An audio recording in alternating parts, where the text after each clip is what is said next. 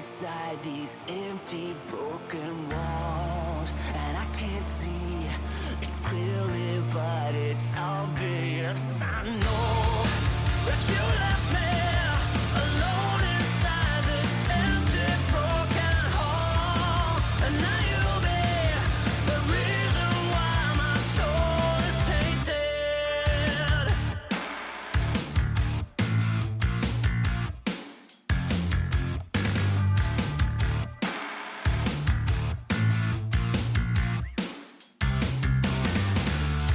Somebody help me, 'cause I'm feeling trapped and I don't know what to do. There's no one to save me from this hurt I feel deep within my bones. Did you ever think of me and see the things I did? Sold my soul and everything, I was to the lowest bid. Crawled into your poison dome, yet every single time you got into my mind, you got into my mind.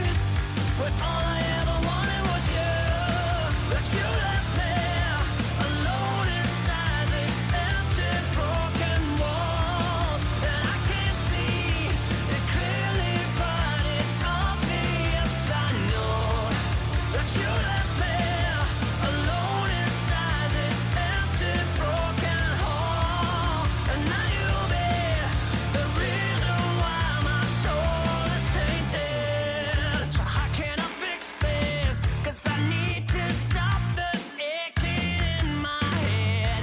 My heart is breaking. Yeah, I'm tired of being stuck in the past. Did you ever think of me and see the things I did?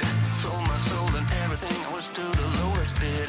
Crawled into your poison dome, yet every single time you got into my mind, you got into my mind. But all I ever wanted was you. But you left me alone inside these empty, broken walls, and I can't see it clearly, but it's obvious. I know that you left me alone inside this empty, broken hall, and now you'll be the reason why my soul is tainted. The reason why my soul is tainted.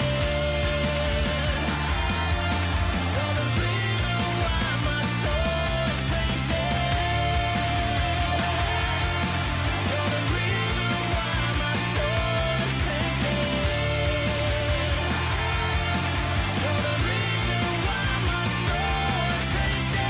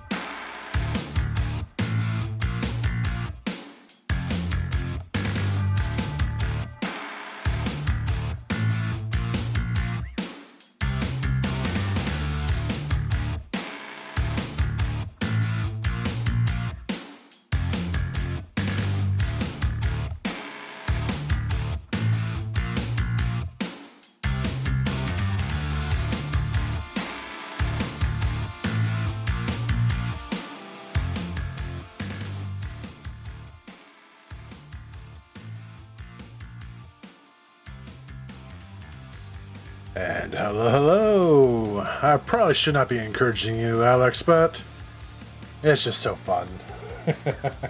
Hope you're doing well today. Welcome back to our GMs Chat. Been looking forward to this for, well, the last 2 weeks, really. Because last time was a blast. And I'm looking forward to having that all over again. Right, so, since we got a little bit later of a start than I intended, because real life happens, let's go ahead and jump back into that chat with him. And we shall commence. Watch as they appear!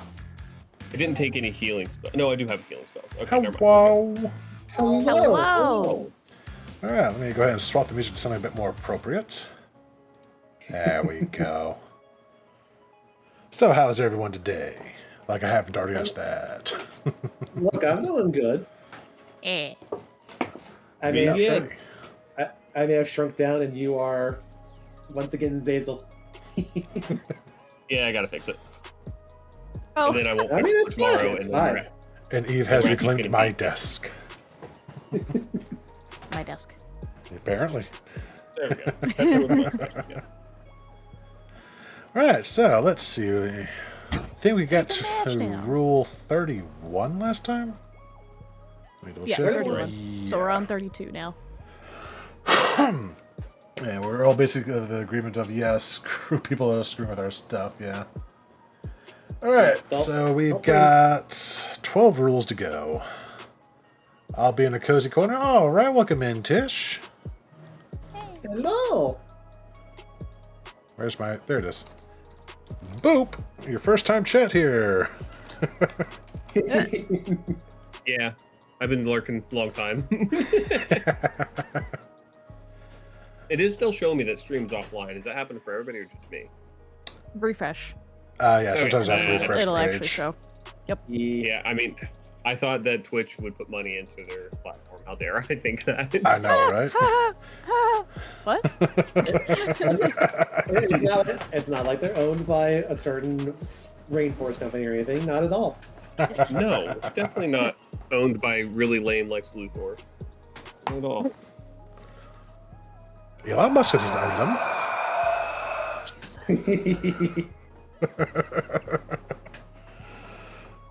Thank you for the head patch, Tish. Appreciate it. Oh, hey, Ashu. Super Tuna. Big Jim help. I forgot how loud this was. Ah. Let's go. I love God. when you can't hear them. Oh. Whenever I see Eve in chat, I imagine she looks like Eve from my from Not My Neighbor Horror version. Oh no. I like that. No, I'm not going to see that. And that was a very nice Eve, yeah. Thankfully, one of the easier ones to spot the differences on, too. So, welcome in, everyone. Sit back, relax, and watch as 4 people with ADHD attempt to stay on path, but will eventually diverge in every direction possible, because it's what we do. It's fine. And hopefully I don't keep saying exactly 100% like I did last time, or else y'all will make me into a lethal drinking game. It's But fine. no. It's fine. It's fine. I'm gonna Ooh, count. I love your I'm gonna take a efforts shot to every stay time. on topic. Oh, no pressure then, huh? Speaking of, I do have my shots thing back on. 15 minutes later, I'm on the ground. over there. Probably, yeah. So I almost said it. I had to stop myself and say probably instead. Yes. Everything will be okay. Oh, speaking of shot. All right, Ashu, you want rye or do you want rum? Everybody. I took a shot of my Yeah. coffee. Does that count? Rock your body. You're I'm not- just gonna be hyper as hell. Yeah. Both? I'm not mixing them. There we go. We'll do the rum. That one's almost empty. Oh my gosh. Rum. We should do a shot every time you do a shot. Oh wait, Morty, you can't play this game because you can't get drunk. Yeah. It was a little bit more than a shot, but it'll be all right. Yep, I don't drink Ugh. either, sadly. But Sluncha. Oh, like I said, I have coffee. it- I just get hyper. It's fine. oh no! It's not that I can't drink. It's literally I can't get drunk. Ah. I can Yep. get drunk. I just don't get hangovers. I plan on giving my That's liver. awesome. I plan on giving my liver to a alcoholic one day. Yeah. Nice. All right. So we were on rule 32. We're two I away from the should magic probably number. link this in the chat so anyone that would like to can follow along. Here we are. Pin it. Yeah. And I shall. Dun, dun, dun. Until manually unpinned or end of stream, thank you. Right, so rule 32. Arguments between party members outside of roleplay will be resolved by me giving the definite ruling. If you don't like it, fuck off back home. Back to the aggressive, fuck you is my way. They started off good there. I was like, wow, this is very well thought out and very well typed. Oh, nope, never mind. Nope, there we go. There it is. I agree with the rule, but tone it down, man. You're gonna have a heart attack by the time you're 40, I swear. We were hanging so hard on 30 and 31. Ron, you're expecting them to make it to 40. Ooh. Look, man, all I know is like we're dealing with D&D, an imaginary fantasy game, not missiles. There's no reason to be so aggressive. I mean, we deal with magic missiles. Yes, we're dealing with magic. As a joke, I'm fond of saying when the opportunity presents itself says, it's a joke, not a dick. Don't take it so hard. I like that. Exactly. It's a Feel good- free to use it. I stole it myself. Oh, nice. Noted. Actually, I have that image saved on my phone too, actually. I appreciate the theme they're coming with. I will say, definitely, they will. It's a good idea to have arguments kind of shut down as much as possible if you can Yeah. if you have an actual ruling. Yeah. But don't go so overboard. Yeah, exactly. Ow! I agree. Thank you, Kimmy. Hehe. Because you're going to have like one ruling that I just saw this morning or today that's constantly argued about. Does magic missile cause multiple concentration checks? No, because let's face it, do you really want that done to you as a player? No. But it's basically a lot of people are like, oh no, it's absolutely going to be that because it's 3 missiles hitting you. But no, it's then all hitting at the same time. Yeah, exactly. That's actually the quickest way I found to shut down anyone trying to do something broken or dumb. It's like, just remember, if you can do it, so can I. Exactly. Mhm. It's amazing how quickly they'll backpedal when you say that. Meanwhile, I'm just like, I look forward to your shenanigans. But yeah, the first half of that rule is like, yeah, makes absolute perfect sense. That's generally how it is in any game. It's like the game master, dungeon master, storyteller, whatever, is the arbitrator of the rules as they interpret it. The second part, well, let's face it, we should have expected that. He's been aggressive through most of these rules at this point, and quite frankly, it sounds like his group needs it. Yeah. Yeah. Yeah, well, we did figure out that they were British, so, yeah. Depending on what part of the Isles they come from, that's just their language. They'll just say that whenever. All I can say is don't give this gentle person a baseball bat, Oh, no. No. or even better a what was it? Cricket What's bat? their favorite? Thank you.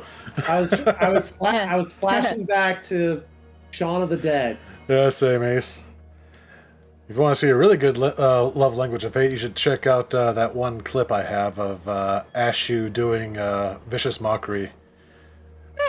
Oh She's my. Scottish, and oh boy, the Scots do vicious mockery right. Yeah, Love you, goddamn. Ashu. It's good. Mm-hmm. It's We're talking really about the portal good. where someone cast that on all of New York and it was super effective. I watched it. I loved it. It was great. Oh, yeah. That was crazy. They're like, oh, you want to flash us your boobies? Okay, here's the Twin Towers getting hit. Like, what the fuck? Oh, wow. Wow. That, Did you not hear about that? Well, No, I did this not. escalated quickly. It did. So Yes. there was an art installation that was supposed to connect. I think it was Ireland and New York. I remember seeing that about the portal, but I didn't know that the response. Yeah, so someone flashed the Irish because they started trying to piss each other off, and one Irish person pulled up a video of the Twin Towers getting hit and showed it to the portal, and I shouldn't laugh, but it's really funny. Oh my Jesus gosh. Christ. That's the worst thing you can do to a New Yorker. Like, what the fuck? Well, that's not fair. I think the That's Scottish get vicious mockery as a insane. racial trait. I know, right? That was definitely one of those times I was very happy that my creature failed at the saving throw, because, like, it's got to go down from this. Come on. And she rolled max damage as well. I was like, oh, yeah, this thing's crying itself to death now.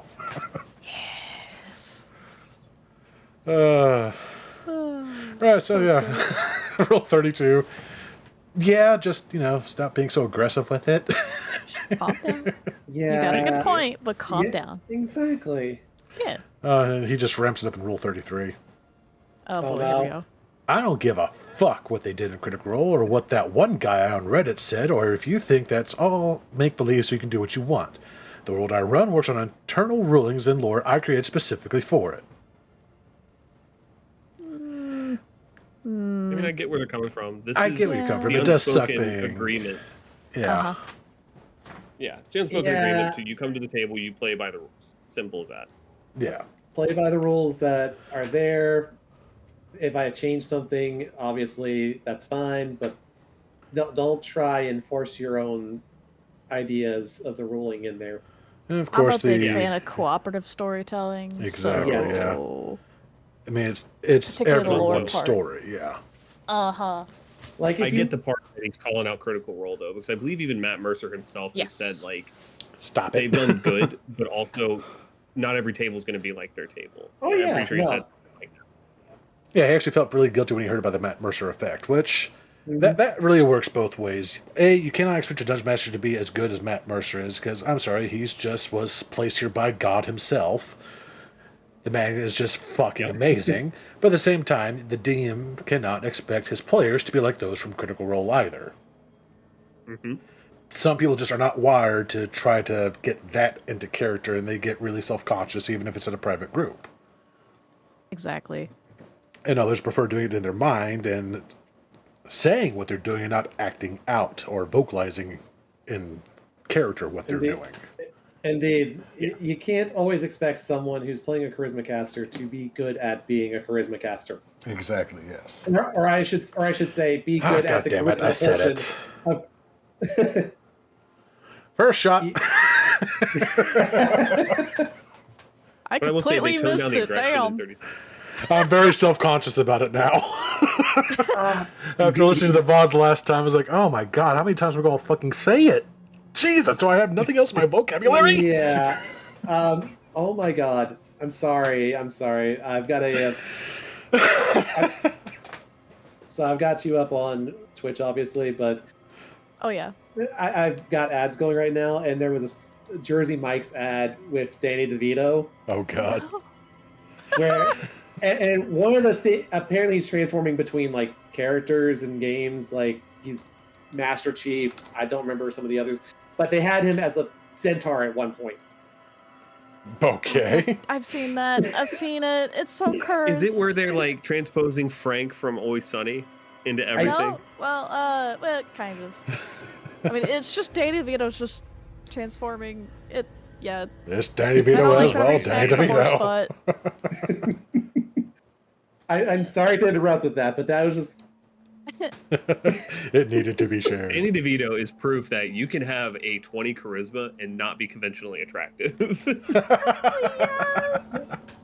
I mean, the whole thing about charisma is not supposed to be about beauty, even though that's how a lot of people play it. Charisma is all about that force of will. Yeah. That's why beholders have such high charisma. And dragons. And Danny DeVito has a whole bunch Though of granted, charisma. there's quite a few of us that would smash dragons, let's be real. Absolutely would. No. What? I'm in the same group with that. What? Alright, let me No, pull out my I official understand membership except- card. except you Dragon Smashers, but not for me. Ron, you may have missed half of the Smash Pass or Consume for the Monster Manual, so... What? Listen, if the dragon doesn't know polymorph, I'm not smashing. Well, you might get smashed. Yeah. Make a Constitution save. There you go. Or when you get that one player that wants to try to seduce everything just because they think it'd be funny to just make you squirm, you just look them dead in the eye and go, alright, go ahead. Seduce me. What? You heard me. Give me your Seduce best pickup line. the DM. Amazing how they all of a sudden get really shy. It's like, all right, this is the game you know what, wanted. though? Come on. I gotta hand it to this person who wrote all these rules. They have not mentioned a seduction bard even once. Maybe it's Yeah. later. That is Maybe true. I'm literally jinxing us right now. Please don't I say have things not heard like it that. once. You are absolutely jinxing us. Please don't say things like that out of the blue. I'm sorry, Alex. Look, did you fall from heaven? Because it looks like you hurt your face on the way down. Nice. Hey, you know, if you were a booger, I'd pick you. Yeah, some of my players have tried to do some odd things that they thought I was just going to like hand wave over, and then got immediately surprised that it's like, nope, I'm leaning into it. I will go that route if that's the way you want to go. If it gets too heavy, we'll just fade to black. Like this one player who decided that he was just going to say, screw it, he's the only one available, I'm going to seduce and eat that guy. And he was very much surprised when I had this guy suddenly questioning his sexuality. He's very confused and going through the entire range of emotions this poor kind was going through, this poor mortal, as the vampire was seducing him, going, this is just means to an end, you're just food, this just means to an end.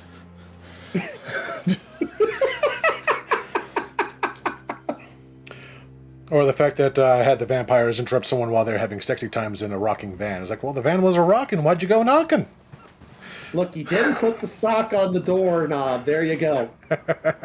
Oh my god. I've put them in the spot a few times. They're like, what the hell? I was like, yeah, this is a sexually charged game. I'm not going to shy away from it. That's hilarious. I think I clipped that one, too. I'll have to send you that one later. Hell yeah. Oh my god. So, yeah, the Matt Mercer I was gonna effect say, on Jake- both sides. I'm gonna say jingle, jingle, jingle. Let's get back real quick.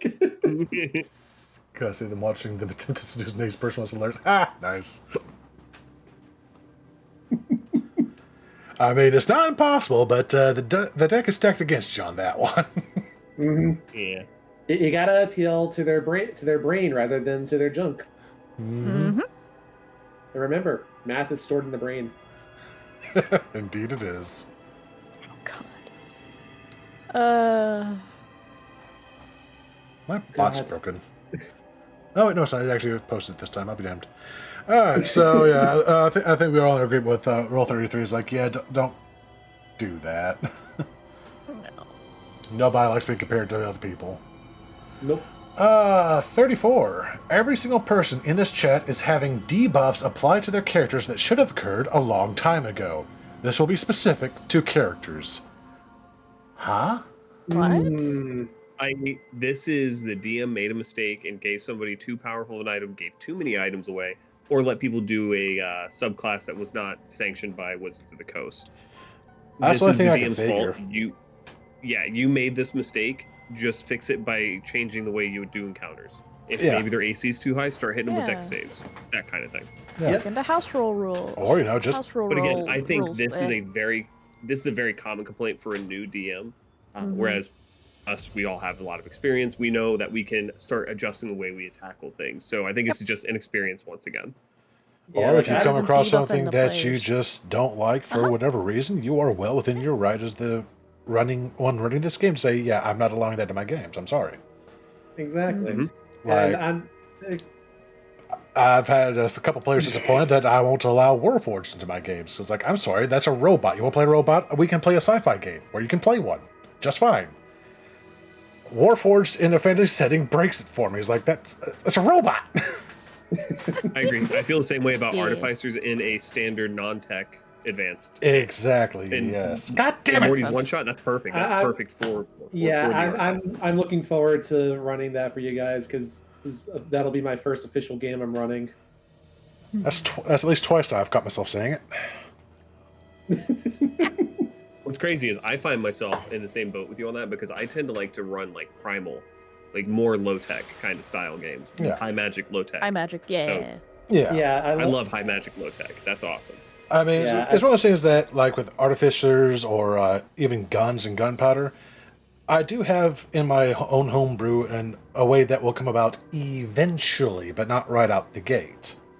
Because I want it to be introduced and then reverse engineered before you're able to openly have it.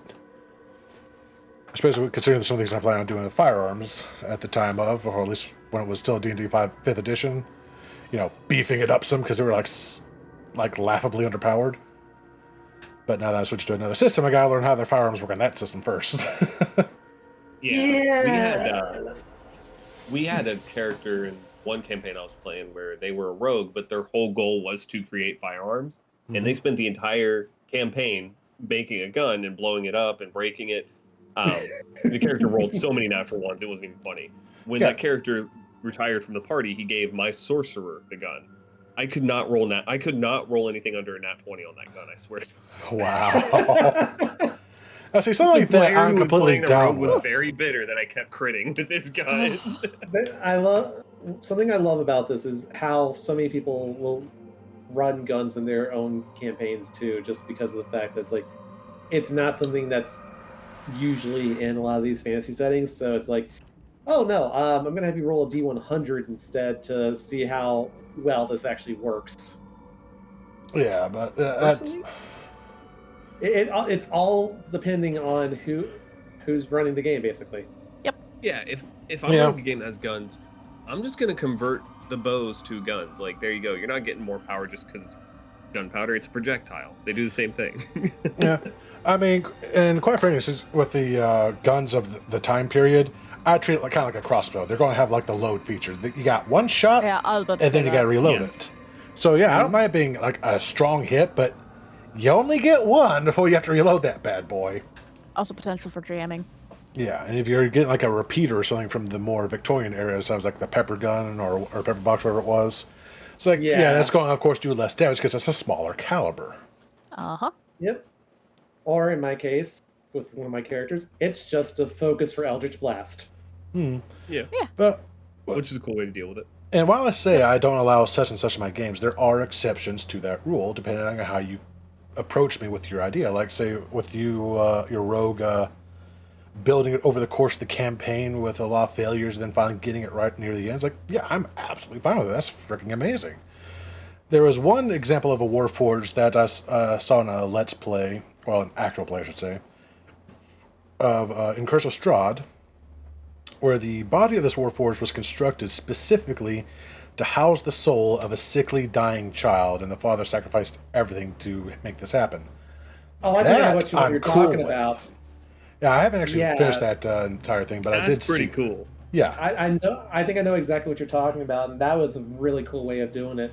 yeah. And if there was something like that, that would make perfect sense to me because okay, that actually fits my fantasy theme. That makes perfect sense to me. It's like, okay, that is cool. That's an amazing story. Let's go with that. I like that. Oh yeah, there's But I've constructs also- just suddenly gaining sentience. I'm like, why are we having AI in fantasy? Someone explain this to me, please. What? In my own homebrew world, it's very similar as to why the Warforged exists. There's one toy maker who really wanted to save his wife, so he trapped her soul inside of a wooden mannequin that he made. That was the first Warforged.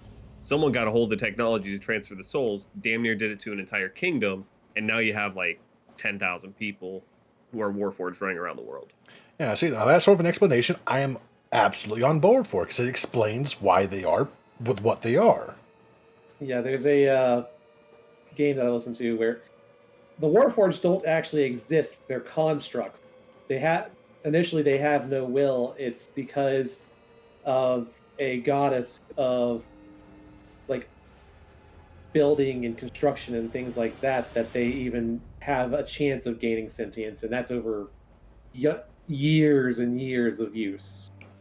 Yeah, And then they have, just and like, then they have no idea what the hell to do with themselves because they're like, I don't know what this free will thing is. yeah.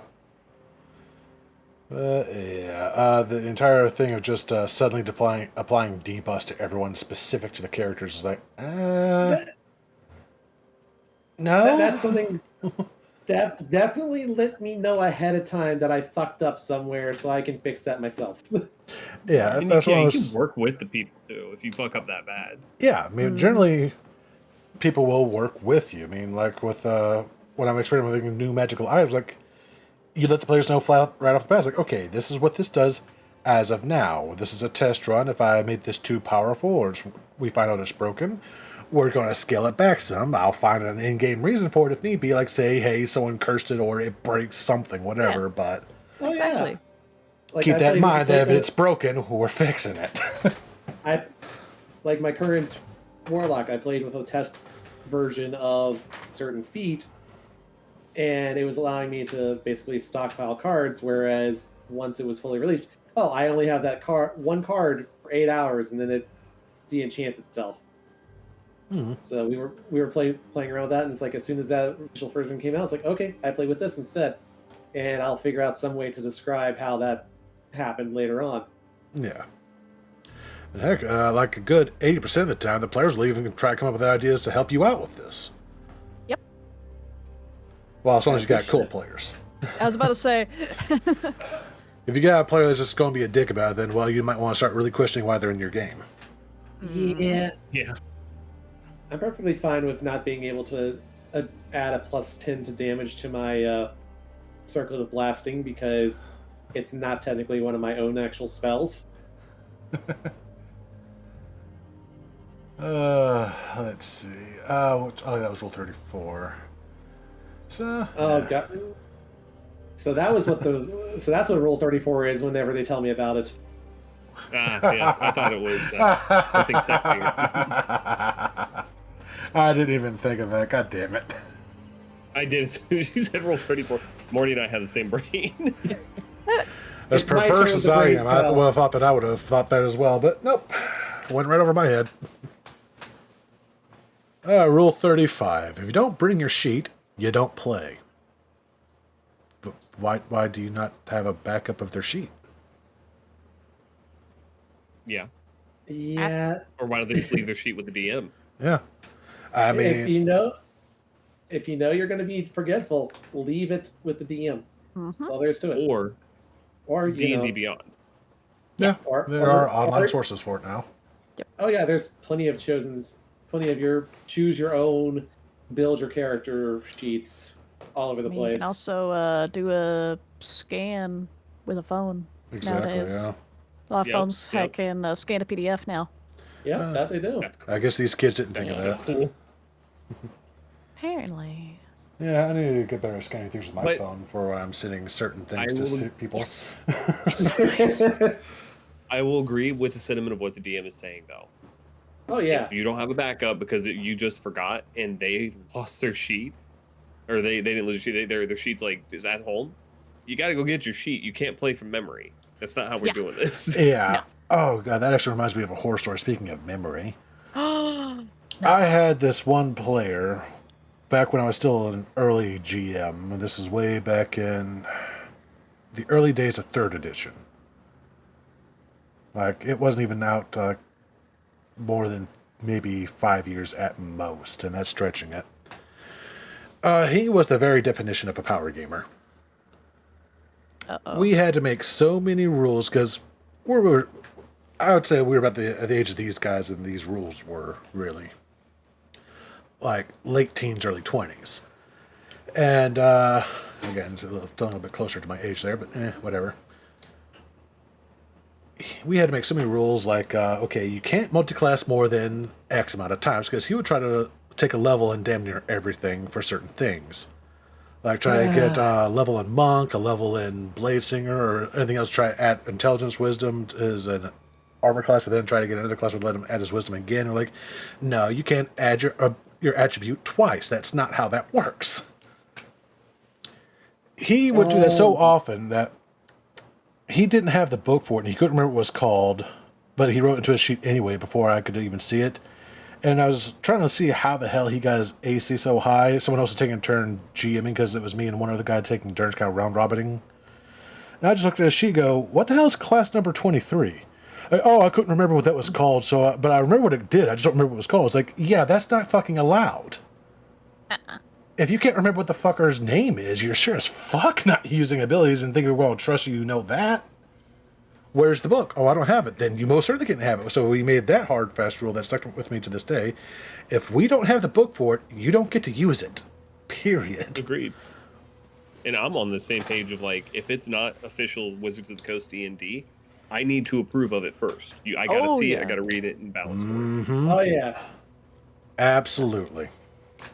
I'm not afraid of letting people try some crazy stuff, but I'm not gonna have someone just throw a third-party system at me that is way busted. You know? Yeah. Oh yeah. I had someone get kind of pissed with me because they wanted to do Warlock Path of the Djinn or something, or Pact of the Djinn. And this is back when it was still on Arcana. It wasn't actually released yet. And this is like the first draft of it. And I was reading through it, and I was saying, okay, I'm seeing a lot of potential for you to fuck with your own party members with this class. No.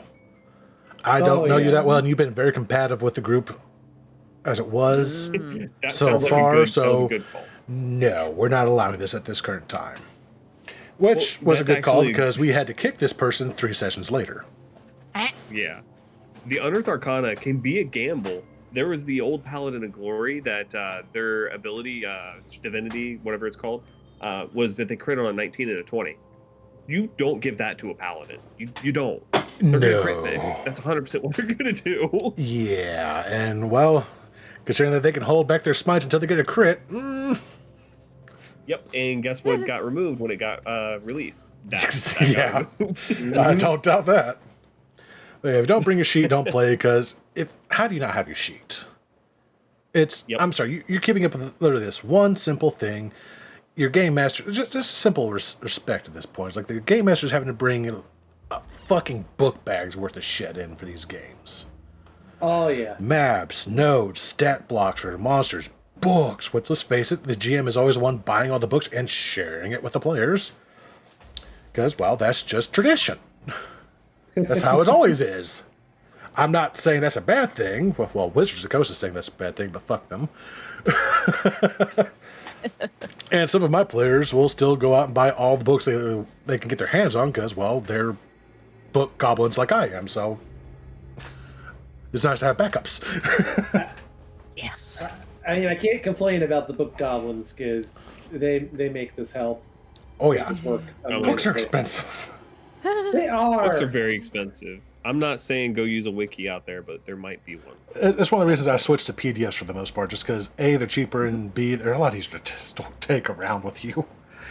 Oh, definitely. And I love cracking open a book, don't get me wrong. I still got physical books of almost every PDF I've got because I'm a freaking idiot. But there's just something about cracking open a book and just flipping through the pages. It's nice. it really is. Yeah. I've got audiobooks for a lot of the books I like to read, but I would prefer to have a full-on, book to have in my hand to read too. Yeah.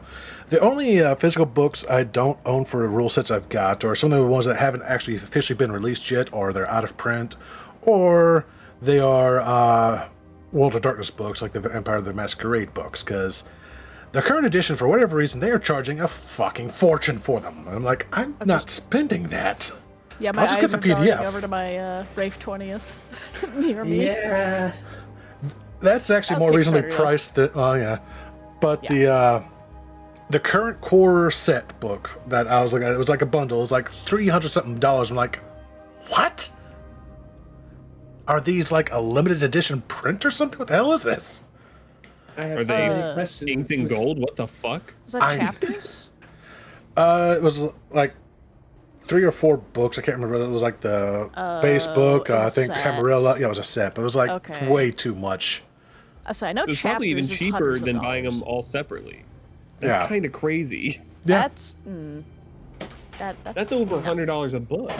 Yeah, I actually had that on my throne for a little while. I was like, there's no way I'm making someone that someone's going to buy this for me because I'm not going to buy it for me. So yeah, let's just get that off there. Let's not support that kind of bullshit.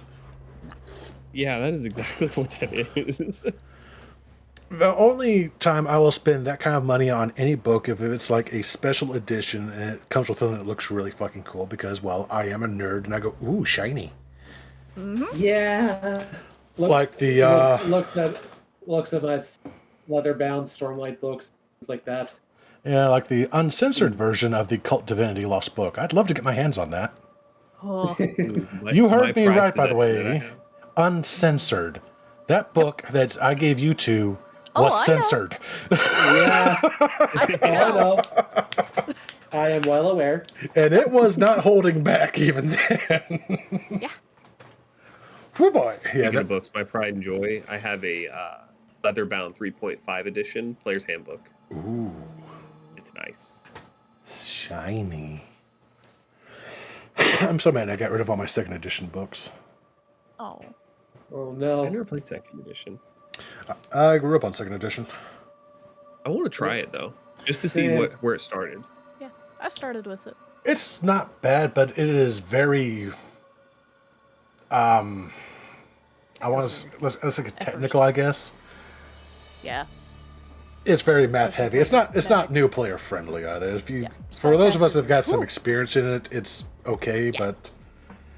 But time players, I would not recommend. No. Have a really good ST. Yeah. Yeah. Yeah. It's definitely more of one of those things where it's like, I want to see what it's like. Good old Thaco. Yeah. But yeah. So I think we're all agreed. It's like, yeah, just bring your damn character sheets, or have a backup of some sort. He's definitely there because how are you supposed to play without it? At most, it's I would 5 solve pieces this of by- paper. I would solve this by having like the worst character ever built. They have to play that character until they remember their sheet. I know, right? That would be pretty good. It's just like, again, it's a little folder. This is actually why, and some people get really pissy with this rule for some reason. I never understood it. But it's why some DMs will insist that you leave your character sheets with them. Because it's amazing how often people will forget that. It really is. Yeah. Like, just get a little folder and stick your character in there and just stuff it in your backpack or something you're going to have with you all the time anyway. Yeah. Or look, I'm going to go play D&D later. Better go grab my sheet, you know? Mm-hmm. And then that'll bring us up to Rule 36. If you don't bring dice, borrow some. Reasonable. And quite frankly, every group has their shiny math rock goblin. Yep. Normally it's the DM, but it's not always. I'm not saying I have a lot of dice, but I might have a lot of dice and might want more. I have a lot of dice. I have a lot of metal dice too. Literally, I play a gambling warlock, and I'm just like, I really should have made them a goblin. How did it sneak through? Well, yeah, that does seem kind of out of character for him, doesn't it? That's fully This reasonable. is such a silly rule because, like, what happened? Did somebody come to the table and go, I didn't bring my dice, so let's just say I rolled a 10 for everything? God, no. Yeah, I would not outta be here. surprised. Okay, you can take 10. Just, you gotta take 10 minutes to do it. Oh. I want to know what the alternative is, only able to do things that don't require rolling. Is it an ick to all what's the GM alternative? teams to have just the character sheets all out and loose and crinkled and wrinkled and just a general mess? I wouldn't say it's an ick for me. I don't particularly give a damn because, hey, it's not mine. Now, if you start crinkling and messing up my stuff, I get very icked, yes. Oh yeah, and also if you're going to be using physical paper and pen for this, it's going to happen with your character sheet after a while. You're going to wear holes in that damn thing. Yeah, that's just a badge of honor at that point. It's like, yeah, that thing's been battle scarred. I mean, character sheets are going to get... That's why we have backup character sheets as well, just because eventually they will become unreadable. And you have to kind of transfer it Get where over. they're coming from, though. Oh yeah. I kind of It's, get where they're coming from, though. 'Cause I'm sure there's some people who are meticulous about how they keep their character sheet, and like they want to keep it as pristine as possible. Yeah. And then I if the DM reprint. gets it and then crinkles it, that could be a problem. Oh, I see. Yeah. Oh yeah. Yeah. Yeah. Hmm. Well, it Now, kind of goes back are you just to saying in have a general backup. for the DM to have crinkled sheets? I mean, if it's the DM's property, I don't see the problem with that. Now, I have let someone borrow a book, and they turned it back in, and it was like covered in what I can only describe was Cheeto dust, and I assume pasta, and God knows what else made that book sticky. I didn't want to know. And they were very confused about why I was very irate with them. It's like demanding they replace it. It's like, I can't open 50 pages in this book anymore. What did you do to it? Never mind. I don't want to know. You're buying me another one. For the love of God, use Were a they sock playing, next time. Were they playing Smash Pass to consume? Might The have Monster been. Manual. I mean, I know the art's nice, but that wasn't that nice. Come on. Again, I don't know what the hell he got over that thing. I hope they didn't do that, but they did something that basically I couldn't open like a third of that book anymore. I don't Oh like my that at all. god. I do not like that at all. Like 20 pages, I don't know how they did it, but they bent the pages in just such a way that the corners just kind of like overlapped with each other, that they just held Oh. together. I've seen that before. And then the other 30 pages were just a sticky mess of like, I guess he spilled soda on it. I'll be nice and say that's what they did. Oh Soda. no! Yep. Lots of Sprite. Yep. Let's just go with that. I'm getting really mad just hearing about it. Right? I no, was it's not Mountain- amused. It was Mountain Dew Whiteout. There you go. They really like that ability. I'm sorry. But I hurt. it's kind of amusing that this rules even needs to be said. If you don't bring dice, borrow some. It's like, what? Is someone being self-conscious and think that no one's going to let you borrow? There's people buy dice to show off and let people use all the time. I mean, for the love of Unless God, you're cursed. If you're even cursed, then on- yeah, I'm don't touch saying, my I'm not dice. cursed. Yeah, even on Critical Role, they borrow each other's dice because they don't have enough for certain things. Yeah. There you go. Like they have living dice goblins there, and they still apparently can't afford enough dice for certain things. With a dice jail because they are superstitious level enough one for fireball. that, but at the same time, they're not living anyone's curse, except for Will Wheaton. They would not let Will Wheaton touch any of their dice. As you shouldn't. Will And that's Wheaton is cursed absolutely beyond all belief. fair. That's absolutely fair. It smells like a middle school gym locker room.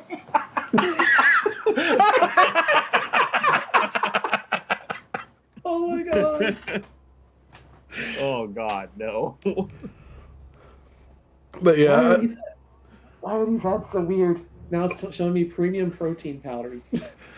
As we're talking about speaking this. of protein, Getting workout gear, apparently. oh, apparently another ad playing on my stream. Yeah, I got DSG. I don't. Oh, Dick's Sporting Goods. Oh, okay. I never got there. Like, I'm sorry I keep interrupting when it comes to the ad stuff, but it's just like, I mean, anyone without a sub can't hear us anyway. so I'm That's just true. it's just the fact that it's like the DM GM conversation about the character sheets and wrinkled books and everything is like, why was that the first thing that comes up on the ads? Because they listen to us. They do. Like, these ads go, oh, they want protein. Okay. No, we don't. Protein. I'm sorry, Eve. for talking to my dog. Sorry. You are fine. Oh, too we'll give busy another 10 suffering. seconds. I'm sorry. He has a wound. Aw. Aw. From the flea bite? Oh, baby. Yeah, it's a hot spot. Yeah. Guy. We got to Give him- spray it though. get- It makes it get- feel better. Give him love. Alright, the ads are done. All depends. Alright, so yeah, I don't really know why Rule 36 even needs to be said, because, yeah, most people are absolutely fine with letting you borrow their dice unless you're Will Wheaton. I'm just I going thought he to was going to guess say that if you, when he started that sentence, if you don't bring dice, I thought he was going to say, "Go fuck yourself." Yeah. It would be a theme. It would be his theme. Oh my god. Oh, yes. But no, he actually said something sensible, like not angry, I should say, because he's been pretty sensible, just very angry. Let's go back to being very angry again with rule number 37. I was about to Boy. say, at this point, I'm just adding in "you dumb fuck" at the end of 36. Yeah, I know, right? Rule 37. When we play D&D, I'm not your friend. That doesn't mean you treat me like an enemy during the game. It means I'm no longer being nice. What? we got the war gamer mentality going on here. Yeah. I mean, I'm a war gamer myself, but you still be friends. Hello? What? Yeah, I warn all my players, like, just as a fair warning, this game at its heart is a war game, and I am a war gamer. I will pull up tactics without even trying to half the time, and surround your ass if given the opportunity. Keep this in mind, plan accordingly. make sure that you're making your perception checks because there is an assassin somewhere. There's only so many times I can make my NPCs do a stupid thing and not, kill you when given the chance if you just give it to me. Maybe they mostly like to do dungeon delves. Because, like, that kind of tells me it's like any NPC that you come across is going to be an enemy, and whenever you're doing a dungeon crawl, like Yeah, you're well, probably not gonna really come across potential allies. I mean, that does Let me make go- sense given one of his earlier rules about NPCs Uh-huh. remembering what you said to them and will pay it back thricefold. Yeah. So, So I'm beginning to kind of get that vibe. Let me just befriend. Yeah, I feel like Let me just this DM befriend. doesn't realize that it's the game. The game's about the party. Mm-hmm. The DM is we want to see the party succeed. I don't think this guy wants his team to succeed. Mm-hmm. That's what I'm getting. yeah. All I ask is you let me befriend that one revenant in that one module. Those of you who know.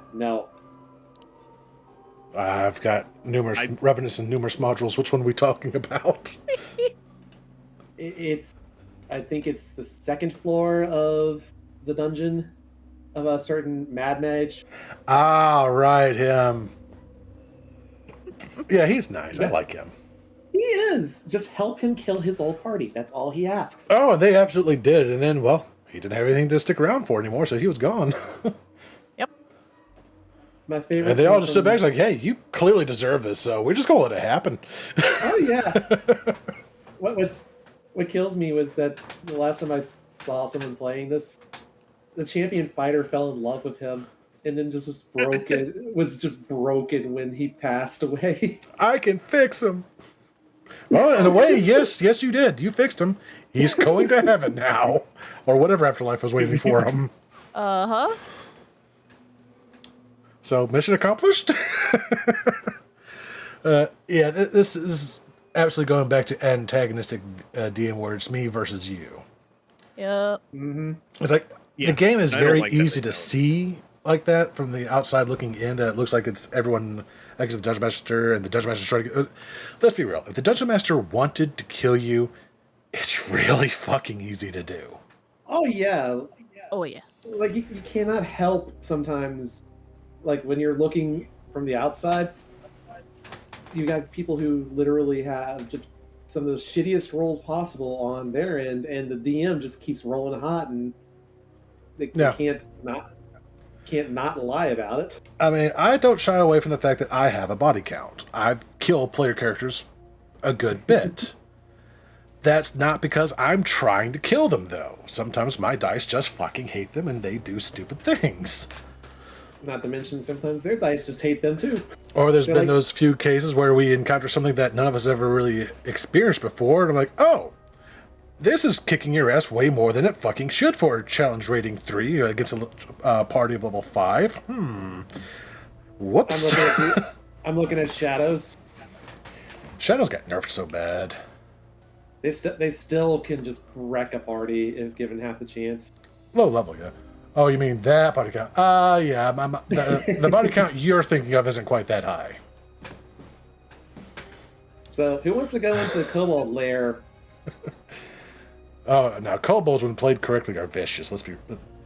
Oh yeah, you don't fight them on their own turf. That's just the rule of it. Especially Yeah. don't go by yourself into their own turn. Even worse, you go in there with fucking Tucker's kobolds being used. Because then you got gunpowder teeth and all that fun stuff to mess around with. Ew. Ow. That's gross.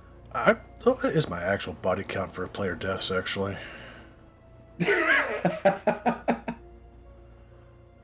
I want to say it's in the 30s at least, and just since I've been DMing 5th edition alone. Oh, Yeah, that's I'll- sweet butter Jesus. I'll do that math later. I've Yeah. killed a few in Call of Cthulhu as well, but, well, that's kind of expected. Oh yeah. Don't go into Call of Cthulhu expecting to come out alive. Oh, no. It can be Just turn done. the You can monster make it. count? You can make it into. Well, yeah, I think that counts because I'm no longer I've able to play it. Yeah. I've listened to 3 games where it had the same cast for three separate games, and then the third game, everybody fell to because they failed to stop the cult from opening up a doorway to see Azazoth. Oops. Yeah, and after a Yeah. while, it's hard to recover your sanity fast enough. So, in Call of Cthulhu, when you're making that a campaign, you have to have backup characters. Not because the main characters might die, but because they need a fucking vacation to get their sanity back. They really do.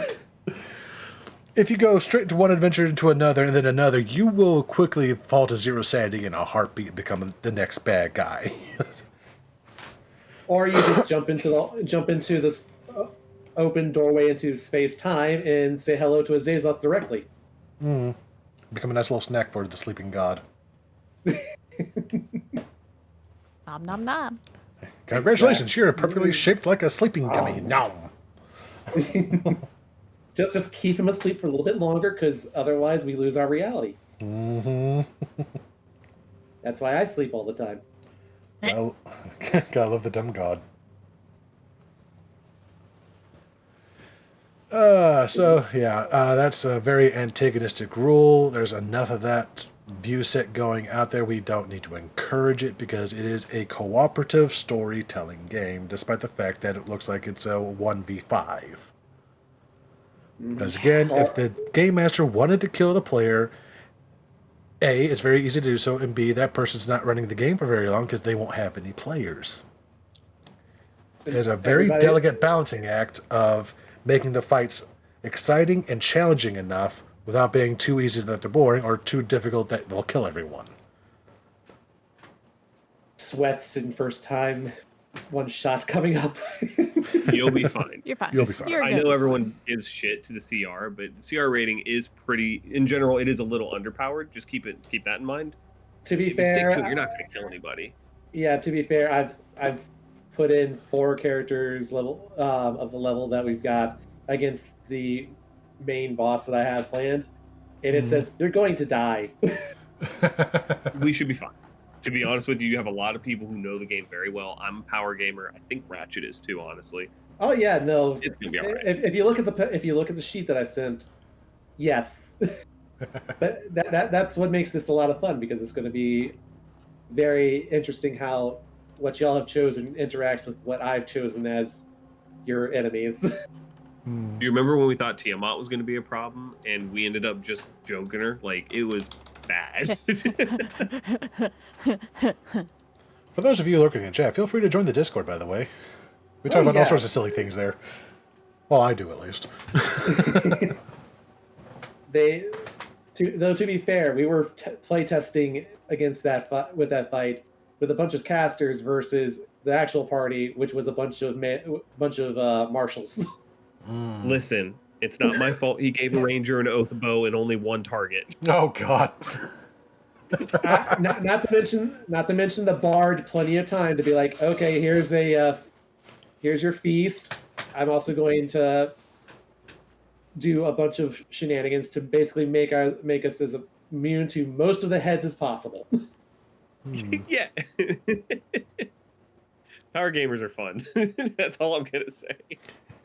Oh, why was my bard allowed in Robe of the Archmagi? Because no one else wanted the legendary item. That's true. Am I None the of us right wanted alignment take to wear legendary this? 2 of our players were supposed to have legendary items, and I was one of the ones who got one.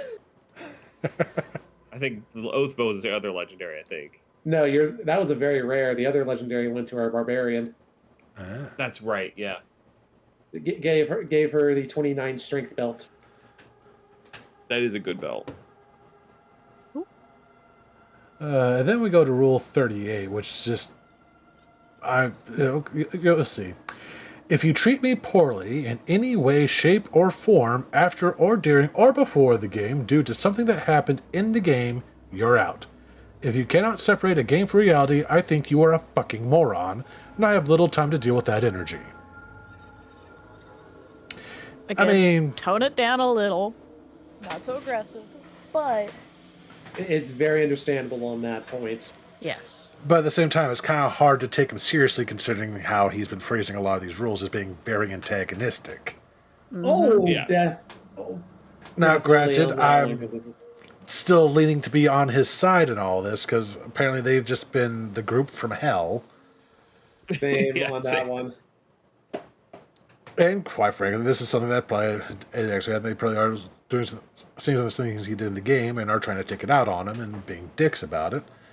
It's like, it's a game. If you don't think I did something fairly, we can discuss it and try to come to some sort of agreement and work around it or whatever. I can't say I've had that happen to me. I have had someone try to power game things to ruin what I was working on just to be a dick, but that wasn't taking things out on me for something I did in the game to me personally. That just, well, except for the rules I was making, thanks to them, I think. Yeah. Which even his own friends turned on him like a harpy. I didn't have to say a word to him. His own friends gave him such shit for that one. Didn't speak to him for a while because he wasted everyone's time, not just mine. Damn. I mean, his own friends, I hadn't even played with this person before. He invited them in. He came in. It was like my first high-level campaign I was doing. It was going to be a complete World of Darkness sort of thing, just like the undead are going rampant. Everything is going to hell. A plague is happening. It's like end-time scenario, the dead are rising. And everyone was like a high level. They were working on making that stuff. I've been working on this for like weeks. This was my, at the time, magnum opus. And he decided he was going to come in as a lich. I was like, okay, sure, I could try to figure out how to work this, whatever. That'll be difficult, but yeah, I could try to make that work. And then he comes in and basically just kills the entire party in the first round while I was catching up on notes. And his friend, who I hadn't played with at all prior to this, turned on him and immediately cussed him out. Woo! It's like, damn, this is something you've done before, apparently, and just decided to shit on someone's game because your own friend just chewed you out. Because his friend was actually looking forward to this. He'd never met me before, but he heard a lot about the game and was excited to play it. Everyone was. He was as well, but for other reasons. That was just to fuck me over. That actually made me stop DMing for like a few years. Damn. Oof. That incident pissed me off that bad that I just stopped bothering for like a good number of years before I came back into it. Oh. I actually had a similar thing happen, but it was the DM. Ugh. Yeah. The DM was doing a NPC self-insert that was immediately like untouchable, super strong, and we're all friends. We all know each other, and yeah, they one of the party tried to question them, and they went, "No, that's not gonna work. It just auto fails against my self-insert," and we all walked out. Session 1. Yeah, there's pretty much... You generally can't put in a DMPC just because there's so many horror stories about that scenario alone that it's... What's the male version of Mary Sue? Gary Stu. Gary Sue, yeah. I forgot about that. But I've tried doing it a few times, and I've never ruled in my favor, but I have felt the temptation to do so. Yeah. So I was like, okay, I'm not going to do this just because that temptation is just a little bit too strong for some reason. Probably because I don't ever really get to play, and I'd like to be able to show off myself every now and then. But it's like, nah, I better not do that because there's no way to do that without coming off like a self-insert dick. There's a reason why they've made, as much as I hate to give them credit for certain things, Wizards did do a good job recently with making flat stat blocks for otherwise player character classes.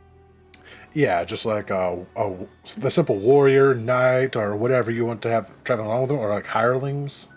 Like they don't ever get any stronger, but they do take a share of the XP, and they do help out a good bit without being taking away from the characters any. Yep. And even better is when you can use them as enemies too. Yeah, which with the loyalty rules do make a lot of sense. Let's be real, and if you keep mistreating them, they will turn on you because the hell did you think was going to happen? Oh no, it's the consequences of my actions. Oh no!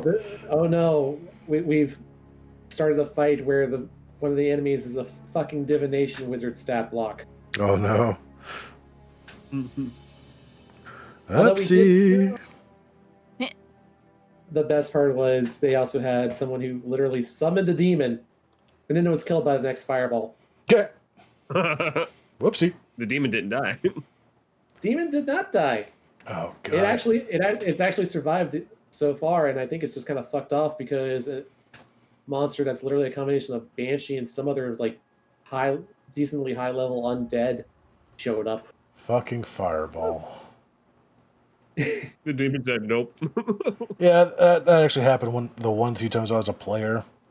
We were playing through Descent into Avernus, and we were playing with a relatively new player. He was just like in his mid to late teens. This was a few years back. He still plays with me. Okay, good.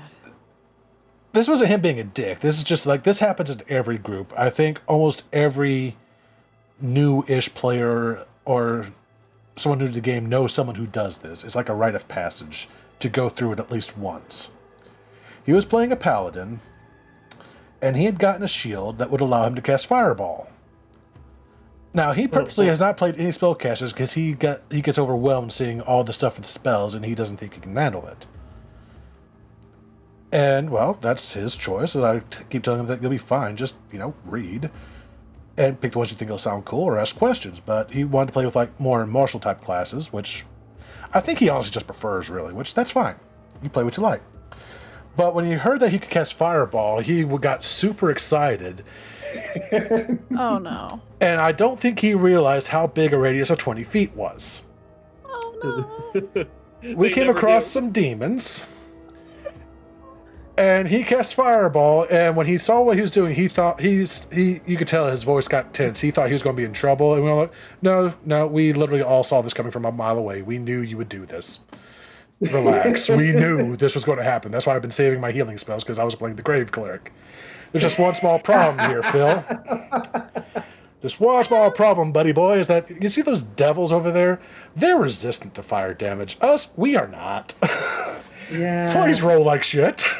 Which, thankfully he did, because that hurt. He caught all of us. I had my first time as a wizard where it's like, we opened a door to a room which had like 2 stone giants and a couple other massive creatures in there. And I'm just like, okay, I there's too much in here. Fireball. Can I close the door behind me as a reaction? Okay, but the door gets blown off the hinges because of the force. I myself had an experience doing that. I was actually one of the ones that did this to the party when I first played, way the fuck back when. So even I go through the rite of passage. I might as well go ahead and tell this story, so I'm not just picking on my players. But my first character, actually this is my second character. No, first character. My first character was a wizard because, of course, look at my PNG. Of course, it's going to be a wizard. I'm into magic, big time. We were still relatively low level. This was in 2nd edition, because that's what I grew up playing, Advanced Dungeons and Dragons. And I'd gotten a scroll that had Chain Lightning on it. I had no idea what the spell did. It sounded amazing. And I knew it was a higher level spell, so I saved this spell scroll for what I felt was when it would just be needed. I didn't really read up on the spell. Well, I did read up on the spell. I just misunderstood what it meant. But you know how in 5th edition, when you cast Chain Lightning, you can pick where it bounces to? Yeah. Yeah, you couldn't do that in 2nd edition. Especially when it was against one monster, and it was a hook horror. It's the first time I'd ever encountered one, and it sounded horrifying. My father was the GM at the time, and the way he was describing it made me go, "Oh, this is dangerous. This is it. This is what I've been saving this scroll for." I proudly pull this scroll and I cast it, and I kill everyone but the hook horror. Oops. I felt so bad and guilty. I was apologizing to the group. I'm like, I'm the kid at the table. I'm like, not even really in my teens at this point. I'm preteen, and I'm just feeling absolute shit that I just killed everyone. I ruined the game for everyone. I fucked up. And they're like, shit, dude, it happens. Now you know to read what your spells do. Pretty much. Which, that's the appropriate response.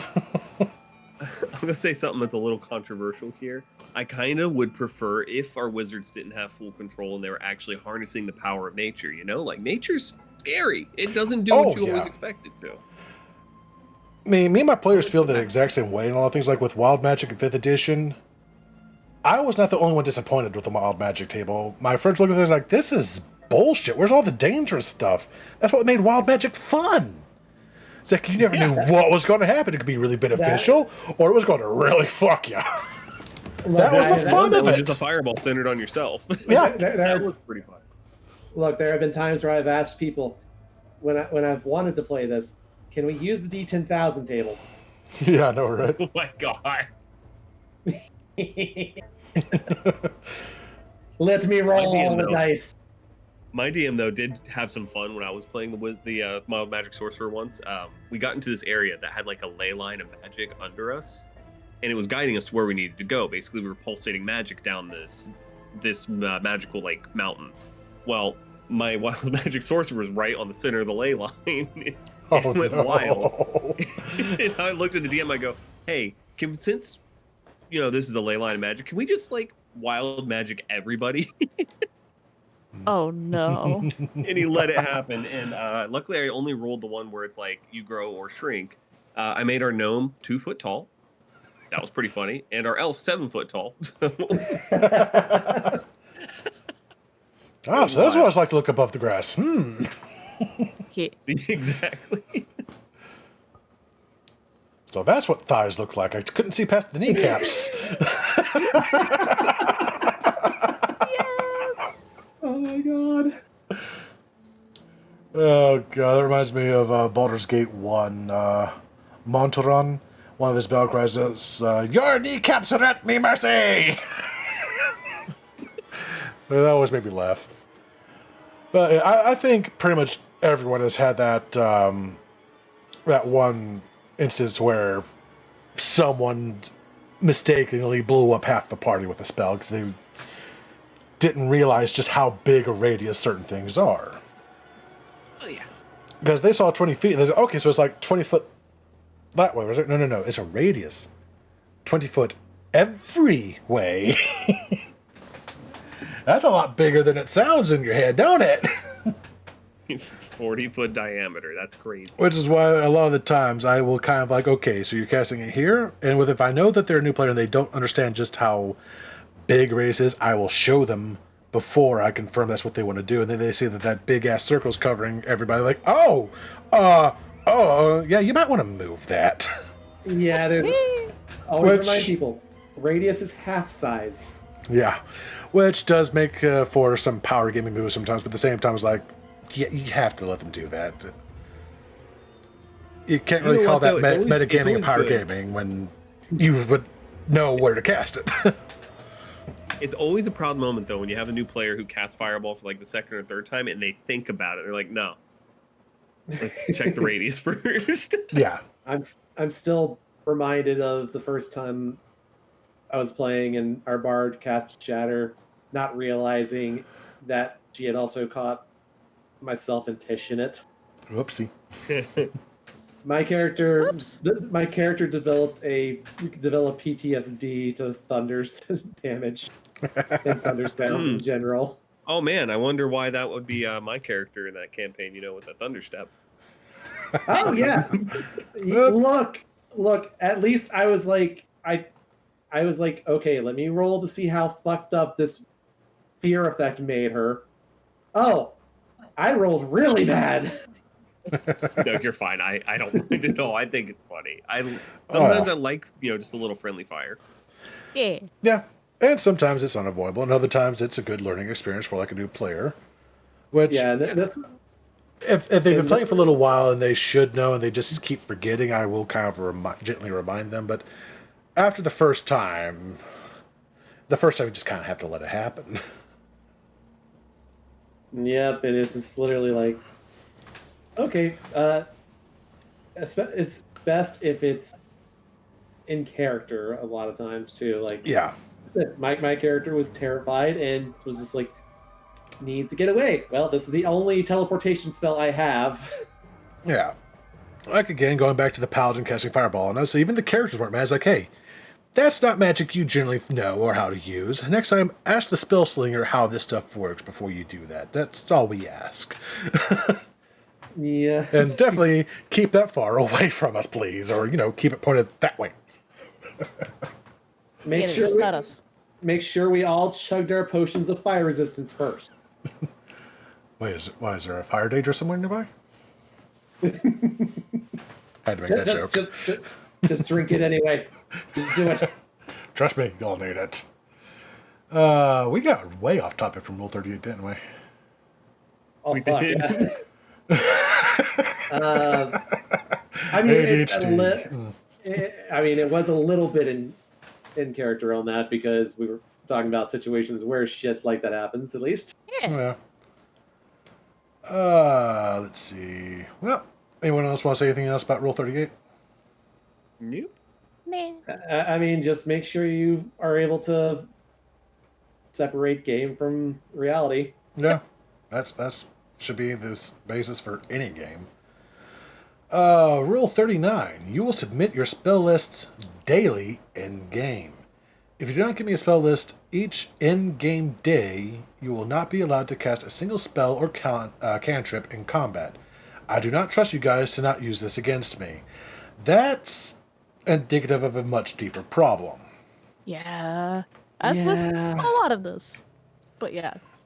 I don't want you to submit your damn spell list to me on each in-game day after you finish a long rest because I got enough to keep up with. Yeah.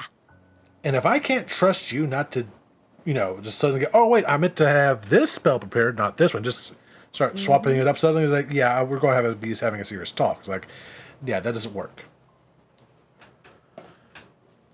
But yeah, that's just putting more work on yourself, dude. If you can't trust them to keep up with the spell list, then don't let them play spellcasters. Simple as that.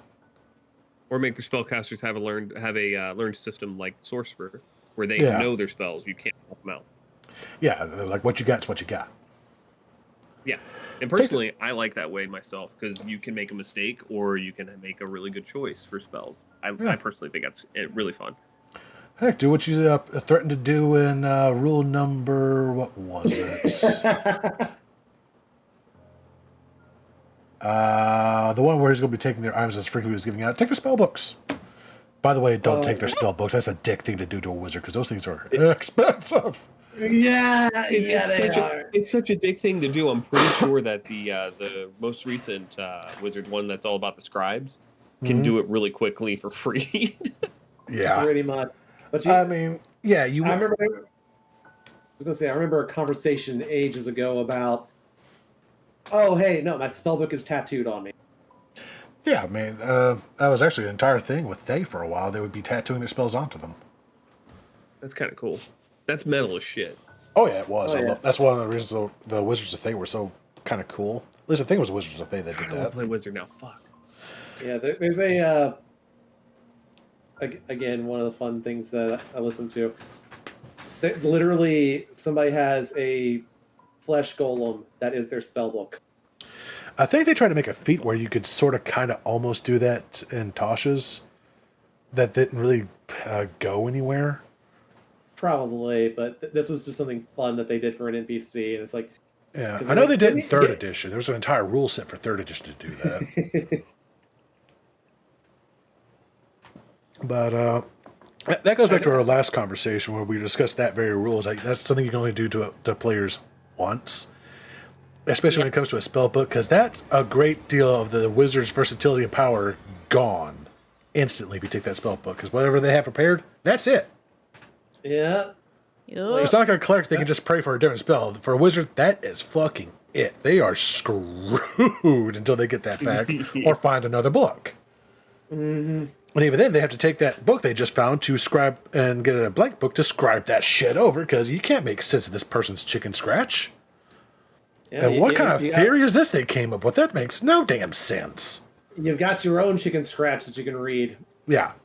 It's like, look at any doctor's prescription pad ever. You can't read what the hell that is. I don't know how the pharmacist does it. I will admit, I have doctors who have looked at my handwriting and been like, I can't read this. Which case I respond to them, why do you think I type all my notes? Pretty much. I mean, Morden, you've seen my handwriting. Come on. So is Eve, actually. This is why we type. because Exactly. you can't write, because we do not have the steady hand to make our stuff look pretty. I don't got time to make it pretty. I got stuff to get out and get going. I got other stuff to write up. Let's go. That's why I type 90 words per minute. So yeah, submitting a spell list daily, that's insane. And if you can't trust your players, unless you just then look at them and say same as last day. Like if you're absolutely set on this sort of thing, one of my favorite rulings that happened for a game I listened to, you can't change your list unless you're in a safe place like a town. And this is not just applying to wizards, clerics, and I can at least see the reasoning behind that one. they were also allowing bards and sorcerers to be able to do that while they're in town. Retraining their spells, basically. Exactly. I could sort of kind of see being only allowed to do that in town, because while you're out in the wilds, you're more concerned about what might be jumping out the bushes to eat you, rather than trying to study your spell book and do your homework. You got these monsters that might be spitting acid on my book. Yeah, Why would I want to have it out like that? that's also a fair point.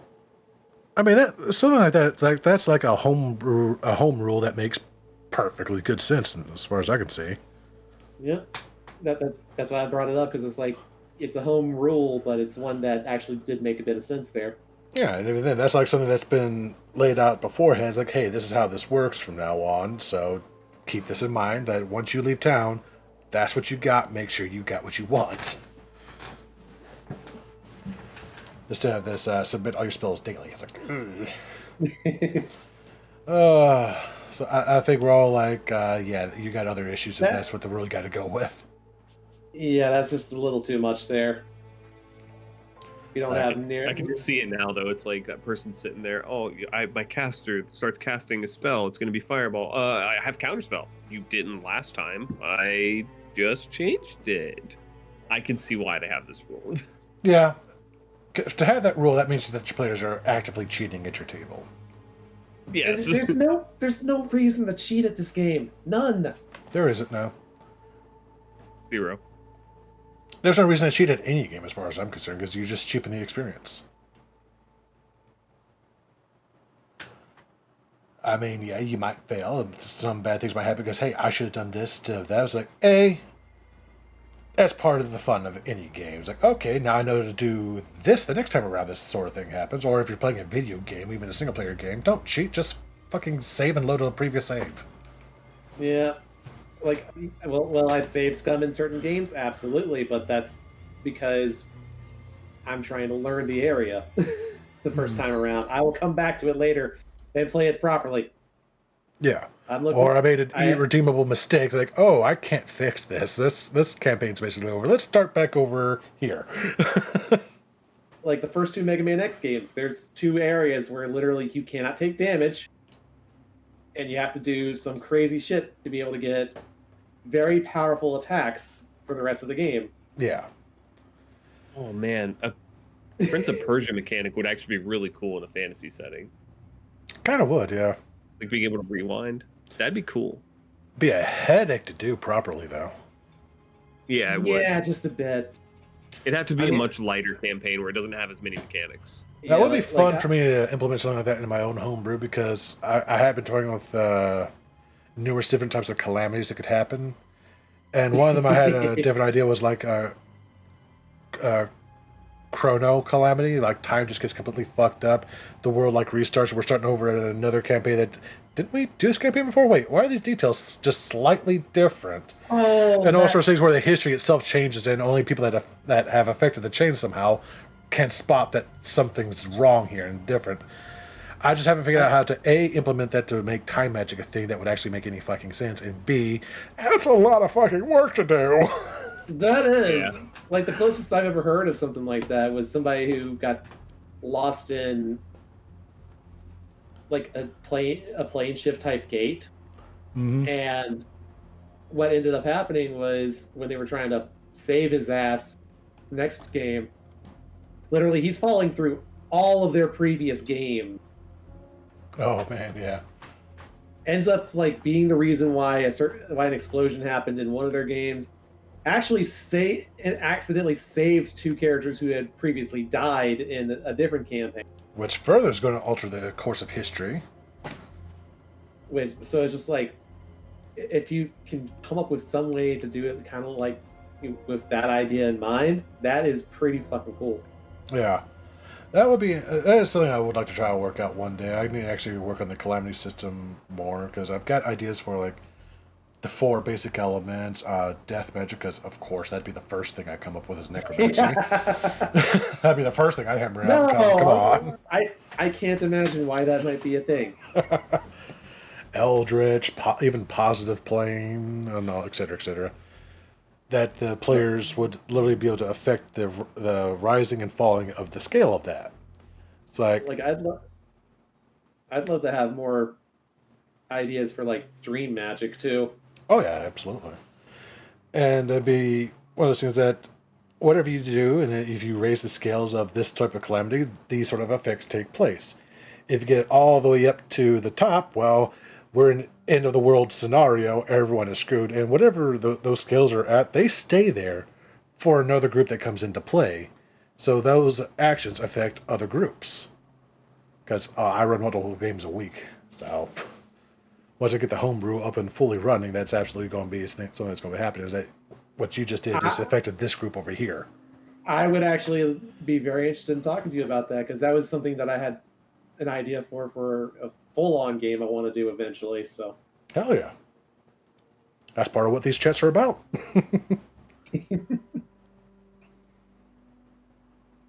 Eve, you there? I will say Eve, get this muted. for. Ow, nomming. Gotcha. Fair enough. Nom. Nom nom nom. Fair enough. I was handed a brat, so I was just vibing. So no spell. Fair. Yeah. So yeah, no spell lists every day. Yeah, that's just ridiculous. That's 40. a lot. You try and give me your spell list each day. I will eat it. Right there in front of you. I will steal your spell book. You will never do this again. Just for my own sanity, I'm taking it away from you. Problem solved. I can't take the druid's ability away. Damn it. Hey, there's a lava path that you'll have to jump over. Wizard, why don't you go first? Whatever you roll, don't care what it is, it doesn't meet the DC. Everyone else, that's the DC you have to beat from now on to get over this. Oh, look, the wizard failed to drop his book in the fucking lava. Oops. Everyone watches the lava turns pretty colors. Oh god, the lava casts fireball. Oh, God. It probably would. Because, with my little home rule that magic items of any sort, that when they break, tend to have unfortunate side effects. And while you're putting magical inks and rituals into the spell book, and it catches fire, I imagine some gnarly shit happens with that. I definitely agree on that one. At best, it's going to be like a multicolored lava pit all of a sudden. It's like, that looks so pretty, you're going to burn your eyes out staring at it. So let's go to Rule 40. Well, he kind of continues along this theme. If you do not mark off spell slots, or you say something like, I remember what I'm at, as a way to justify it, I will simply fail your spell, deal half your health and damage to you, until you have no spells to cast for the rest of the day. I mean, I definitely understand being upset about that, because people will absolutely abuse the hell out of that. Oh, yeah. And I've had to call people out on this. I will blindly ask them sometimes, like, okay, how many spell slots do you have left? Because you've casted quite a few spells today. How many do you have left? Show me your sheet. Which, that is absolutely my right. It's like, hey, maybe you just don't remember, you just forgot to mark something off here, because you're casting quite a few spells, and you're level 3. How many spell slots do you have? The point is like, there's a sus, threshold. Yeah. Like, I don't do it often, but every now and then I'll just kind of side-eye someone going, you're casting a lot of spells today. Let me discreetly pull up your sheet and roll 20 and take a quick peek here. Yep. Which I can't really do at that screen because when I swap over to the spells page, if they're not already there, they're going to see their sheet suddenly change. And they're like, what the hell? It's like, oh yeah, Roll20 is just being weird sometimes, man. I don't know. Unless I'm trying to fix something on the sheet, which is I'll tell them, like, stop changing the page. I'm trying to fix something. Even Roll20, Critical Role had this issue though. Yeah. With sorcerer points, right? Yes. Yeah. This is not an uncommon issue. Yeah, that player had a lot of issues. We do not talk about that player. No. At least according to Reddit and Twitter and everywhere else that name comes up. Yeah. No, we did. This is the I brutal didn't mention situation. the name. I just mentioned the spell point, so I don't think I broke the rule.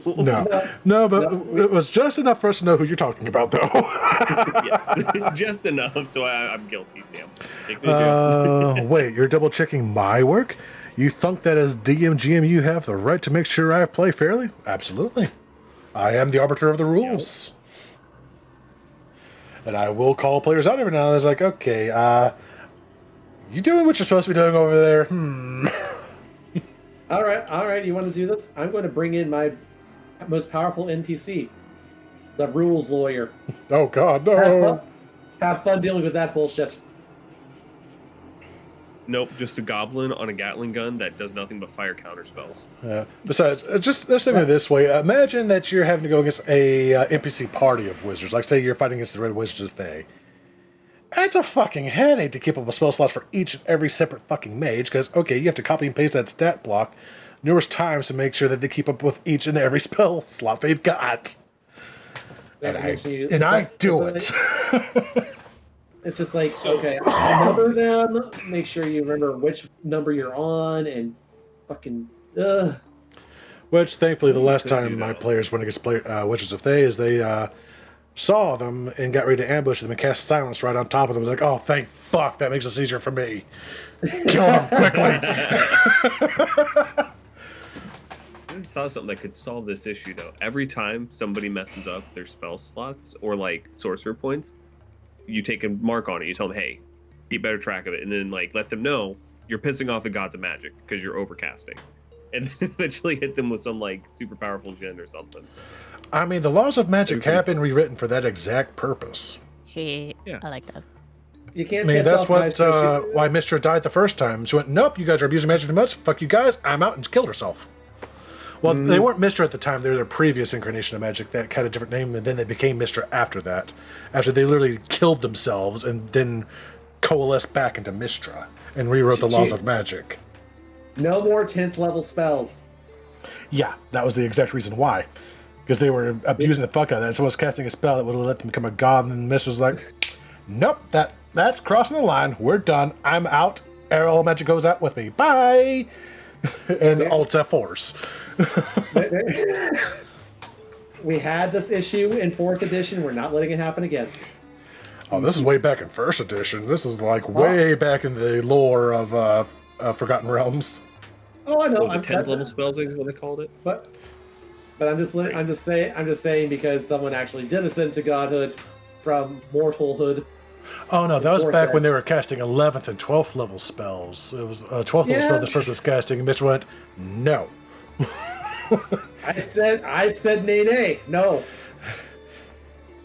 I'm going home and I'm taking my weave with me to the afterlife. Bye. No. She just pulls off the weave and drops it in the ocean. It was great is that this dude who he became a god for a split second and realized the enormity of what he had done, had just enough foresight to go, oh no, I have messed everything up. And he himself self-terminated everything just as soon as magic was being shut off and this entire kingdom, nether something, just collapsed from the sky, because of course it was in the floating cities in the sky, because they were wizards. Yeah.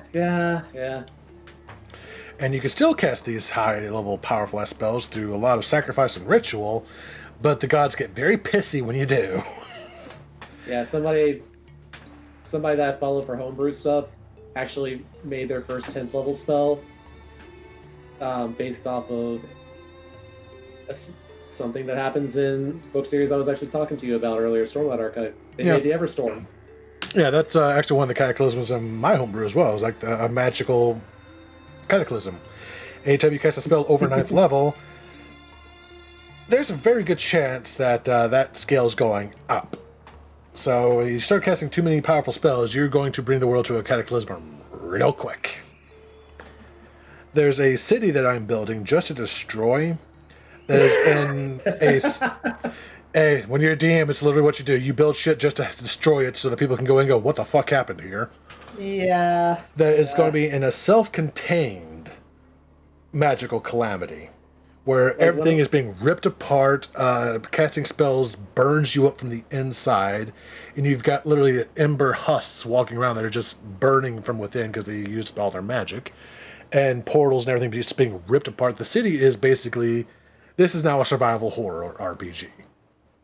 Try to find the source of what's causing this and stopping it, because it's in basically a massive hurricane-like dome that's kept it trapped from the outside world now.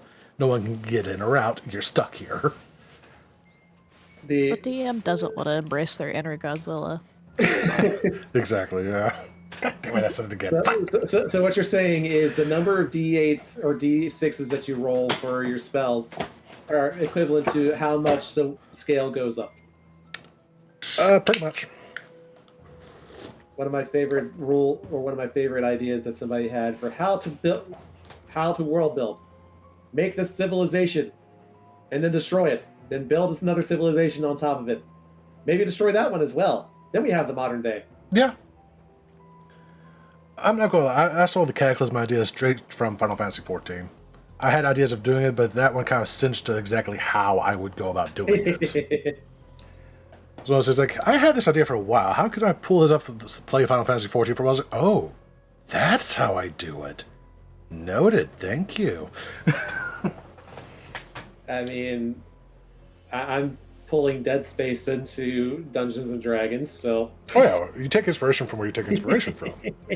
And then, even then, with Final Fantasy XIV, it wasn't their idea to begin with. They're just the ones that showed me how I wanted to do mine. oh yeah. Which basically was just why, with that I mean mostly their calendar. Because every time you go to a new Umbral age, the calendar resets to 0, and this is the new age. It's like, okay, that I'm going to definitely be doing that one, because that makes that a lot easier trying to keep track of the years of what the hell is happening, until I do the chronological calamity, where everything just resets and history gets fucked up.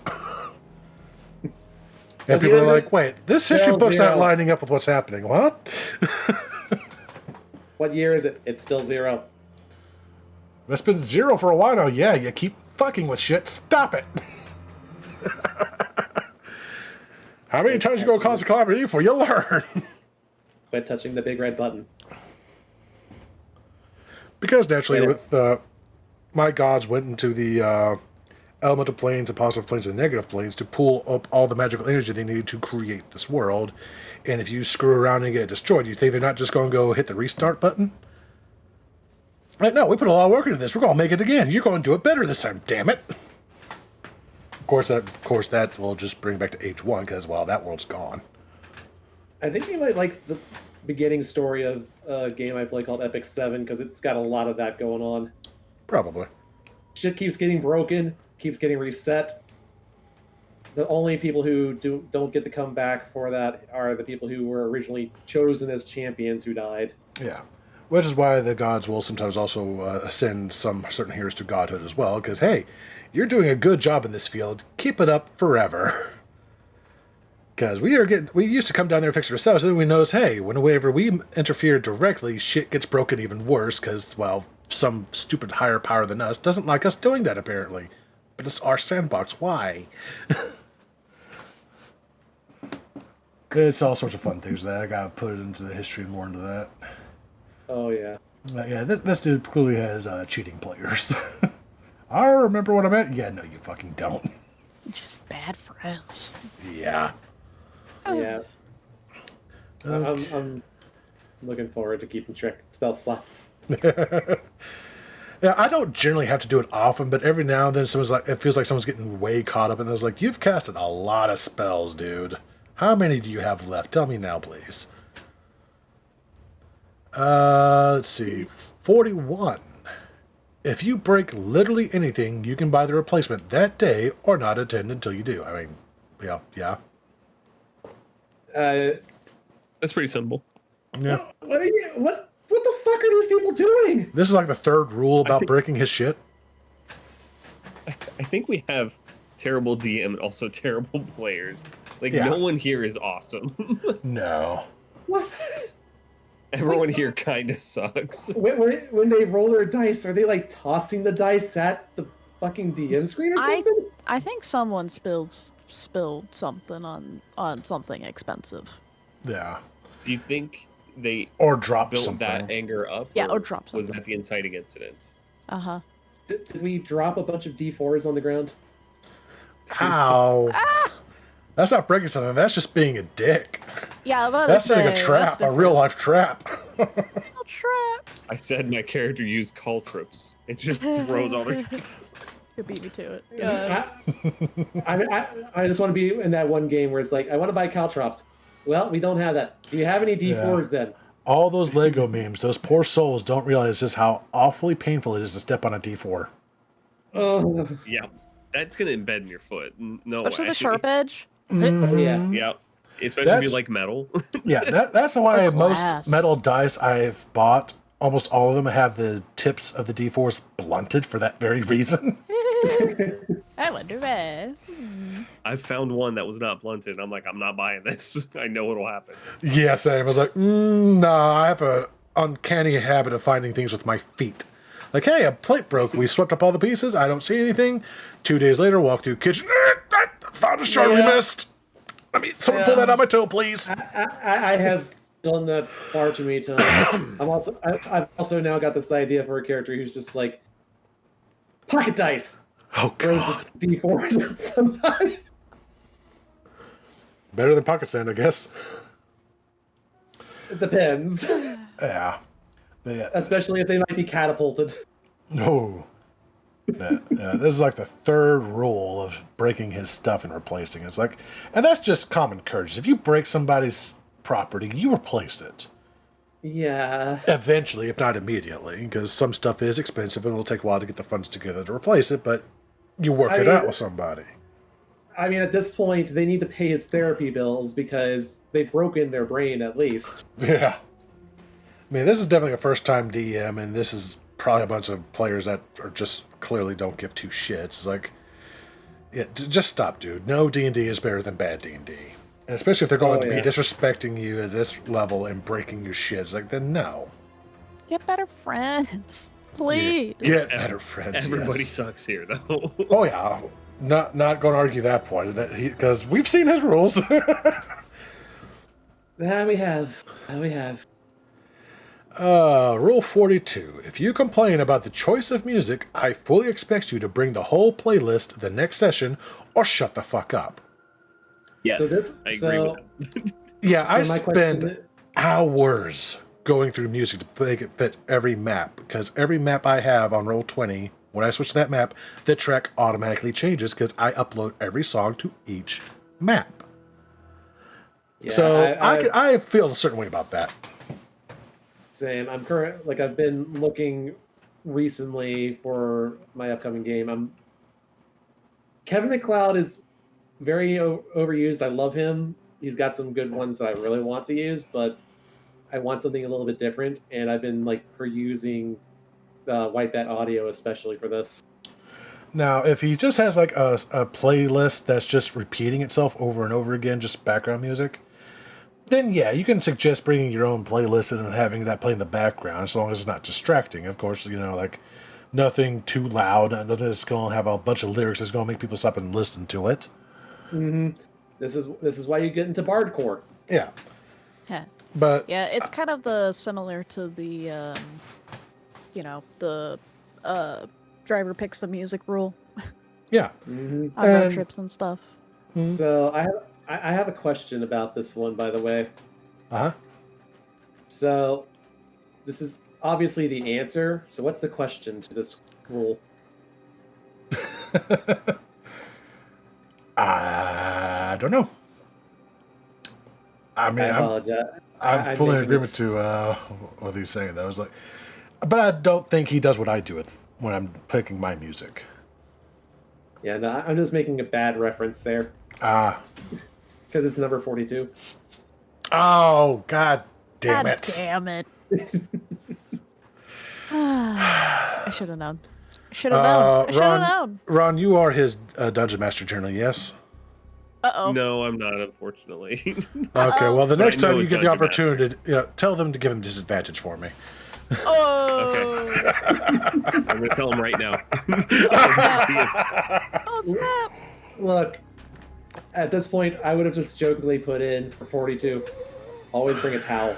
That would have been funny, not gonna lie. Or so long, and thanks for all the fish.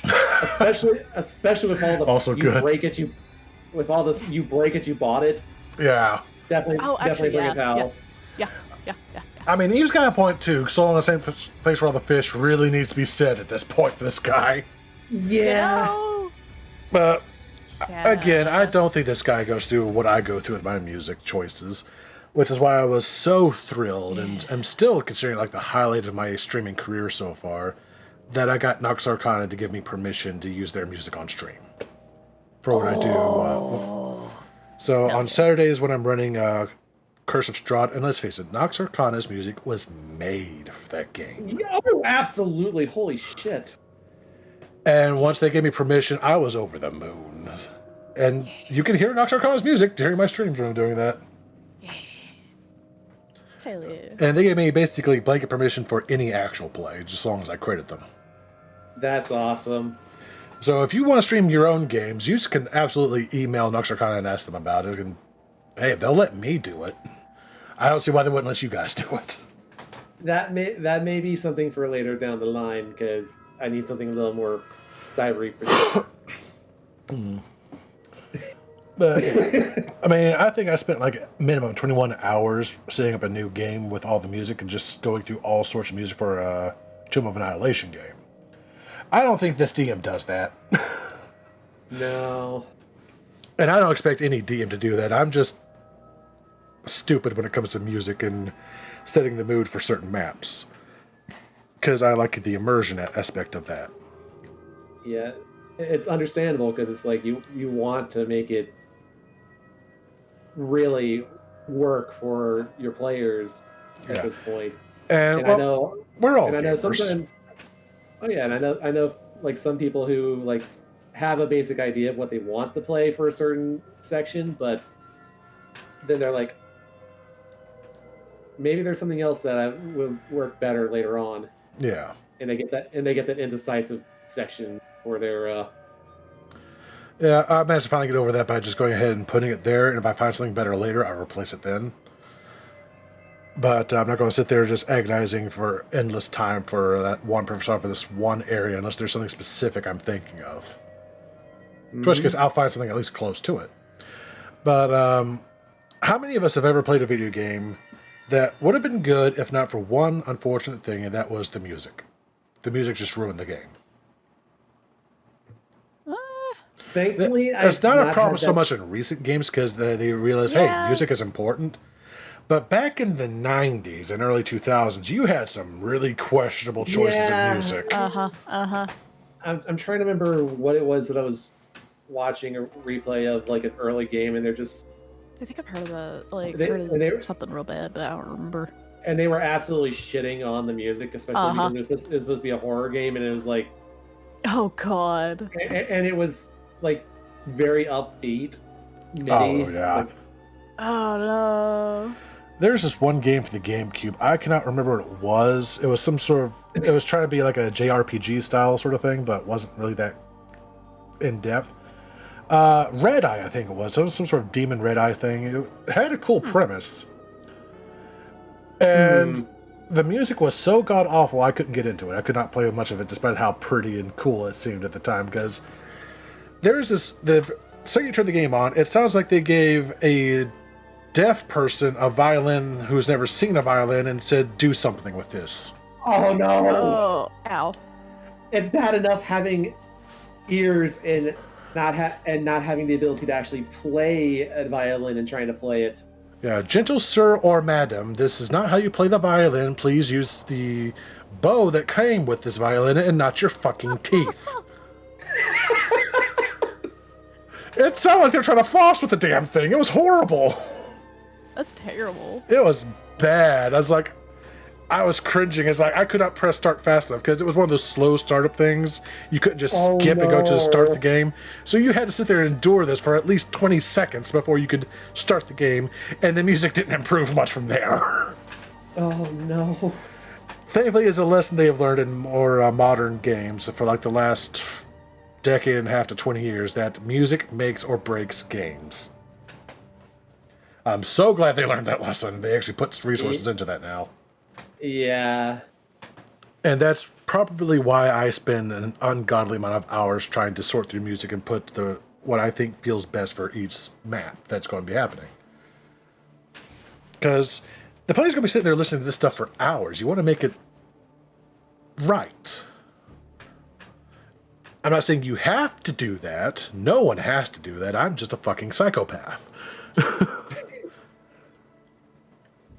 Which Mord is quickly finding out. Look, I appreciate your candor for this because Lord knows I've got so much going on. It's nice to have a second brain working on this. Yeah, and quite frankly, it's just another factor of my form of ADHD. I will hyperfixate. And if there's something I want to get done or I think will make something better, I will just focus on that and ignore everything else for a while. Until I get inevitably distracted and they go, oh, wait, I need to go back to doing this.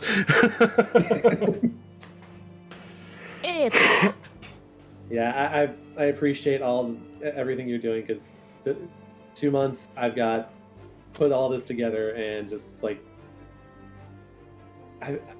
I've been hyper fixated on other things this entire past week too. So. And of course, don't force yourself or rush yourself for anything. If it's not ready in time, it's just not ready in time. It's better to take your time with some things rather than burn out. That's been a lesson I have yet to learn myself. So I don't know why I'm trying to spout it like I'm some wise man that knows what I'm talking about when I don't follow my own fucking advice. Hey, you can still give advice and not follow it yourself. Yeah, fair. Do as I say, not as I do, you know. I still appreciate everything because Lord knows I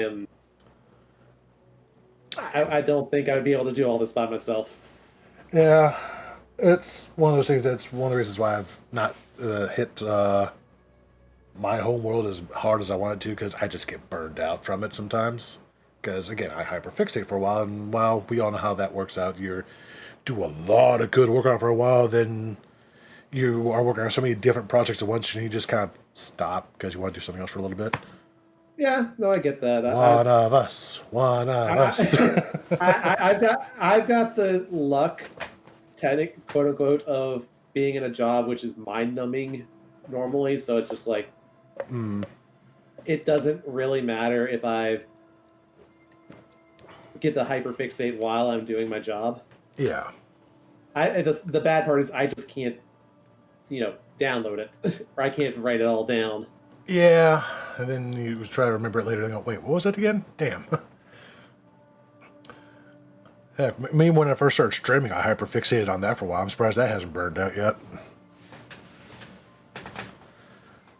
But yeah, if you don't like the music, just bring your own playlist and suggest it to the DM. I highly doubt your DM is as sensitive about that as I am. I mean, even me, if you bring up a music choice that you'd rather listen to for whatever reason, it's like, okay, yeah, we can do that for a little while. Chances are I might even like your music. Go, yeah, that actually does sound good, because I might be sick of it at that point. Or go, hey, I wish I knew about this when I was doing all this, because that does sound better than what I have for this area. And at the very least, I mean, what a lot of players I know do are, that I'm included on this, we make our own playlist for our characters to have just like kind of quietly playing in the background so that, we get ourselves in character. Yeah, and a few of my players, this is something they could do on Roll20. This actually works really well for Roll20, actually. They have to turn my music off.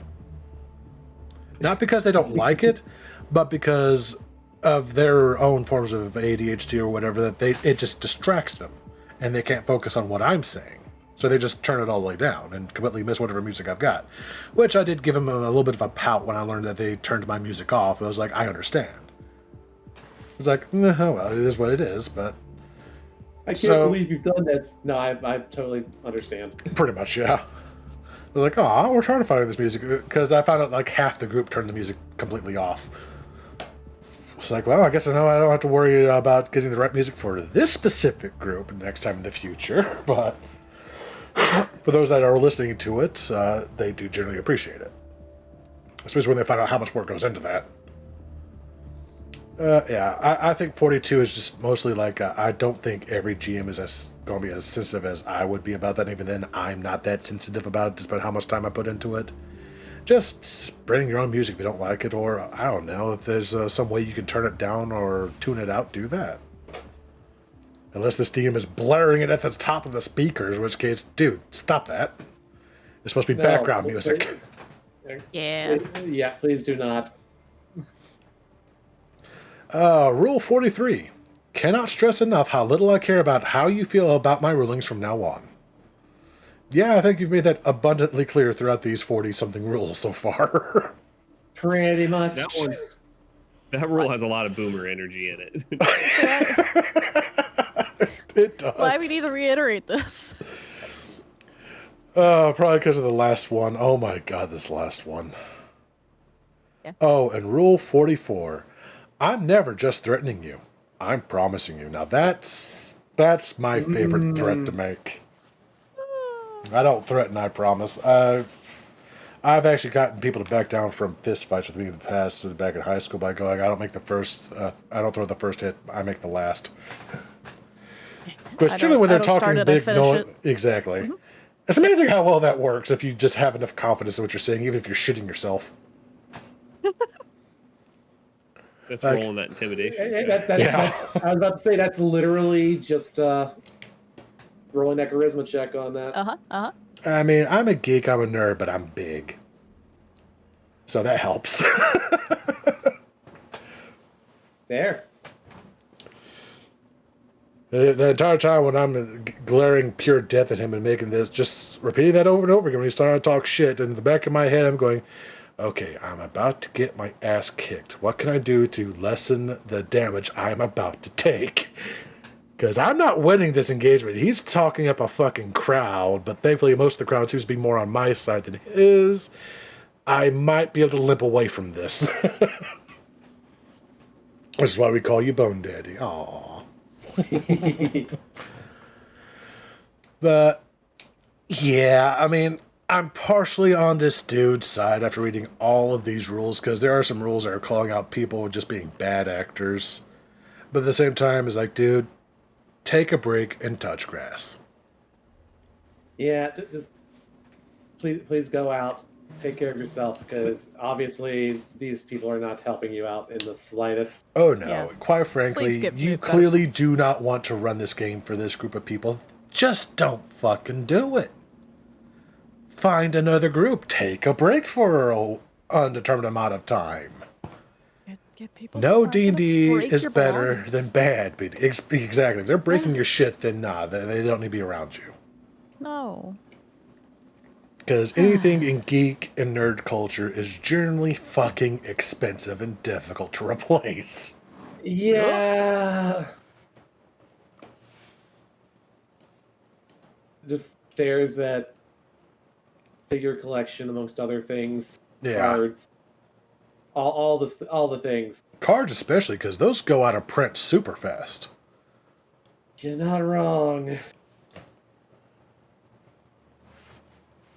Hell, even stickers, as cheap as they are, good luck finding them again.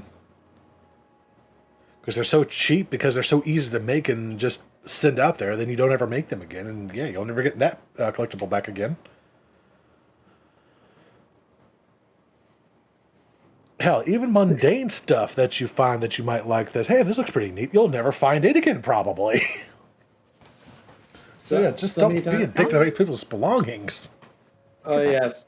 So many cons I've been to, and this is why I like to try and buy swords as soon as I find a decent one of them. Yeah.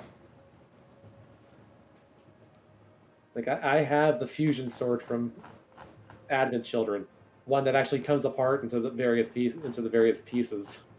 Yeah. That is pretty cool. Try and replace that would just kill me because I don't think anybody even remembers Advent Children half the time anymore. Yeah. So, what'd y'all think of the 44 rules? There are times where they are understandable, but there are also times where it's like, please, take the Xanax. Yeah. So, Very, very back and forth, but yeah. Sometimes I wonder if this is the players and the DMs that are just meant for each other, to be honest. Because like let's be honest, if all three of us were in a game with this DM, we would not be having a good time. Okay.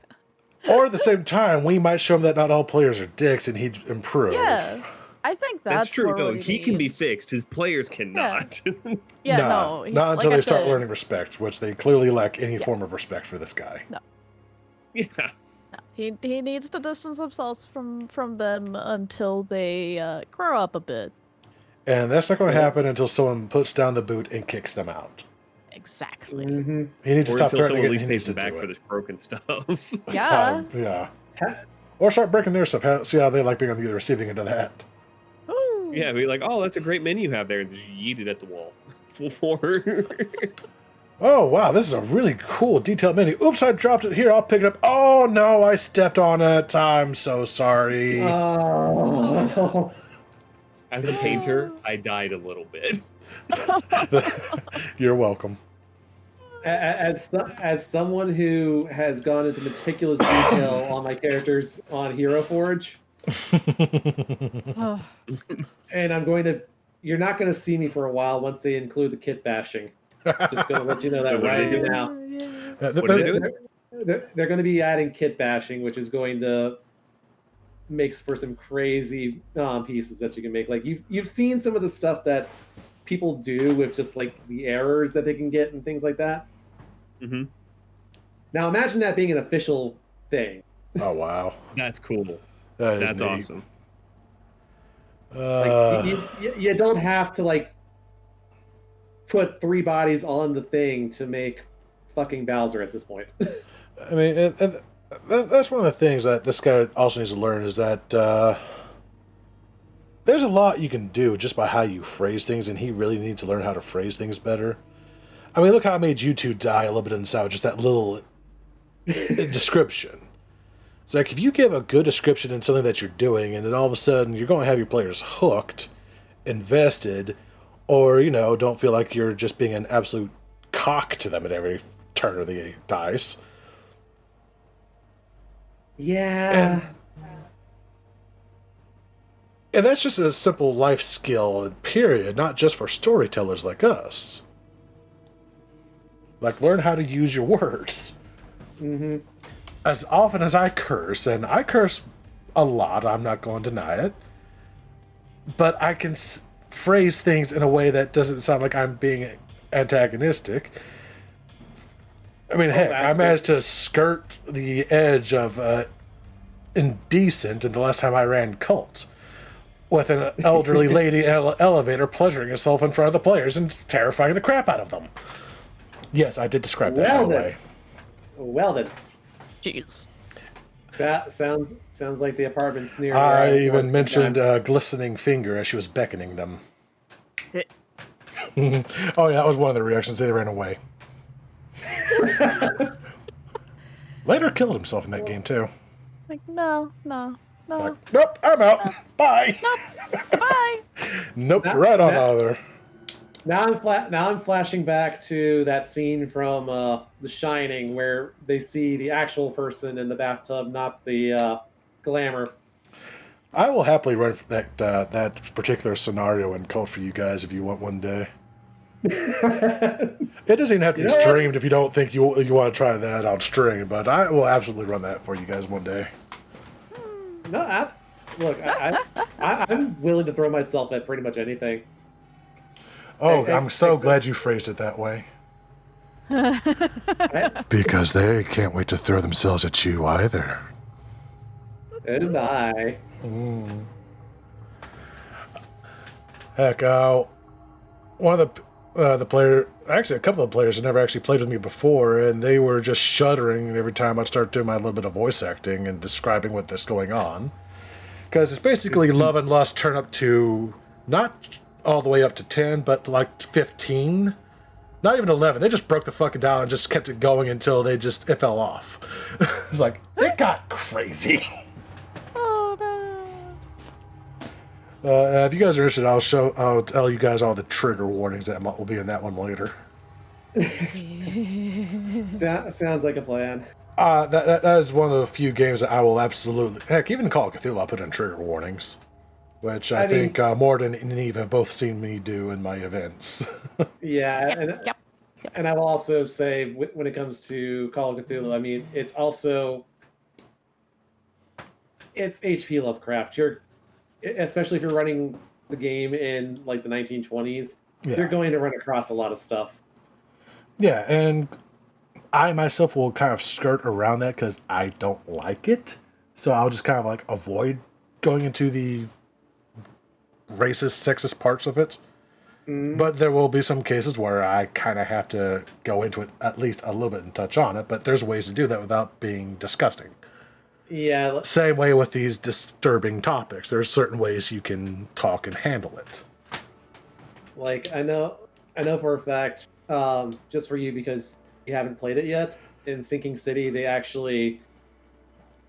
don't pay any attention to color on that. It's all about the Innsmouthers and the fuck, I can't remember the other family's name, but the gorilla people.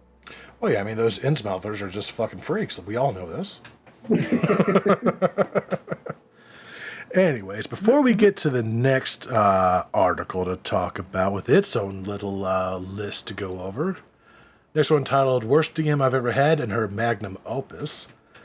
There is at least one talking point I wanted to get onto on that one, but this has like 23 points of red flags, and I'll go ahead and share that one. But first, I would like to go grab a quick smoke and bathroom break. Yeah, good idea. Yeah, Because probably. we are over 2 hours. Yep. I will not mute you guys, but I will mute myself, so I will be right back. Yep, I will be right back too. Same. Bye, chat.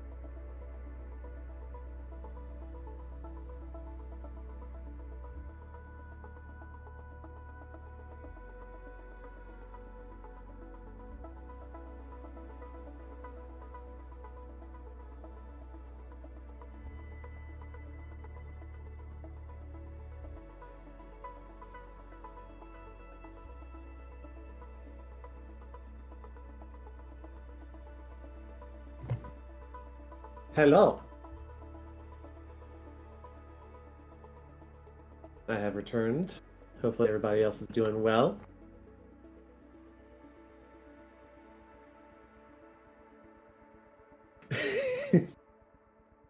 Oh my gosh.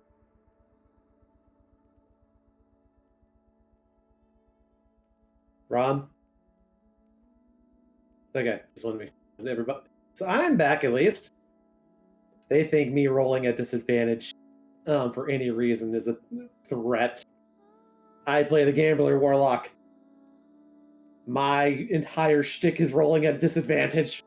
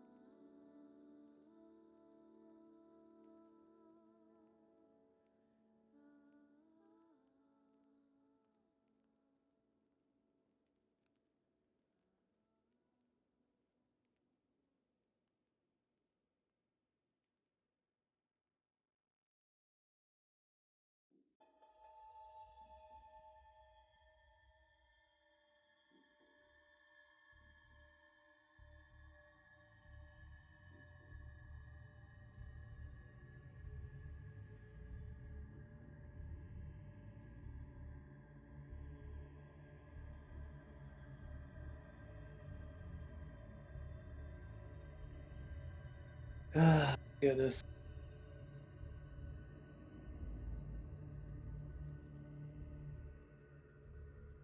Ooh, the spooky music. Turned on the sound again for the tab. Enjoying this. Hope you guys are doing well. Hope you're having a good evening.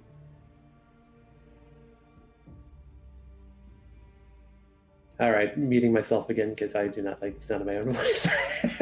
But I hope you're all having fun.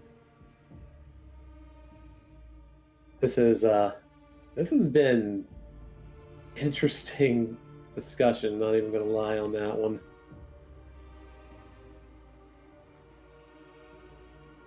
I also have returned. Welcome back. Thank you. Good lord, I am still catching everything there when it comes to the to those rules. It's a lot. That is a lot to take in. I worry for all their sanities. Mm-hmm. Yeah, I just, God. Like I said, I really, really hope that he just, you know, met better people.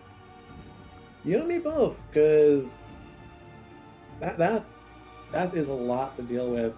Mm-hmm. So I'm not like I can understand the reason why they wrote things out the way they did.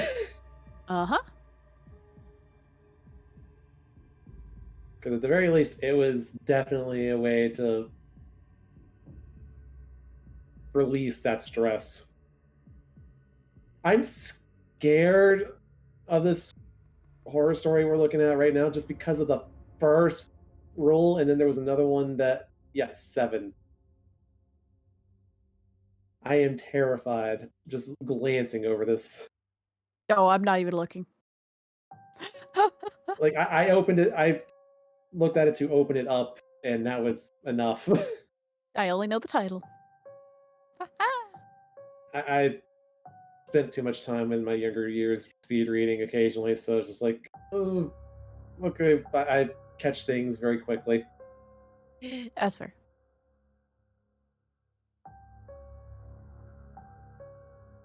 My goodness, that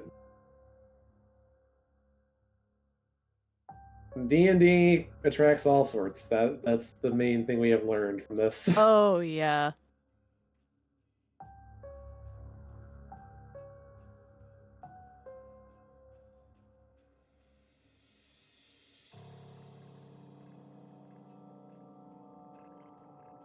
I'm just glad that it's not that at least we can enjoy the idea that we're not stuck in that situation most of the time. Yeah. There are, like I mentioned, there are many instances where it's just like, yeah, I feel that. Like I said, particularly that one with the about 12-hour sessions, quote unquote. Only like a handful of hours actual gameplay. Yeah, That one hit me the most. I was just like, yeah, I understand. I'm so glad that my main group is currently the ones that I am getting to do this one shot with, because I don't know if I could deal with a bunch of non-people I hadn't worked with before. Yeah. Oh yeah. And I return. Welcome back. Oh. I think we're just waiting on Ron. Woo. Yeah, I just opened the link you sent and I caught a couple of things and it's just like, fuck. Oh yeah, we're going to be changing gears on this one. In the last set of rules, it was like, okay, you could kind of take the DM side on this one. These upcoming stories, no. The DM is scum. if this is all true, mind you, this is from one player's perspective, these stories, but the general consensus is, yeah, the other players fully agree. So we'll be getting to that once he returns. I will go ahead and post the link into chat, Yeah. and I will pin it. Let me unpin this first. By the way, Lore, Yee. I want to point out that threatening having my DM make me roll disadvantage that's my bread and butter with this character.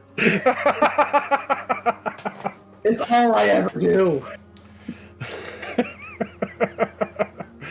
That's hilarious. So the DM was probably like, sure, why not? He's just laughing at Ron saying it, and I'm just like, joke's on you, I'm into that shit. Nice. Sorry. Welcome Welcome back. That's okay, I just got back myself. Cool. Alright, so as I was telling them, we're going to do a little bit of a gear shift. Whereas with the 44 rules of D&D, you could sort of kind of take the DM side if you read between the lines some.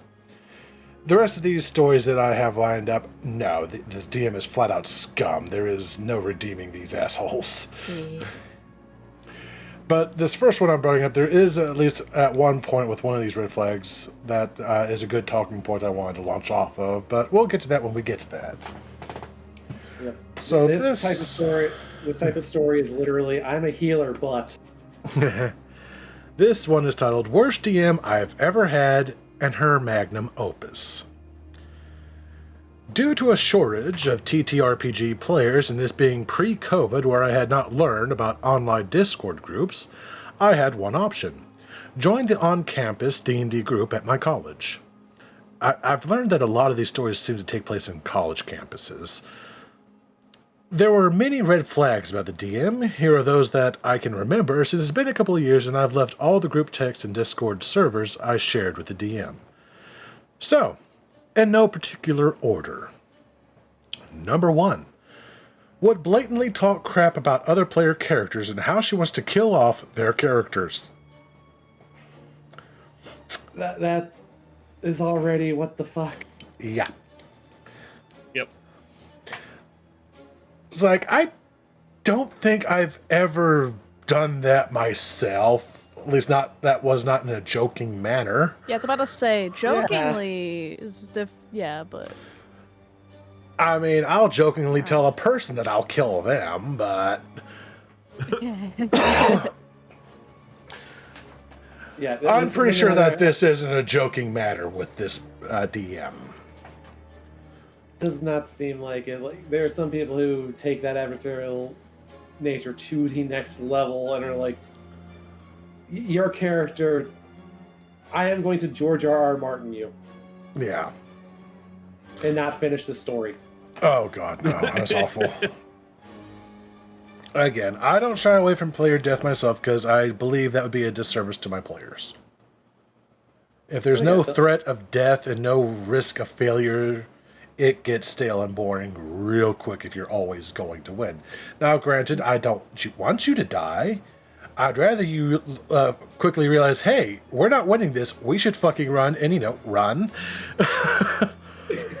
But for some reason, some of my players think that it's all balls to the wall and there's no backing down. I was like, no, running away is an option. Please do it. Yeah. I'm flashing back to a fight on a ship with me and Ron, and my character was just like, I'm going to see what the others do before me, and that's going to make my decision for me, because they wanted to run so badly. Yeah, and now granted, if you do nothing but run away, that gets annoying too. But there are some situations where running is the correct answer. See Curse of Strahd and the Hags when you find her at level 3. Yeah. You're not winning that fight. Get out. Yeah, for us, it was literally a creature that we were told, you do not fuck with this. Yeah. Or as my one group decided to learn the hard way, because they decided they're going to talk shit and get hit. I have Strahd actually actively come out and seek them out and speak with them, taunt them, or just see what the hell they're up to, because it's Strahd. He can do whatever the fuck he likes. These are his lands. He's not just sitting by idly waiting for you to find him. He's an active participant in the story. And the module itself even tells you to have him play cat and mouse with them and have him just be out and about. Fuck with them. They decided they were going to talk shit.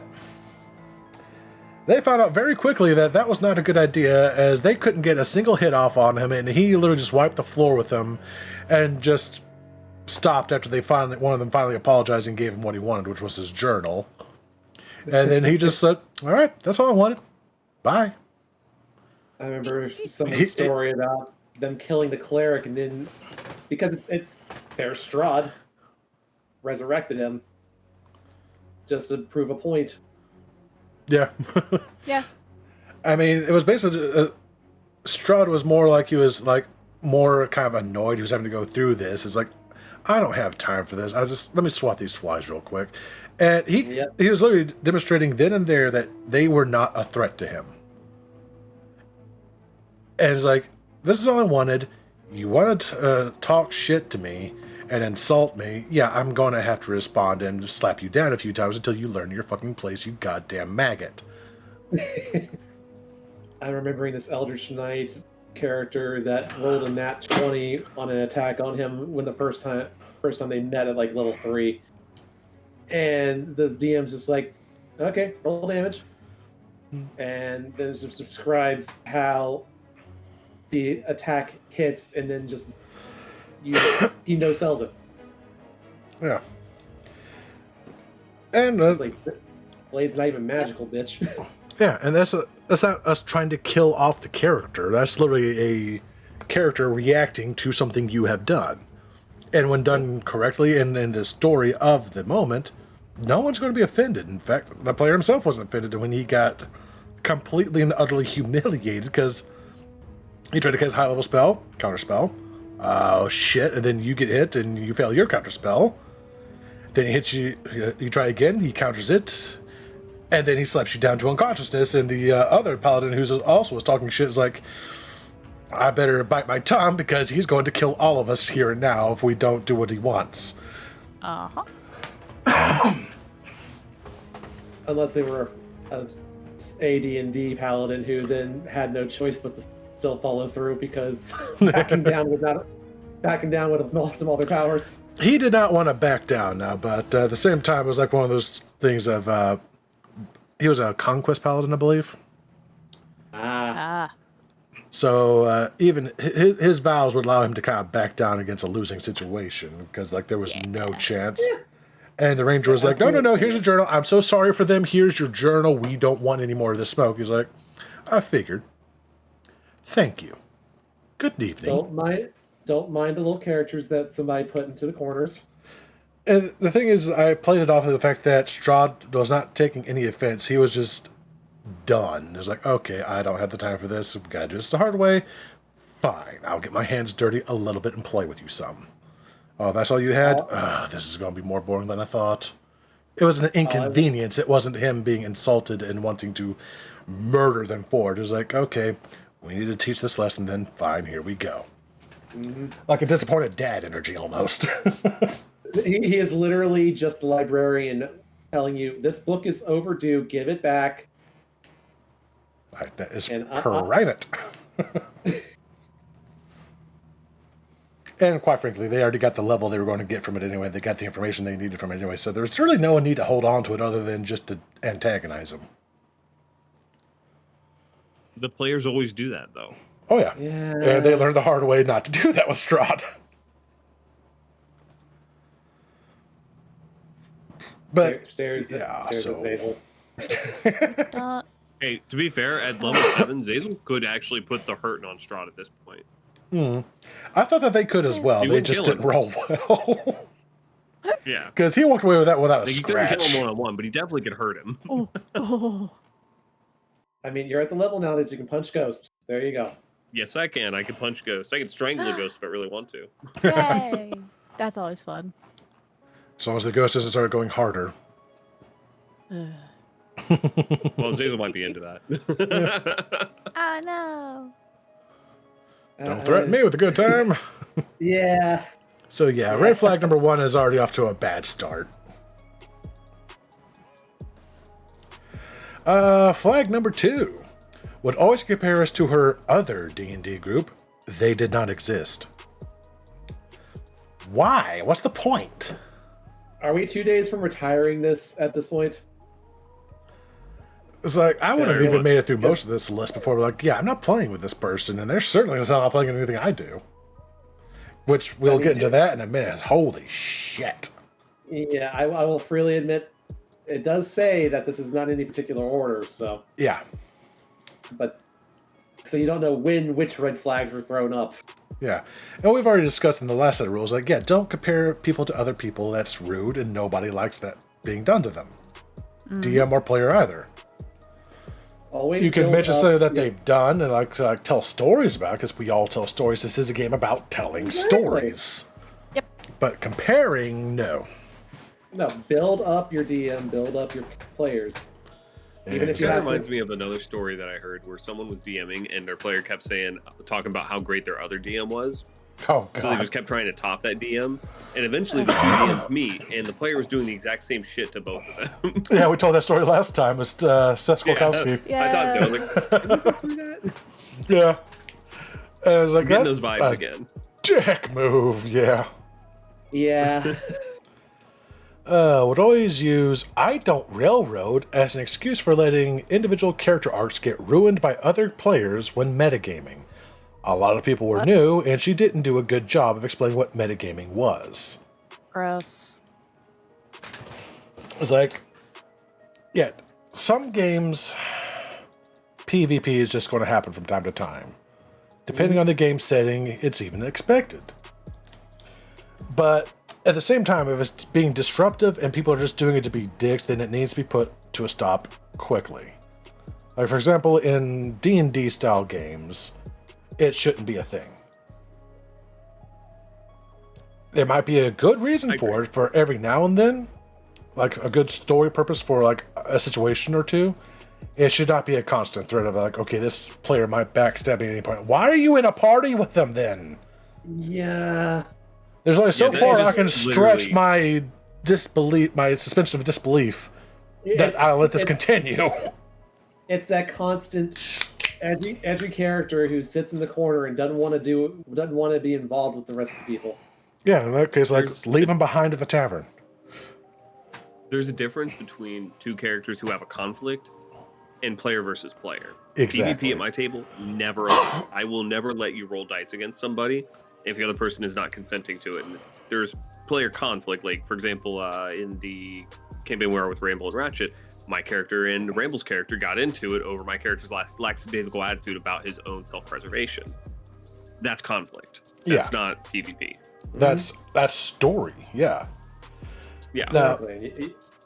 You can have characters with differing views as well that can butt heads, but and if there is going to be a potential for a PvP in a game setting, then it needs to be made clear. Like in my event, using as an example for the Oakwood Heights game, there is a potential for PvP because the enemy is going to be setting them up against each other.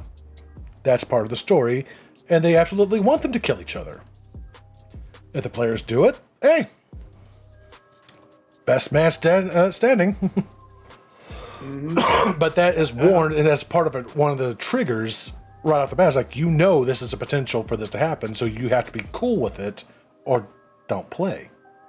yeah, there's stories I've heard which, again, the players consented to it, where they got invited to a mansion, ate some food, and then suddenly you've got these undead everywhere. But after finally making wisdom saves that they didn't know why they were making them, found out, oh, fuck, the food was drugged. We're killing each other. Yeah. I mean, if it's makes for the good story or it's part of the game itself, that's one thing. But again, they need to be on board with that. If they're not, then don't do it. But again, since it's literally part of the trigger warning, everyone is going to either be for it or just not play. So, Yep, consent is sexy. There and you even go. then, it's also potential. It's not a guarantee. It all Yep. depends on what the players do, because I can never predict what the players are going to do. Nobody can.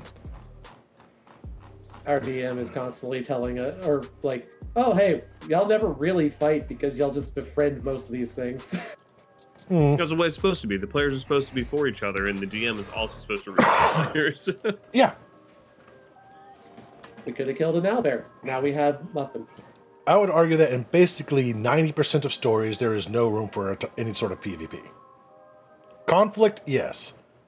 Flat out trying to kill one another, no. Not without a really damn good reason. And again, Exactly. everyone better be consenting. And There's even only- then, people need to be pulling their punches too. They don't Yeah. need to be doing a fucking level like 2 or 3 smite on a natural 20. You know, Yeah. that's too No. much. You don't need to. You don't need to action surge twice. There's only one Yeah. time I almost skirted past that rule, though. This was about a decade ago, I guess. I was running a scenario in Shadowrun 3rd Edition. A couple of Awakening... This was on an online game as well, but we're still using very heavily influenced by the rules, and the GM of the time was still running the game properly. It was just basically like a round robin of who's running this run at the time. 2 awakened characters were doing an astral quest to increase their power. And one of the circles that they were going through, I decided it'd be fun to have them face their fears. And so I told them, it's like, okay, tell me one of your greatest fears. And it was basically the other person starting to hate them all of a sudden. So without letting that player that gave me that fear know fully what was going on, I whispered to the other character, going, okay, you are going to RP this out for me because you know your character better than I do. You're going to just start hating this person and try to kill them and digging up all the things about them that you know as jabs and barbs at them to really wreck them. However, you're not using your stats. These are the stats you're using because you're actually a spirit that's trying to feed on her fear. The other player didn't know this at the time and thought that this was an actual PvP scenario coming up, and it was starting to get kind of anxious. And still won, and quickly figured out, okay, wait, no, this isn't actually the person I'm fighting because they shouldn't have gone down this easy. Because they were pretty powerful. Yeah, that's That was borderline. I didn't think of it at the Yeah. time. like the closest I've seen this sort of thing happen was once again Dungeon of the Mad Mage. There's a area that's filled with a blood mist from Baphomet, and can potentially curse players to be as violent as they want to be. Yeah. Which they thankfully that player did forgive me and said that was actually made a lot of good story. But yeah, I learned from that one not to do that shit again. I kind of terrified my players with having one of them come under control of something. I don't actually remember exactly what it was. It was something in the Bleach universe, though. Oh boy. Something took control of one of their bodies, and oh no, it was because of one of them was a visored, so their dark side took over. They're hollow. Yeah. And they at that point had the ability to laser beam. Zero there. Yup. So and they've been buffing it. So Oh, they nearly oh, killed no. everybody else in one hit. I've TPK'd a party using a mind-controlled barbarian. Yeah. Wait, one party member Pretty was similar. still alive. Technically, they were all That's not TPK. alive. They were technically all still alive at the end of it. That's It was an hilarious. aboleth. Enough said. So, Yep, did they really come out of that? No, they didn't come out of that. They were all enslaved. The aboleth recognized, you've got the weakest will. I'm going to dominate you and make you my slave and make you kill everyone. Or at least knock them unconscious. It took all 3 tries. Wait. Did they break out of prison? Was that their next arc? We dropped that campaign for a little after that one to do something else. Oh, okay. Because Yeah, that one it's- I've been running for quite a while, and it was getting kind of difficult, and they just wanted to break from it. It was like, which was fair. Like Yeah. after a while, you just want to try something else, especially when you keep running into walls. Yeah. And- Dungeon of the Mad and Mage is not slave- an easy campaign. No, I knew exactly what you were talking about when you mentioned the aboleth. Yeah. Yep. Oh yeah. I mean, it's one of those Awesome. things, if you play the monster correctly, they... Meanwhile, I'm just flashing back to one of the leaders of the Xanathar riding out on a wyvern to fight with the aboleth who had enslaved him, only to have his wyvern be banished, and he fell into the water around the Skull Island, and he was in heavy armor. Oh, no. So even if he broke free of his enslavement, still 10 minutes to get that armor off. Yeah, so I'll still allow a player against player sort of setting, with like my previous example of the actual quest where that's not really the player, but I'll make it kind of a bit more known that something's off or this is what's really happening, or at least make sure before that session starts, like, hey, there's a potential for PvP in this game. Are you cool with it? If you're not, let me know. I'll think of something else on the fly. Yeah, I want to play around with sanity effects, but Because I never thought for a second when I was writing this originally that this person would be like really tense and anxious and nervous because they don't like PvP. I didn't know that would be a thing until after that session had ended, and they said that was really cool. But man, was I really tense and nervous because I hate PvP. It's like, oh, do you? Whoops, my bad. Yeah. So that was a good learning point for me. mistakes were made. We will fix that mistake. Yeah. Yep. Mistakes were made, but luckily for me and everyone involved, they still had fun with it, and it made for a really good story, which is what anyone really wants. Because once it was over with, the tension that was immediately released, like, okay, that wasn't really you. Oh, thank fuck you had me going. Because these were two longtime friends that have been playing together through many games and just in our regular RP for a while. Because it's like an online site where you role play and then you go on runs. So, like the old mushes or boards of old, what's still around to this day, actually. So she knew exactly what to say to this other person to make their fears become more of a reality, which was the entire point. When someone is able to do that, and that's very good role-playing, in my opinion. They were yeah. very good role players. Which is probably the only reason why this person went through with it, even though she wasn't comfortable, which I had no idea of knowing at the time because she was playing it that well that I had no idea, not an inkling that she was nervous and tense as fuck and getting anxious. I had no idea until after it was all said and done. Because it's a text-based medium, I can't read body language because I don't see you. Yeah. Yep. So it's one of those things that that's actually brings up a very good point. If you're playing on an online game, even with voice, sometimes you can't tell what's going on behind the voice. Some people just don't have that inflection to make it clear, or if you don't know them that well. If there is something going on and you don't feel comfortable, you need to speak up. Mm-hmm. There's no body language that we can get cues from. We're literally missing a great deal of our input to read other people. So if there's something happening, communication is absolutely key. In online games and text-based games, whatever. Hell, even in physical games, some people just can't read the room. Yeah.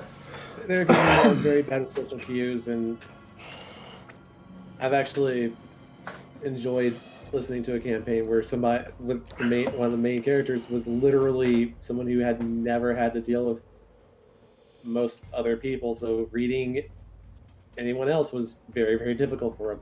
Yeah. Alright, so I think we've talked number 3 to death. I don't railroad. Yeah, sure. Number 4 would also heavily choo-choo. railroad. Wait, what? It's exactly right. It's even harder if you have a disability where it's harder to read people's body language. Yeah, exactly. Communication. I don't know. Absolutely required in any setting, really. If you're not feeling comfortable about something going on, you need to let people know. So, because if they don't know, you can't hold it against them when they keep doing it because they don't know. Mm-hmm. Give you a shout out real quick, Chill. Yep. So, rule number 3 was I don't railroad, excuse. And then number 4 would also heavily railroad. Chugga choo choo. Example, my character had maxed out the piloting skill in a Star Wars RPG. We were in a situation where we were in my character's ship on the run from the Empire. She didn't roll anything and just had us get shot down. Yes. I have rage quit games immediately because there was railroading. I have tried my best to fix other GMs that were starting railroads like no. You're completely removing the character's agency. If this is how it's going to be, write a fanfic. If this was Saga Edition, oh my gosh. I don't know. They just say Star Wars RPG. She still could have very easily gotten it to go the way she wanted because the ship mechanics in that game were so bad. Yeah, but even at least give the So easy to get illusion shot of a at. chance, if nothing else. Yeah. At least give him a chance. The illusion of choice there. Yeah. Yeah. And even if you don't shoot him down, you just damage the engine. Oh no, the plot just went to where you have to go dock your ship, emergency landing. Uh-huh. You Yeah. know, Yeah. I good move mean, shit. It's still a sort of kind of railroady, but not really. I mean, yeah, the plot's got to move forward. It's one of the hardest things to do as a DM is try to get them where the plot is. But I somehow doubt heavily that she wanted the plot to go in a certain way. She just wanted to shoot them down. Yeah. That's True where what I'm adversarial thinking. DM. I forgot about that. Yeah, see flag number 1. Rule number 5, or not rule number 5, sorry, flag number 5. Killed off a character because she was mad the player had to miss a few sessions due to mandatory sorority meetings. Bragged about it. I'm out. Wow, what a demon! Bye. Nope. No. Like, have them like, Who hurt this person? I don't know who hurt this lady, but damn. Oh my god, number 6 is even worse. Oh yeah. sometimes- Oh yeah. Sometimes they're not even hurt. They just They're are just lashing out for wicked. whatever reason. Yeah. And you're welcome to chill the F out. I always shout out streamers if I know they're in here, or if I know they stream. Yes.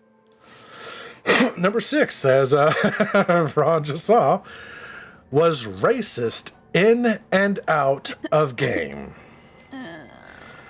And We have we have all these, like we mentioned Call of Cthulhu, but we've also mentioned, or like you have a lot of stuff in especially older editions of D&D where it's like Oh yeah. dwarves and elves. And, Yeah. and racism everybody is a in part in a Tieflings. lot of games. Shadowrun, D&D, Call of Cthulhu, any setting, there's going to be some sort of potential for racism. I myself good will old avoid it because I don't Original like it. World of Darkness content. Yeah. Yeah, that too.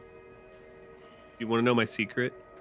Huh. I make my villains unabashedly racist, so everybody hates. Oh, I'll absolutely do that with a racist, but I won't have like a random NPC be racist if I can help, because what's the point? No, if they're good guys, they're not gonna be racist at all. But if they're Yeah. racist, yeah, definitely look into that character. They're attached to the story somehow. I mean, 1920s, someone's playing a black character, and they come against a white NPC. Should they be racist? Probably. Will I do it? Not unless they're the villain. Yeah, that is a surefire way of this is the villain in Ron's campaign. Yeah. Mostly because I just find it icky.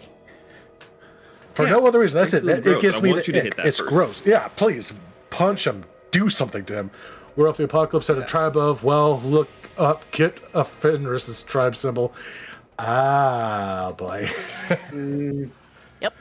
Speaking of, this is going to be a wild sentence. Speaking of racism, did you see what they did with the orcs, Wizards of the Coast, to address their old racist roots? Oh No. my god.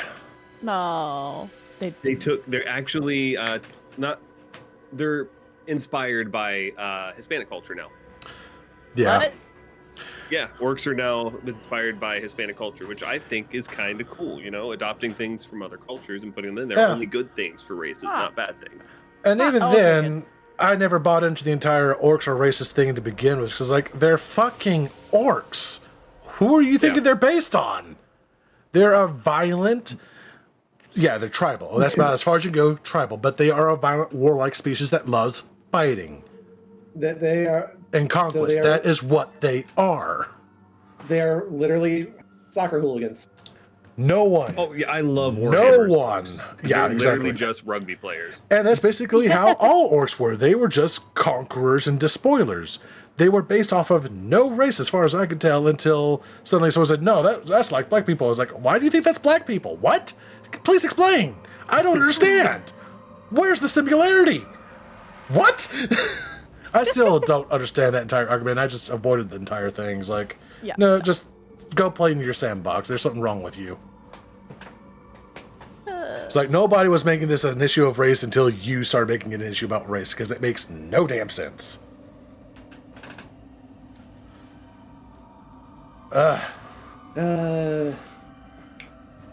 Some people always see what they want to see, Yeah, and I Yep. feel like I feel like the that's just more about them than anyone else, I think. I Yeah. feel like this DM is definitely of the they'll see what they want to see. Yeah. This DM is absolutely, I mean, literally just Oh, it yeah. said flat out they're racist. So. Oh, yeah. And quite frankly, it's And one the of those next one's things. not much better. The next rule or the next flag Yeah. is not much better. Yeah, the next flag is actually where I want to do my talking point on. Used literal I think Nazi it's worse war. now that I'm reading more into it. Used literal Nazi war crimes and Mengele experiments as inspiration for a horror scene. Then defended it, saying, "It's okay, I took a class on the Holocaust." If it were not for the previous flag, I would not view this as a flag. That's fair. I don't. I'm going to put myself Disagree in the with you. crossfire for all of us here and openly state I researched horrifyingly terrible crimes, real life crimes, for inspiration. Because there's nothing that we can come up with that is more terrifying on this earth than man's atrocity to man. Yep. True facts. However- Anything we can think of, someone's probably already done it. I have literally However, researched. I think we need to look into. Yeah. I think we need to look at this DM's ancestry and figure out where their great grandfather was. Oh, yeah. Yeah, exactly. There's some flags going here. And I'm not even mad about saying exactly that time, because, again, exactly on this case. But I looked up serial killers, like, just for recently, I did research on the axe murderer of New Orleans to see what exactly he did, because I want him as a ghost in my World of Darkness New Orleans campaign. Yes, That'd be I sick. love it. Love that. I fucking love it. There is nothing wrong with looking at some of the atrocities of actual crime for inspiration for your horror setting. Let me make that clear. Horror setting. People are coming in here knowing there's going to be some fucked up shit. Yep. We're playing an adult game in a dark city. We're not here to go, oh no, a little pop-out ghost going boo at me. Horror. No. We're exploring the darkness of humanity's mind. I think Rafe had a Holocaust setting book, probably. I think it was actually. It would be amusing, yeah. Vampire? Berlin by Night, predominantly. I mean, Totally. that makes sense. It was not so much about the Holocaust, but just like. Look, it's in the Nazis. area. It's in the area. Yeah. Enough said. Yep. Well, they brought certain people. Yeah, Back. that's what I'm saying. It's Yeah. the area, and we're talking about this setting. So Yeah. you're gonna come across that at some point or another. And Yeah, I so- actually found a fan rewrite of Berlin by Night that actually took all of those elements out to avoid any, upsetting anybody in particular. Yeah, which fair. Just to be Eternal respectful. Houses of Europe, the show? Probably mispronounced that. Oh, interesting. I had to look that up. I haven't heard of that. Totally for no reason. What? That's the Wraith book. Interesting. But yeah, but that also kind of goes back to that whole thing of having a session 0, Yeah. having a consent checklist for your players, all that fun stuff. Yeah, which And is why I it made being a horror game. which is why I made a horror contract for this very thing. Yep. Uh-huh. Is like, will I pull the Nazis into this thing? Not unless we're fighting in World War II for some reason, or playing in World War II for whatever reason, which that could be a fun setting, and there are games that do that. The Well, I other will option probably look at is- some of those things they've done and make it a horrifying scene as inspiration. Yeah, I've done it. I'll do it again. Mhm. If it were I mean- not for flag number 6, I would not see this as a flag. Yeah.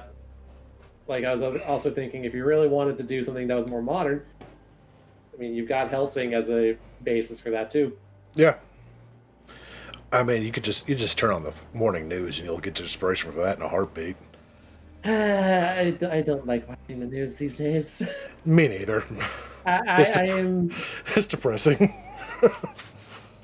I have the voices already talking to me. They don't need to be agitated as well. That is delightfully disgusting, eh? Ooh. Oh, I'm looking at the Wikipedia. Send me the link later. Okay. You know, Like- I'm all like- for that darkness. Like I know for a fact that the one shot I'm working on, the game itself has a lot of, or that's based on, has a lot of fucked up material. I'm honestly Oh yeah. wanting to at least run a little bit of a session 0 just to get everybody's Mm-hmm. Oh you yeah, know, yeah, yeah. baseline on all this. Which Oh, is yeah. why from now on, I'm going to be basically, if I'm running a horror style game, I will be insisting that people read and at least consider my horror contract before playing the game, because my players have learned the hard way over the years that I will not shy away from pretty much any subject. If you go there, I'll go right along with you. If you don't want to go there, don't fucking go there, or let me know that's not where you want to go. Yep. Hmm. My mind is no safe place, and I will inflict it upon you if you don't tell me not to.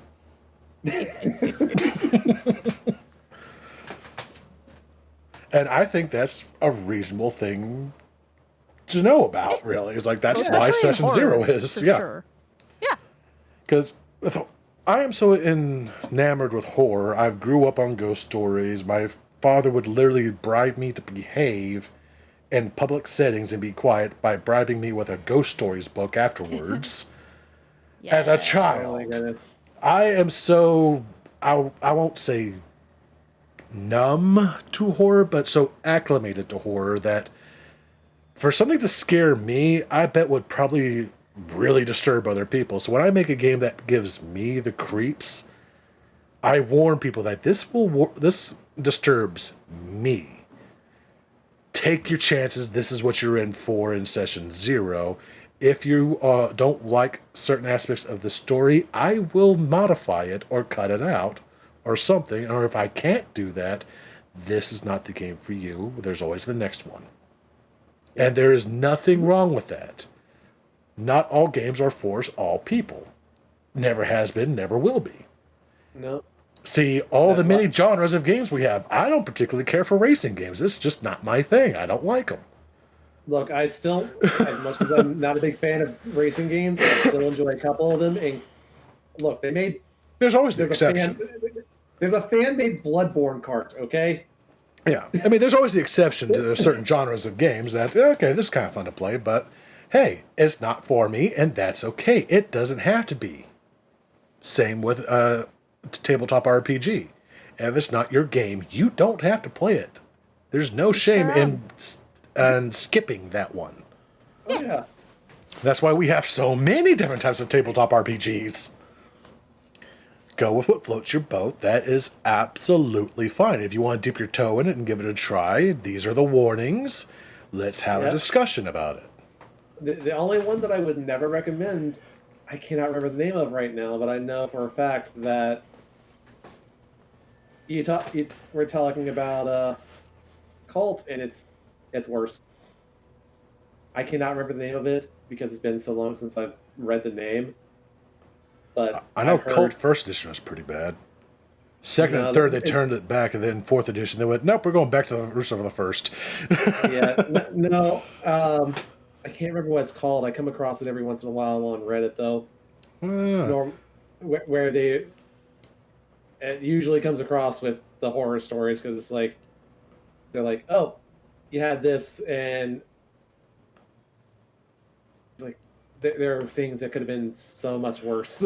Be thankful that DM did not do that. There's only one TTRPG that I've not really ever cared to try again, and that was Traveler. Granted, my first time playing the game was with someone who was a railroady son of a bitch, and that kind of turned me off to it almost immediately. But just the fact that character creation, you can die in character creation, I'm like, huh? What? You can die in character creation in Traveler. During the character creation process, you can die. What? And I'm just like, ¿Qué? Por favor, please explain. What? This is where you start getting into dead baby jokes because of that. Because what the fuck? Sorry? Chill the F out of... Yeah, exactly. I swear to God, I'm not sure if it's still in the more recent editions of Traveler, but I know in previous editions of Traveler for certain, there was a point that in character creation you had to make a check, and if you failed that check, you died. I'm not sure if it was because of psionic powers, I'm not sure if it was because of cybernetics you had implanted, or what, but you had to make a check near the end of character creation, and if you failed the check, your character died, start the character creation process over again. It's it's cybernetics if the installation fails. I've heard of that. Why should it fail in character creation? I can understand that happening in game. Because gritty game is gritty. I didn't ask for this. That's not gritty though. That's just annoying. It wants to be. We're going to go So just into like, the why don't you just re-roll the... Yeah. Why don't you just re-roll it, or just like skip that if you really don't want? Yeah, I would house rule that immediately to skip that myself. Yeah, that's so funny. This GM in question made pre-made characters because of course it did, which in this case I can understand why, because who wants to go through that? So I think I found the game. It's Fatal, I think. Fatal. I will make a note of that to look into that later. Fatal as in F-A-T-L-E? That's how you spell fatal. But F-A-T-A-L. Thank you. I'm not sure where my brain went. And it has periods between. Not chill fatal. notes of it? Chill notes of it. Ooh. Oh. You have intrigued me, Chill. Yeah, I have heard nothing but terrible things about this. I'm going to look into it just for the sake of looking into it. I mean, I probably won't run it because I got enough on my plate. It is regarded as the worst TTRPG ever printed. Oh, no, I got to look at this. Certainly won't play it, but I got to know. Yeah, apparently it's part of what's referred to as the unholy trinity. Jesus, what are the other two? That is a good question, Mega Man. So yeah, I think we can all agree with flag number 7. Flag number 6 is the only reason that's a flag. Yeah, so the other two are hybrid and racial holy war. Yeah. The third one, obvious. Racial holy war? What the fuck? Yeah.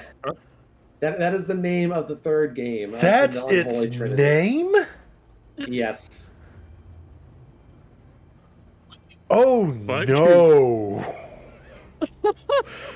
Oh god, what was that really? That has to be an old ass game. Even then, that still wouldn't be acceptable in any time frame. One would hope not, at least. Fun story. I'm sharing. I was Googling. Fun story about just how some things just aren't acceptable no matter what time period you're in.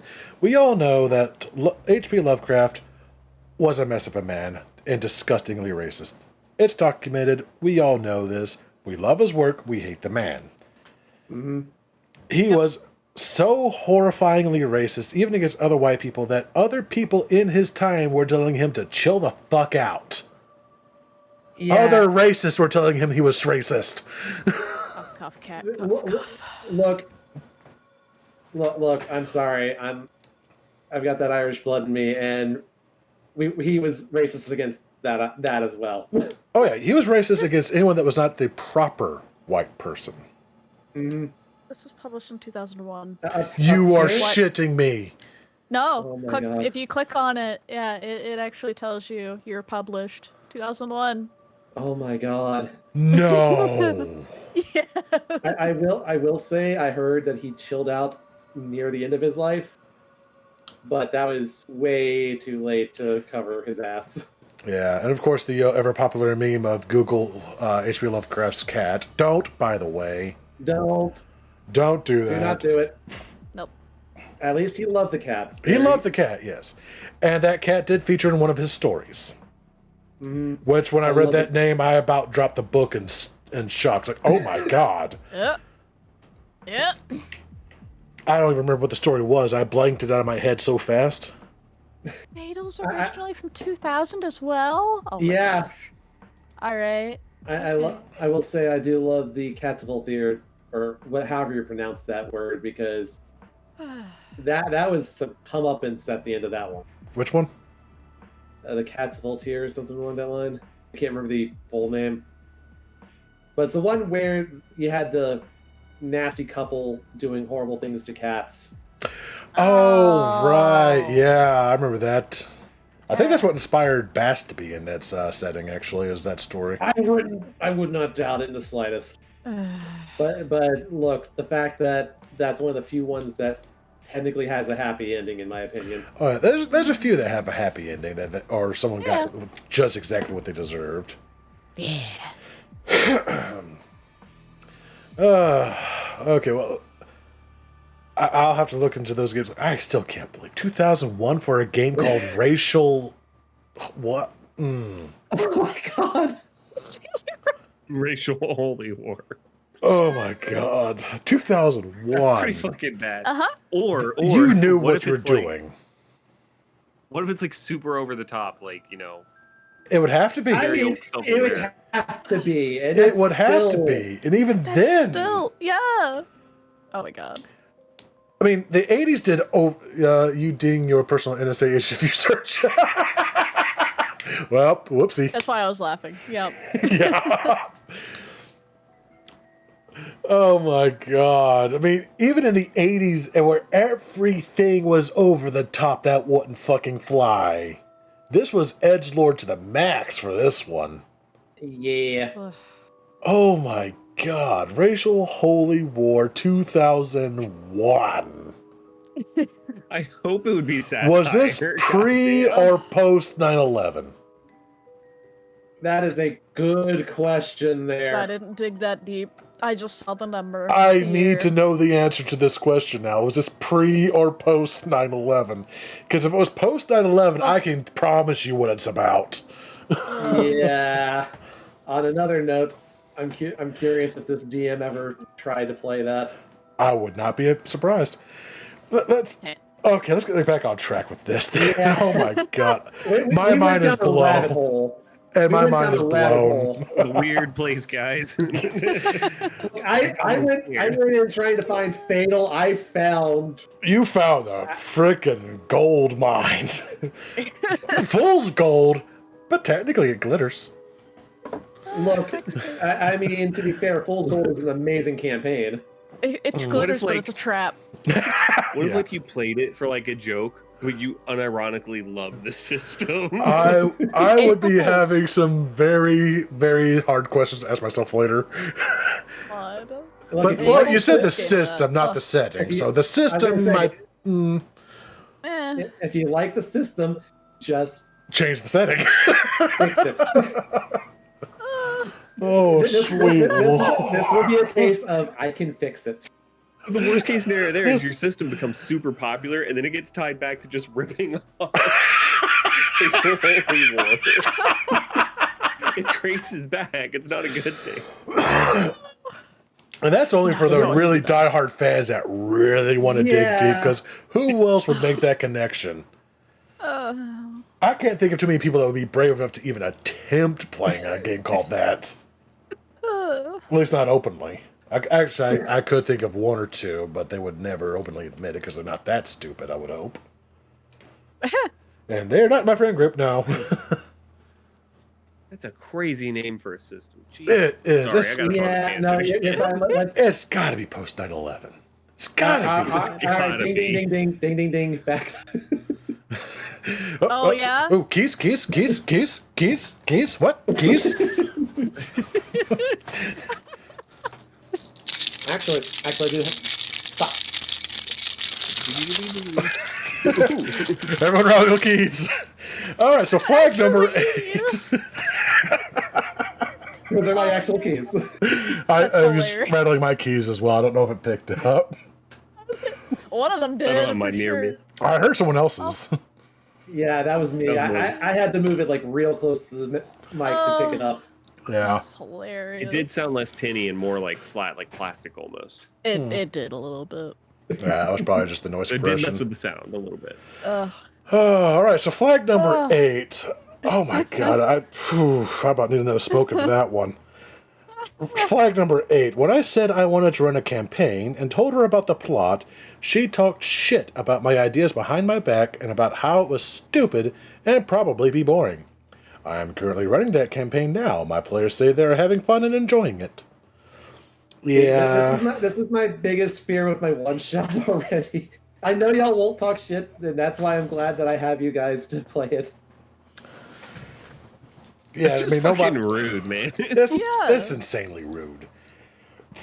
I mean, people put a lot of work into this kind of stuff, even if it's just a module. Even if it's just a module, you still put so much work into that. I can't even really just say just a module. Yeah. Even something because that's literally just a base working that you build from. Even something as short as like Dragons of Stormwreck Isle, it's a 1 to 3 campaign, and it's still that's a lot of work to put in. Yeah, but to do that with someone doing a homebrew, which is infinitely, I won't say more work, even though it basically kind of is, but it's more stressful because I literally, for the longest time, didn't want to do anything homebrew for a while because of one player, which I think I discussed this last time, who would go, oh, gee, who saw that coming? Shock, surprise, by any sort of horror trope that would happen in one of the games that was a module. It's like, if you're going to do that in this, what the fuck are you going to do in mine? Yeah. And that literally kind of scared me away from doing my own homebrew for a long while. I was like, I don't think I could handle that. Yeah. Oh, I had the ignorant audacity to just assume I was good, which I wasn't when we first started, let's be honest. I think we all had that. Oh, yeah, I've done plenty of homebrew in the past as well. Just not recently. Yeah, this is why I'm so glad that I have you guys, because it's like I can bounce ideas off of most of you. I can't with you, Rod, right honestly, now because... I'm going to be real with you. There's going to be some dumb ideas because that's the natural creative process. Oh, but yeah. like constructive criticism is so much more than just openly criticizing, you know? Yeah. Exactly. Keyword constructive. Like, hey, that didn't jive so well. How about we try it this way instead? You know, that kind of thing. Yeah, exactly. Like, I appreciate you bouncing stuff off me because I want to see like your classes and your world do really well because I fucking love your world. It's fun. I like my world. Again, this is why I'm always just like, when's the next one shot? When's the campaign? Because I gotta get back to building my world. World building's fun. Oh yeah, world building's a lot of fun. like, It's always fun to build something, then just to destroy it and make the players go, "What?" Yeah, like Ron, I posted the alpha version of the lore into our other group chat. Yeah. And I'm working within the restraints of Wizards of the Coast brand. But goddamn, but I'm having fun manipulating what the fuck is happening. Yeah. Oh hell yeah. Yeah, writing your own stuff even in the Forgotten Realms is cool because like all the lore is there for you. You already have the puzzle pieces. You just put it together the way you want. You know. Exactly. Yeah. There goes saying exactly. Just makes it a slight bit faster to make your own stories. Just a little. Yeah. Oops, there went Mistra. Poor Goddamn Mistra. spell plagues. I feel so bad for Mistra. I mean, especially Mistra number 3, Midnight. At least I think she was number 3. She didn't get a long reign.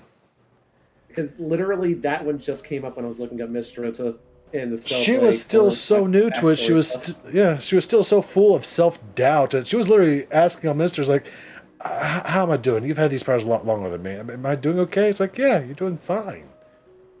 It's like, just relax, ease into it. You are now a goddess. You've got this. And she barely lasted a few years.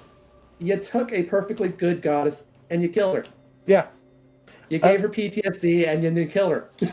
They literally have made her the MacGuffin for any time they want to do anything. Kill Mistra. That's Am I wrong? No, you are not wrong. Like, legitimately, if my story was not plotted around messing with how magic is working in the far technically future of the world, I would not be fucking around with her because she deserves a little bit of love. She needs a hug. Yeah. And see, in yours, it makes perfect sense. It has a reason. And every other setting is just because shits and giggles. I mean, magic isn't really ever affected. Not in game, anyway. It's like all of a sudden, hey, things got really weird and things got ripped apart, and hey, and everything's back here, and explore. Okay. You could have killed any other god? Or hell. Sips water in no magic past level 5. Or when it wasn't the spell plague that happened during the time of strife when Helm killed Mr. Number 2. It was something else that happened. I think magic just flat out stopped working for a while. Yeah, that because they talked about that, and then the spell plague was the one after that. Yeah, the spell plague was the one after that happened from Mistra's murder / assassination. Poor Midnight. That still irks me. It's like, she didn't even get a good decade in, guys. Come on. She even had a name that Shar should have liked. Yeah. And there's the thing, Shar's not the one that fucking killed her. It was what, Mask? No, not Mask. it was like Cyric or something? Yeah, it was Cyric. It's like, can we kill another god for a change? Because this one's literally got a revolving door in her position. Who would ever take that mantle? Ow. Even Ao should be getting annoyed by this point. And he doesn't give two shits half the time. Yeah, the best part is the Midnight version of her, the picture they have of her on the wiki. Like, she looks like she was a fucking punk rocker. Oh, hell yeah. She was awesome. I loved her. Yeah, anyway, that was flag number 8. We went off topic again. Look. But, well, actually, no, we didn't really go on that off topic. Nah. No. But, yeah, so building the campaign is always going to be a fun part, and there's always going to be that nerves of, oh shit, will anyone else like this?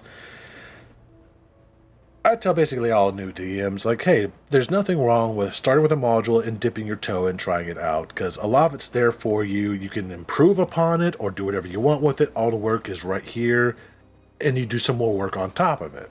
It's a good starting space, and if people keep coming back and playing your games over and over and over again, that's not because of the module. The module is nothing. That's because of you. And how you run the game, how you tell the story. Yeah. Mm-hmm. You were handed a script, and we have all seen an amazing script given to a bad actor, and that movie just sucked. We've also seen a really good actor given a bad script and barely hold that movie together. See Catwoman and Halle Berry. That's a very good That script was comparison. awful. The worst She did part is great. That movie was bad, but it was not her fault. Yeah. I will love the die on fact that hill. I love the fact that she celebrated it recently, too. Like, it was 15 years or something since it was came out. Oh. The story and movie was god-awful, but she rocked it. If you pretended that was anything but the Catwoman, it would have been a decent flick. And she held that thing together by the skin of her teeth. Because she acted her ass off. She did rather well in that role. It's not her fault that she was given shit. There's only so much you can shine up shit. Yeah, like, it comes down to games as well. Like, we've mentioned 4th edition several times. Yeah. But also you have, like, DMC. The bastard child of the Devil May Cry series. Oh, I was like, DMC, isn't that Devil May Cry? What am I thinking? What was? Oh, yeah, that one. Gotcha, yeah. The one that basically got kind of forgotten because it was kind of, It was clearly trying to ride on the coattails. Yeah, if it had been its own thing, it might have actually been a little bit more interesting. Yeah. And that's with a lot of things. They'll try to ride on the coattails, which it would have done better if it hadn't. Because if you try to say it's part of this world and it doesn't quite fit this world, they're going to think less of the game, not of the world. If it had been its own thing, it would have been fucking amazing. Yeah. I'm not sure that would have saved 4th edition, but it probably would have been worth a try. I mean, at the very least, like some of the plot points that were in there were kind of interesting, and looking over the leveling, like The mechanics you were had kind of a some- headache, though. Oh yeah, absolutely. But at the same time, it's like you had something that you could do at every fucking level. Yeah, but considering the amount of passion that you've got for your own project that you're working on, I don't think you're going to have a problem. I'm really just, this is something that I've had brewing in the background for a little bit, so it's nice to finally pull the trigger on it. Let me put it this way for you, more to help put yourself at ease a little bit more. I have no stake in this. I'm making 9 maps for you because your enthusiasm hasn't been infectious to me. How do you think that's going to translate to your players? I got no skin in the game, and I'm making maps for you for free. If I could blush on here, I would. Got any blush emotes? Just saying. Not at the moment. Best I have is I set everything on fire. I There we mean, go. dead ass. If you've got your There you go. enthusiasm infecting me and making me enthusiastic for something I'm not even a part of yet, outside of just making maps for it, how are your players going to respond? Yeah. I That think you'll be translates. fine. Yeah. It very, very much translates. Glad to hear. Yeah. So don't beat yourself up too much about it, and just tell those pesky what if demons to go fuck off for a little while, because Yeah. there is no worse critic on this earth than yourself, and quite frankly, when Yep. you're doing that, it's not a fair fight. You know all your weaknesses, you know all your flaws. No one else either knows those flaws and weaknesses, nor do they care. So stop beating yourself up. It's not a fair fight. Thank you, Thor, for hitting that, by the way. myself. I'm petting myself. I stole that from Pirate Software because it's fucking true. That's one of his inspirational quotes that he'll just put up there every now and then. It's like, stop beating yourself, it's not a fair fight. I disagree. I present to you my mother. Okay, that's a little bit different. That's more emotional blackmail as well. Yeah. I mean, to be fair, that is part of the reason why I am the way I am, because Yeah. I was raised with the whole, you've got to be hard on yourself because no one else will be. I feel that. I feel that a little bit too. My parents thankfully weren't like that, but society itself was. I swear, I'm the freak in everyone I know because I get along great with both my parents. Like, I get along with my mom. It's just literally, that was a thing that I was raised with, and it was just like, Same. it's messed with me. Yeah. Yeah. I mean, Most I'm of- still most of my- playing games with my dad. He plays in my tabletop games, and I just play video games with him every now and then. I'm very curious how my dad would react to the things I do these days, because My dad snuck me video games. Good dad. I didn't I didn't have one. He passed away when I was 8 weeks old, so Oh. Of course, then again, as I've stated before, my parents were geeks and nerds themselves, so I was doomed from the get-go on that one. Because they met over a game of Dungeons & Dragons. I found out way, way later that my mom had apparently done Dungeons and Dragons before. I was like, what? Excuse? see here's what little I know about him. He liked Shogun, the original, Oh. but That he was good. hated the Beatles. Huh. Interesting. There's not too much more I know about him beyond that, and it's just like, Yeah, that's unfortunate. yeah, That's a it's- rarity. Yeah. It's hard because my mom doesn't really want to talk about him. Most of the people who knew him I don't really know. My siblings, sorry, I don't mean to be gushing on this sort of thing. It's fine. It's just the fact that my siblings, one of them hates me because I don't ask any questions about our dad. It's like I don't know what to ask. I was barely out of the womb when it happened, That's understandable. Yeah. so it's just like I very much appreciate that you had good relationships with your family.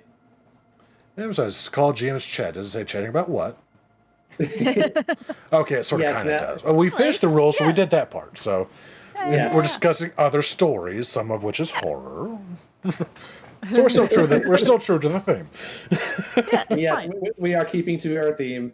Yes. Oh God, So- feelings to horror. Yeah, you're not wrong. The scariest thing. I have to deal with that. All right, here we go again. Keys. Yeah. So flag number 9. Keys. Yes, keys. I heard the keys. I had to go back to it. Apparently, flag number 9 said she would not join my D&T campaign. You wouldn't have been invited, bitch, unless she got to play this overpowered eldritch horror she had, but What? not starting from level 1. Wanted to bring in the level 20 sheet. Get the That fuck sounds out. like that DM I had. Yeah. Just get the up. fuck out. Oh man, I'm so happy when someone else wants to run a game. I'm like, oh man, I'll be Gobbly Boy, you know? I have literally hundreds of character ideas to fill in whatever slot you guys need. Yeah. I don't need to play an Yeah. overpowered character because I get to do that all the time anyway. Uh-huh. Yeah, exactly. And look, I'm getting. I control the I'm getting- BBEG. What more do I need for power? I think for the one shot, I'm getting to fucking have you guys play a class that none of y'all, or pretty much none of y'all, have ever played. I've never played an artificer, no. I've rarely gotten to the level 14 either. Yeah, I've only gotten to level 15 once, and that was a level 1 to 20 campaign. We actually made it. Don't know how the hell that happened. We actually went Um, past 20. Woo! Ooh. We didn't go fast because we didn't know what we were doing on the front. We're like, I we know. didn't we get it this far. I know. I know a book for that. I've played a higher level actually- character, but not in this system. Yeah. We simply just picked different class features. I think the highest level I've gotten in 5th edition when I was a player was 12? That was my fighter ranger combo. Yeah. That two-shot you- dragon. Yeah. That was nasty. Highest I've gotten so far in the campaign was 8, and that was when I was playing a rogue based off of Gomez Adams, and then Oh, Nice. and then I made it, and then it's like I was having a little bit of trouble trying to like keep interest later on, so I ended up having him run off because the character had recently there was a newborn child that he was trying to take care of, so he's like and he found his brother, so it's like I'm going to make sure they're safe, get home to Schultz, however safe that is. Yeah. And then I'll try and come back because they still had the red line board of this one guy that they hated. But and then I made a Blade Singer based off of Sephiroth. Oh god. With my Yeah, fighter yes, I did- ranger. I Who was did my Winging an Angel as his Blade song. nice? Yeah, with my fighter Was it the ranger SpongeBob who version. God Look, no. there is a dual version of One Winged Angel. Oh, wow, we made it 25. I found my sheet. Ooh. Nice. That fighter ranger combo, he was like his dump stat was charisma. So I was an openly the asshole to all the players because that's just how he conducted himself. He didn't hate anybody. He just didn't have social skills and was blunt and quite frankly an asshole. I was joking around with every chance he got. pretty much. And it was one of those things, Yeah. I'm surprised that none of the other players tried to kill him, but they apparently grew enamored with him because he helped keep him alive a lot. Even though him and the Tabaxi Bard had a love-hate relationship that the rest of the party was wondering when we'd finally break down and fuck.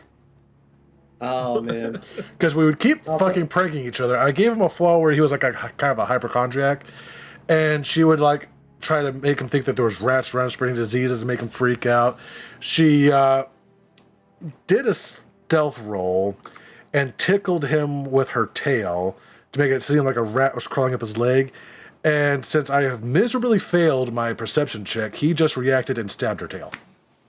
To which he Oh, felt no. guilty about and apologized and bought her a ribbon to try to kind of like pretty up the scar because he stabbed and pinned her tail to the floor. And again, like, the rest of the party was like, when the hell are they going to just go ahead and just go to the bed? Oh my god. It was such a love-hate relationship. They were like, I'd more, ship him. I almost did as well, but it was like, nah, this feels more like sibling energy than fuck buddy sort of thing. So this is more sibling that. sort of thing. I can get behind that. But I could also see them hooking up, but I was actually kind of self-conscious a few of the times because of just how much of a dick he was being sometimes. I was kind of like going, I'm surprised you guys haven't killed him yet. It's like, I'd actually encouraged other players, like, if you want to kill him, do it. There's a chance. But then he ended up killing the dragon. He became the Dragon Slayer, and he was not going to go anywhere anytime soon. I was like, well, I guess I'm stuck with this character now. I'm getting Jeff from Community vibes, you know, where he's just a dick enough that he's kind of charming. That's the character. Yeah. Was that him? Yeah, probably, yeah. Yeah, that's fair. Yeah. That's definitely fair. And when it came to social situations, I'm like, what? Okay, I know I had the good idea for how to approach the situation, what you should say. I should not be the one fucking saying that. I have a -2 in my charisma stats. Because this charisma's fucking 7. I hate it when I have good ideas when I'm playing like 8 intelligence character. Right? Yeah. I wouldn't think of it. Because I made a perfect chess analogy in this Tyranny of Dragons campaign about why the dragons should join us. Because think of it like chess. You don't want to send all your queens and kings against the enemy. You need us pawns, knights, and bishops to help soak up the damage and take out the chaff so that you can go where you need to go. And then all of a sudden, I'm the one that had to do the talking. Like, I'm not the one should be doing this, guys. Yeah. We split the party. And Oh, hey, this decided bronze it was a great dragon. idea. Oh no. That's always a good idea. Yeah. Oh yeah. Best idea. We sent the fighter monk and the druid to go talk to the king and convince him that stuff was going down in his kingdom. Well, me, the paladin, and I went with the cleric elsewhere. Oopsie. Yeah, we weren't there, even though we were the charisma stacked characters. I'll be right back real quick. Yeah, One second. Yeah. it's fine. It was fine. Meanwhile, I love playing a charisma caster, and then every time I try and talk, apparently the dice are just like, fuck you. Oh, that too. We've had that happen before. It's just like, come on, let me. I didn't What? like talking, like my character didn't. I made my character introverted, so Yeah, that was also funny. yeah, I'm definitely enjoying being introverted while also. Because it's a combination of being like they're introverted for the most part, while also, you know, they're dealing with fucked up memory that Oof. they don't I'm back. remember. Basically, had their memories stolen from them due to their warlock deal. Ah, Ooh. gotcha. And, That's always fun. But apparently, it didn't go all the way through, so they have some mixed up memories potentially, and one of the ones that's there seems to indicate that their parents tried to kill them. Oh. Oh dear. Well, that's no bueno. Yeah. So, As Sonic the Hedgehog used to say, that's no good. I took a perfectly good changeling warlock and I gave them PTSD. I gave them so many different neuroses at this point. Talk to people? No. Someone else could do that. But you're the charisma stacked character. No. Someone else can do Yeah, that. that's the fun part because now they may even potentially get DID because they're going to be focusing on, oh, hey, this person that I can become definitely didn't suffer all this. Oh, lovely. So, yeah, any DM worth their salt is not going to be like, oh, no, I want to bring this overpowered bullshit at the start of your campaign. No. We enjoy the journey of being able to make a character and watch them grow because we don't get to do it from that perspective very often. At least most of us that GM a lot anyway. But even then, it's like, if she's the primary GM of this group, you already get to be the badass all the time, the badass whore that everyone's got to take down. Why would you want to do that as the player? Yep, you've got all these monster blocks you can play with. You've got all these, like dangerous named characters you can fuck around with. Why do you want to try and bring that to the other side? Yeah. Enjoy the fight up. Enjoy the fight up. Yeah. And if something goes wrong and they die, hey, if you don't have plenty of ideas, then, well, you're playing the wrong game. You don't have the imagination. This is once again why I play so much with Hero Forge, because it gives me ideas. Yeah. Yeah. And quite frankly, there are some systems where it's just fun to make the characters. Yes. Yeah. D&D happens to be Sure one of does. those where it's fun, just fun to make them. It's one of those things where it's just like I want to play test all these different things I can do. Yeah. Or just make And a that's- story with these things that might never see the light of day, but hey. Yeah. Not to mention, it's also like this is even before I mess around with third party stuff. Third party stuff makes it even more interesting for me because it's like, what can I do to bring something like this to be fun in this world? Yeah. Like the actual warlock I'm playing in this game is a homebrew class that our DM's friend made, so I'm Yeah. playtesting it for them. And that's absolutely valid to do. I mean, heck, I let people do homebrew stuff in my games all the time as well. I just have to approve it first, of course. Absolutely. Yeah. Always. Heck, I even help them approve come up with it. names sometimes. Like somebody wanted to basically reskin Burning Hands, but make it like an electrical sort of thing for cleric spells. Like, well, you're worshiping a god of thunder. Call it Volkar's, who was the god's name, Volkar's word. Boom, there you go. Now you're dealing thunder damage. Yeah, or you can just be like, I've never been good at names, and this is why I tend to go for pun names most of the time. Yeah, names are a bitch. My like Yeah. my gambler character is named Glam Blair. Here's a flag like that's that. going to be near and dear to your heart, Morty. Oh, Flag 10. When she ran a Call of Cthulhu campaign, she called it her magnum opus.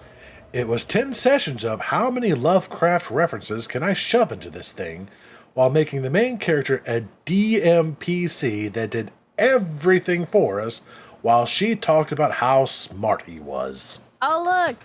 Gary it's Sue. at the M. It's at the M. Yep. Yep. Great. With the new Awesome. Star Wars. shit. What is the fun of playing a mystery-themed game involving investigation? There's no way around it. The player character's called investigators. What is the fun of playing in a game like that when you already know the answer? There's literally no reason there should ever be a GMPC in a Call of Cthulhu game. Unless you're gonna fake them out and then kill the GMPC. Yeah, like an NPC. Well, that's honestly something that they should be expecting in a Call of Cthulhu game, honestly. It's like anyone you meet is either going to go insane, die to make your heart break, or they're going to try to kill you. That's not Like, always the all case, the but that answers. is the theme generally. Oh no, they filled you with spiders. Like I can see now the DMC NPCs like doing really good for like a solid 2-3 sessions, and they just hand you a fucking picture, and they're like, "This has all the answers," and you open it up, and it's just like a picture of a chicken or something. Like, it is off the right. Here you go. Or Ask worse, them it for the bears the answers. yellow sign. Ooh. Yes. Have you seen the yellow sign? Don't look too closely at my book. Look. All I can say is, do not go to the library in Sinking City. I mean, I think you can tell which one's my favorite mythos god. Oh yeah, look, I see your book right there. I love the King in Yellow. It's one of the ones that, or when I eventually can get the homebrew COC going, that is the inspiration for a good majority of that. That is why might be- yeah. It's why I'm I- running those 3 Call of Cthulhu campaigns of Ripples Through Carcosa. Noise. It's basically the King in Yellow through the ages. Yeah, I'm looking forward to that. I'm also I have a couple of SCP references maybe. Nom, nom, I'm nom. not gonna say which ones, but I think I they can are imagine a couple. they are they are poignant because this is my inspiration. So the inspiration for this one was literally. Does anybody remember Spider-Man Turn Off the Dark? No. No? It was a um it was supposed to be a like Broadway play for Spider-Man and Really? yeah, it never really got off the ground because things kept fucking happening. Like people kept dying on stage during practice and things like that. Oh, it was one of the cursed Oh. plays. Then. So that was kind of the inspiration. Like, what? How? Theater actors are just superstitious as fuck. Mm-hmm. Yeah. So I'm just like, Deservedly so how, in some cases. so how can I make this happen, but in a Call of Cthulhu setting? Yeah. The Scottish play, of course. So, I love the fact that you get that reference immediately. Because Yeah. they don't like to say the name of it. Nope. Macbeth! We do not talk about Macbeth. I'm not an We actor. talk about. I barely qualify as a voice actor. Oh my god. But yeah, it's just like, oh my god. And of course, the ever popular, you do not recognize the bodies in the water. Yep. I love that one. It's just so nice and creepy in front of the word go. Yeah. I like it a lot. So yeah, again, why play in a game that's about investigating, discovering a truth of some sort when you already know it? What is the point? Power tripping. Yeah, pretty much. Flag Just a 11 bit, just yeah. basically continues with this. Flag 11, the NPCs did all the work for the Call of Cthulhu campaign. We were just there for the ride? Yep. That was Yep. what that game was Yeah. gonna be if Mhm. if we hadn't all walked out. Yeah, It was pretty obvious. this is going to make me bring up a point later on. When I get to it, if I remember where it was. Where was it?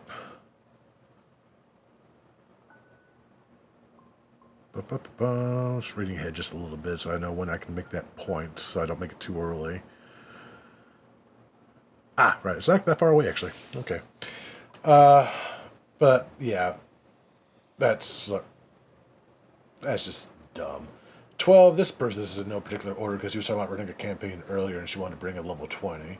12, refuse to let anyone else run a campaign. It's like, then you don't have to play. Like, you're not the leader of the group. Now, I have granted, never. Yeah. No. I don't- almost every group, the GM or the DM or whoever, is generally regarded as the leader. Like, suppose I'm the leader in mine, but I'm not the only GM there. I've made Yeah.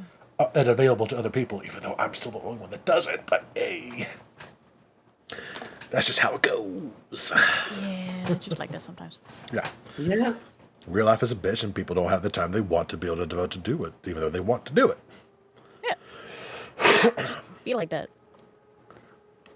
You wanna know the great joke about the game where we all walked out?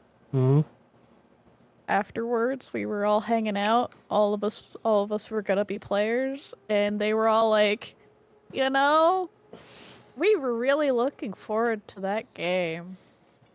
Maybe someone else should just run it anyway, and they all just looked at me. Vote of Guess what? confidence I did earned. it.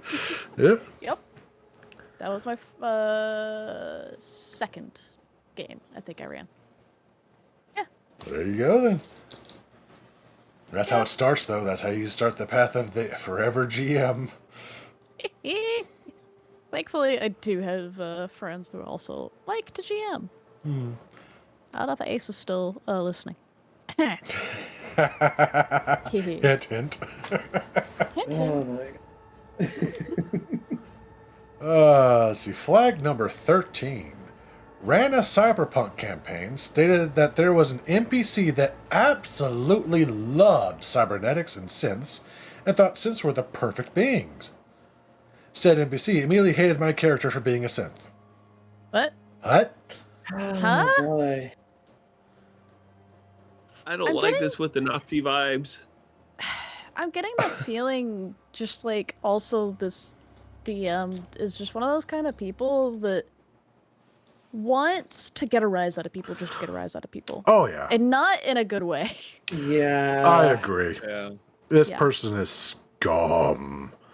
But like I said, we've gone to the horror stories of this is no longer where you can sort of kind of see where the DM is coming from. No, this DM is irredeemable.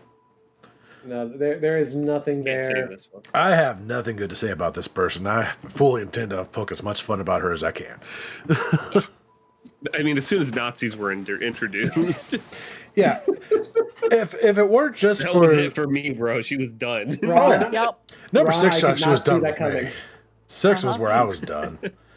I mean, the first Ron- 5 flags, like, I just wouldn't play that game. Then number 6, I just wouldn't associate with this person ever. Yeah.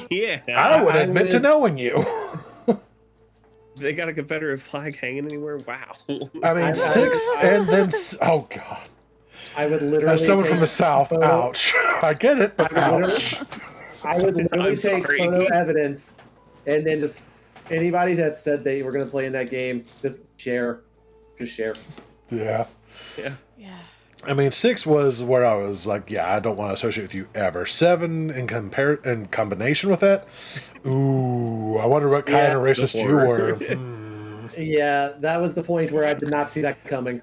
This is where I Yeah. don't think you're wanting to run a horror campaign. I think you're wanting to run a snuff fantasy campaign. Basically. Yeah, just a little bit. Because Hate it. she's clearly on a power trip no matter what she's doing. If she's running the game, she's got her PC in there. She's a player, she wants to be a level 20. Or she just won't let you run it because apparently she has that sway somehow. But why would you openly say, hey, this person loves cybernetics, which, yeah, it's a cyberpunk campaign, that tracks. Synths, I love synths, they're the perfect beings. Oh, wait, you're a synth? Fuck you.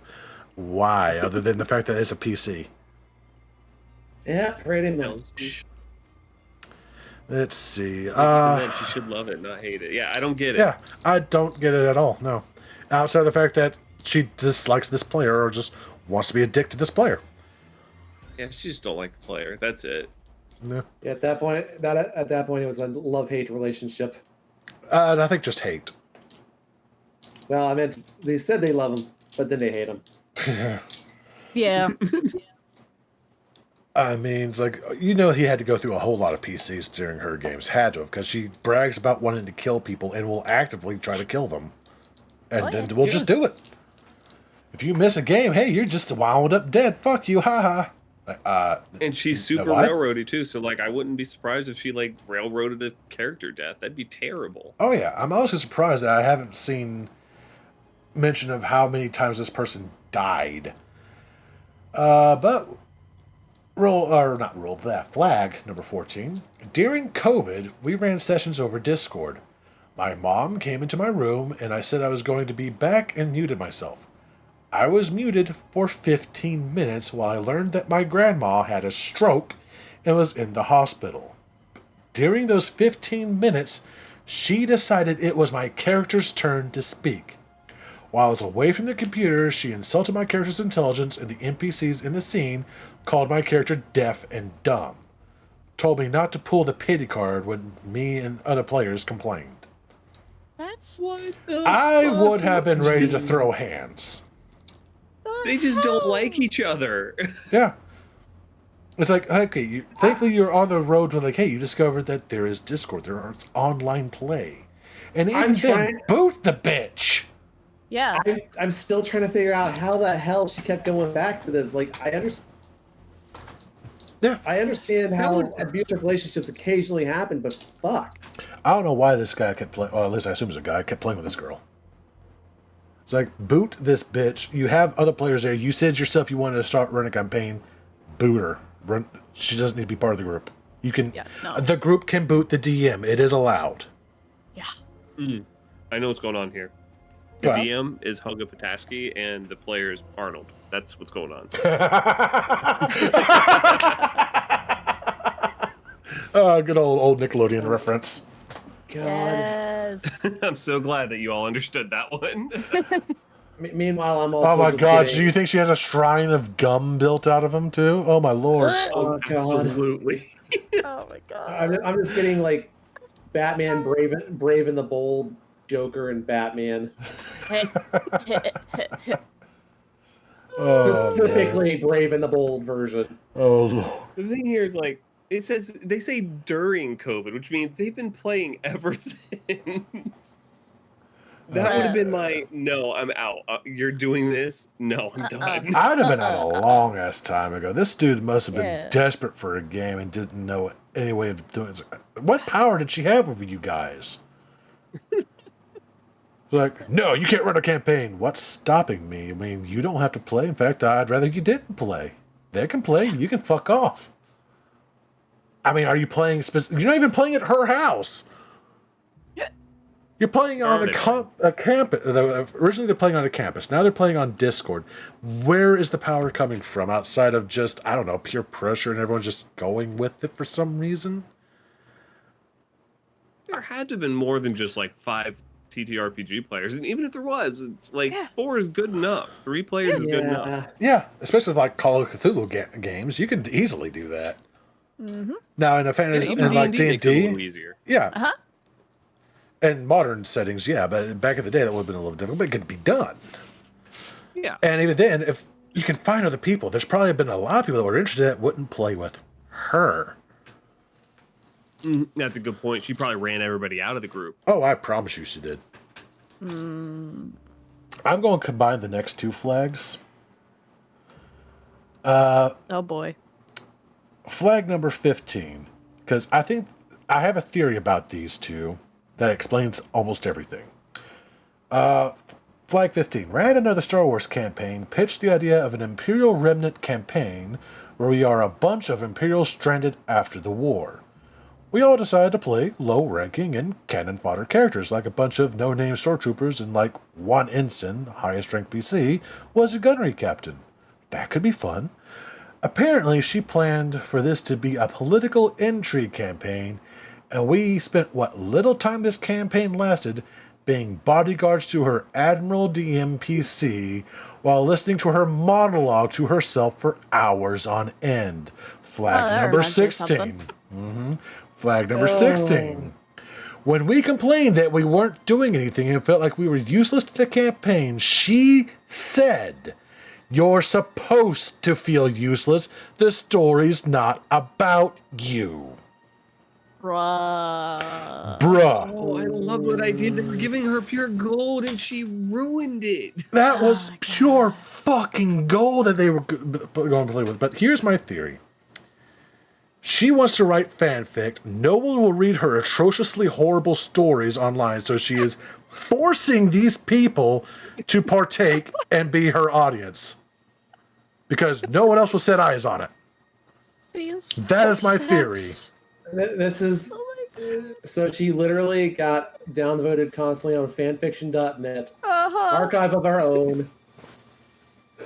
It explains everything. Fuck, what was the other site that I used to visit? All the the time when I Gary was younger? Sue. She's writing about people she wants to bang and nobody else wants to hear about, so she's forcing her quote unquote players, because let's face it, they ain't playing. The reason To no one likes her witness fanfic it. because it's super racist. Probably so, yes. Wouldn't doubt that. I thought it was hard to get booted off AO3. Oh my god, this is so fucking bad. I mean, what else can it be? She wants to write fan fiction of her fantasy man or whatever it is and put on all this other stupid shit and railroad everyone into it, but no one's going to read it, so she's making them do it. She's got a DMPC in every single one of these. She railroads all of them and actively kills anyone that tries to stand out. It's like, no, I'm better than you. This person has some severe self-confidence issues too. Like, Oh, Uh-huh. buddy, it's okay. It's not. You're not gonna get hurt here. Just a game. I mean, I don't Just- know how she managed to bully them all into sticking around for as long as they had to stuck around for at least 3 to 4 different campaigns through these flags so far. Because that's 2 Star She has Wars, to a have, Call like- of Cthulhu, and D&D, right? Yep. She's got to have either like their nudes or something, and is holding that above their head. I mean, I don't care. Something along that line. I mean, I don't care if she's fucking hot. You can't be that hot to be putting up with this shit. Because, There is a level of hot to crazy. Yeah. and she's far surpassed that scale on the crazy meter. I mean, no one would put up with this. So I just cannot imagine what power she held over them for keep them around for at least 4 different games, and it gets All right. better. Well, I'm going to do my best to play doesn't. devil's advocate here. But Uh-oh. I'm definitely squarely on your guys' side. But I'm only hearing it from one side. curious. We're Yeah. not hearing her story. That is true. We are hearing it from the perspective of That's one my devil's advocate. player. It's the best defense I have. Yeah, that was kind of my thought on it too. But again, it gets better because they do edit this with the rest of the players reminding him of more shit she did later. Oh no! Yay. Like I said, it gets quote unquote better. Flag 17. When finally my friend decided, screw it, I'm running a campaign, and she joined as a player, why would you let her? She spent the whole time complaining about his planning, writing, and how she would do things differently. That's not surprising. Yeah, that's not On surprising at all. all the previous statements. It's really not. I'm just like, Yeah. in my head, I'm just like, bitch, you're lucky you're here at all. Yeah, Uh-huh. I don't know what even possessed me to let you come in here in the first place. as Lord knows I wouldn't have. I was gonna say no, and then you like, I don't know, shined a bright light in my face, and then I really wanted to just invite you. I don't I know was how this liter- keeps happening. I would literally, after the rest of them came in, shut the door, put salt lines across every entrance in the fucking house. There's only And just- one other explanation I could think of, because these are college kids. Yeah. They have to be like proper stereotypical nerds and easily Damn right. cowed. It has to be. They have to have low self-esteem and low confidence to let this slide for as long as it did. Mm-hmm. But I don't like the stereotypical nerd because I'm not one. I'm not one either. Like, I had bad self-esteem in high school and middle and college, but god damn. Yeah. I mean, there comes I- a limit. Yeah. I finally broke out of the cycle of terrible people. Yeah. I mean, and even then, it's just from a moral standing alone, they were Uh-huh. racist. And quite frankly, Yes. were worshipping Nazi stuff, apparently. I would not be surprised to see Yeah. there was a swastika flag in her bedroom. Hell, it might have been her Absolutely bed not sheets for all we know. She might have a tattoo somewhere. Who She knows? might. Oh god, now I'm just She might really be Flashing into back- Neo. You know what I mean? Like you come in, you got that German helmet with a spike on it. I'm walking out. I'm not playing D&D. No. Yeah. Goodbye. It's like, I am far too pale to be here. okay. it's the only thing that makes So, sense is these people were so desperate for some sort of social interaction that they just looked over this for so long and didn't realize how toxic it was.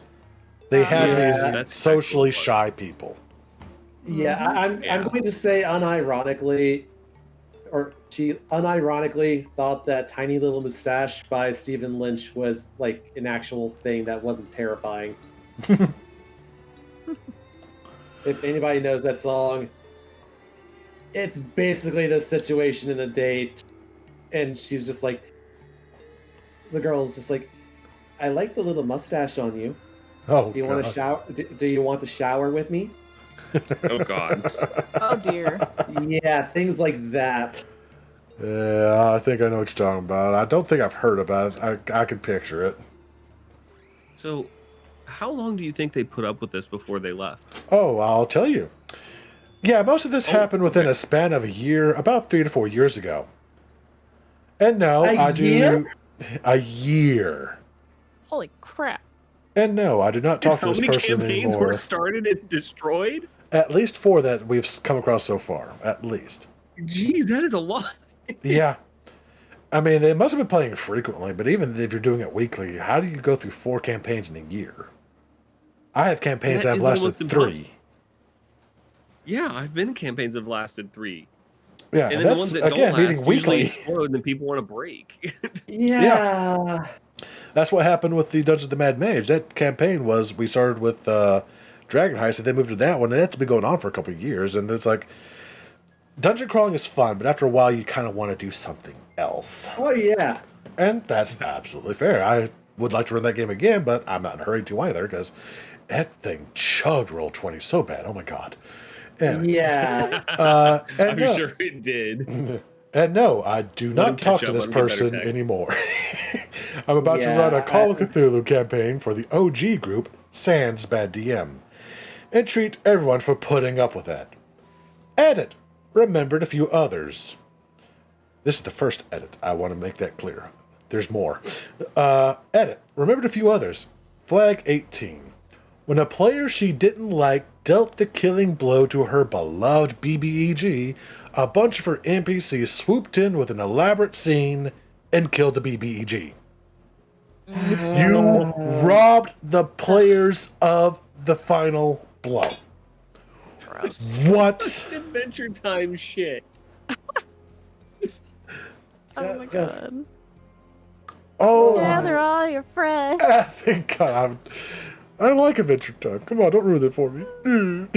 However, if we're playing an over to the top comedy like Just style the game, irony. that is a really funny way to end it. I mean, Look, Yeah. if we were doing over the top funny stuff, I would absolutely be like, I would give them a fucking musical and everything. I've been playing This is Paranoia or not that. Skelly's.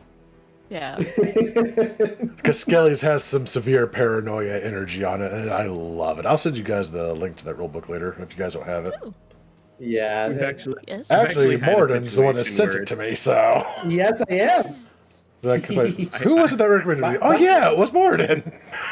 By the people who bring you Griffin's saddlebag, we have Skelly's. Nice. I gave it a quick read through. I haven't read cover to cover anything, but I've like skimmed through it, and it looks pretty promising. It does. I will It's link on it its in ninth- our chats. It's on its 9th version, so they've been doing a lot of work for it. It is super promising. Stephen Lynch. Oh, isn't he the pianist that does all sorts of parody songs, like an old musician? Um, I think he does. no, Yeah, he's old. that's not Stephen Lynch. That was somebody else. Stephen Lynch did the D&D song. Oh, right. He is older Hell though. yeah. I mean, he's Not as old older, as I was yes, but thinking. Not as old as Yeah. I was thinking. Yeah. You're thinking of Tom Blair. That's the one. Thank you. That was going to drive me nuts. Because I did a cover at one point. Hooray when I was for younger. new math. Oh, yeah, he's the one that did the periodic I elements did a cover- ones. Yeah, I did a cover of Poisoning Pigeons in the Park long ago. Oh, God, that's a good one, too. I love it. But, Oh, yeah. I thought he became a governor for a second or a congressman. I was like, what? Yeah, just swooping in and stealing the kill for the BBEG. Like, why? That just That takes is. the wind out of the sails, why don't you? And that had to be like the climax of the fight. That was like the end of the campaign, basically. Yeah. And you just forever soiled it. Flag number 19. She was very much anti-device at the table. I can understand, however, I use my phone to take notes and keep track of my character's abilities and look up stuff my character would know in lore, like stuff about Tograda, since my character was a Tograda. She did not like that. Some players had their sheets on their laptops. She did not like that. She also expected all of us to be experts on the lore of whatever world she played. Yeah, good fucking luck. And even then, refer to I was our with her until the last rules. sentence. And even I was with her then, until the last sentence. I had a really, really good defense for her. I was like, she just wants to keep it all in pen and paper, you know, to kind of have that whole vibe and bring everybody in and not have any distractions. Totally can get that. Then she asked for them to be experts. Nope. Nope. yeah. Nope. And I even then, love like we were talking about just in the previous rules, if you don't have your character sheet, we have technology. How do you not have your character Yeah. sheet? Uh-huh. And I will freely say, currently playing in a game, in the current game I'm in was Ron here. I enjoy playing a character who has not seen much of the world, so gets to fucking explore it for real. Yeah. And quite frankly, I don't know if I could DM without my technology. I'm so used to DMing from my computer, using my computer. I don't know if I can keep up with all the paper notes anymore. Oh no, I agree with you. I would definitely not be able to do it. I have to do it digitally. But Yeah. that was just Even my if it was defense for in this person, I'd have to have a laptop. Yeah, I would Minimum. need I need my computer for this because first off, again, handwriting. I can't fucking read my own handwriting half the time. And I literally have to go and just be like, what the fuck did I just write? And I've gotten so used to doing everything digitally that I can find the information I need like that from any of my PDFs, then pouring through the books or trying to find out where it is in my notes because I can scroll faster than I can flip. Yeah, search engines like Magic or the Magic Grimoire, Yeah. stuff like that. Exactly. So easy. And how much you want to bet that she herself is using a laptop? Oh, absolutely. I'll guarantee you, this person seems like that kind of person. Yep. Yeah. Edit number 2. So I spoke with one of my friends who was in this group, and he reminded me of a few others. Oh no. Flag number 20. Explicitly fudged the roll that killed the character in number 5. Bragged about the fudging the roll. Number 5, for those of you that blotted that out of your memories, killed off her character because she was mad that the player had to miss a few sessions due to a met. So she didn't just auto kill him and railroad it. She made a roll for it. It didn't go how she wanted, so she fudged the roll to make it happen.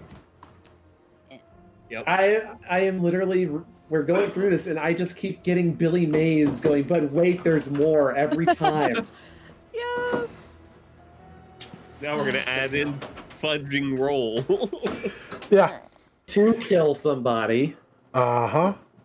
I Usually fudge it's rolls the to keep opposite. from killing them myself.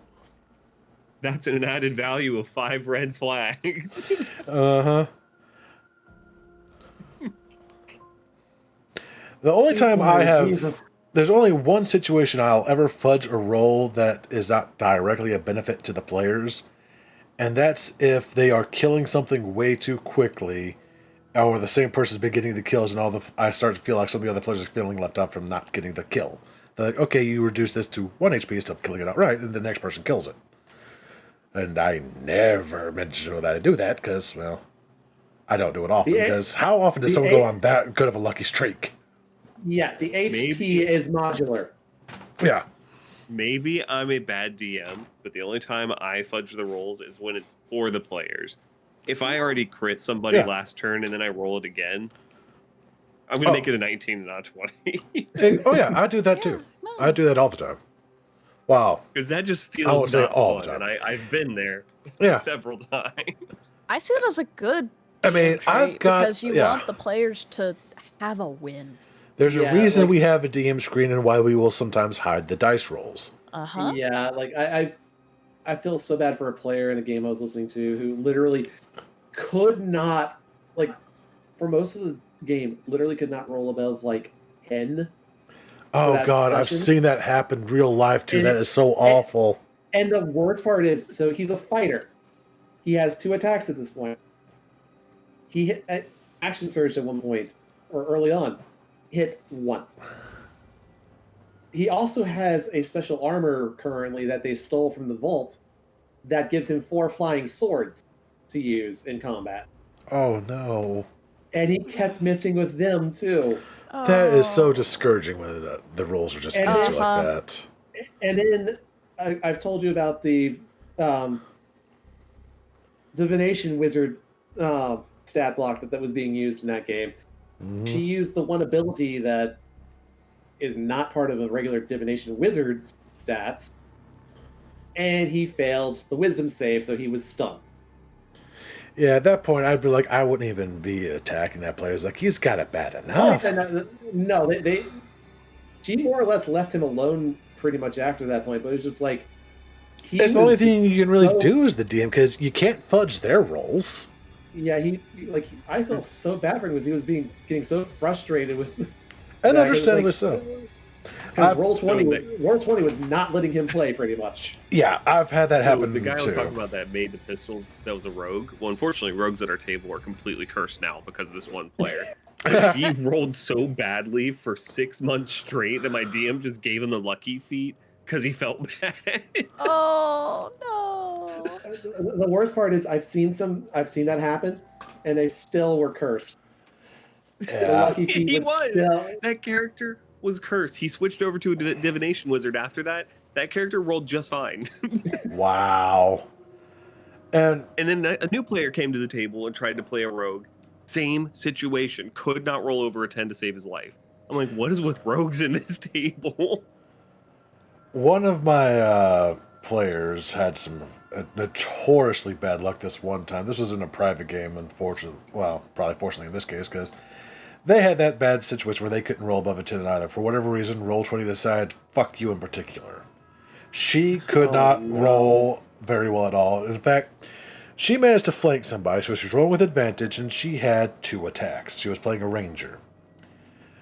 The rolls were on these 4 D20s. 1. 1. 1. Oh. 2. Oh. Sounds like a monk I knew. Holy shit. I stepped away for a minute because I was mad for her. It's like, I don't know what to do in this situation.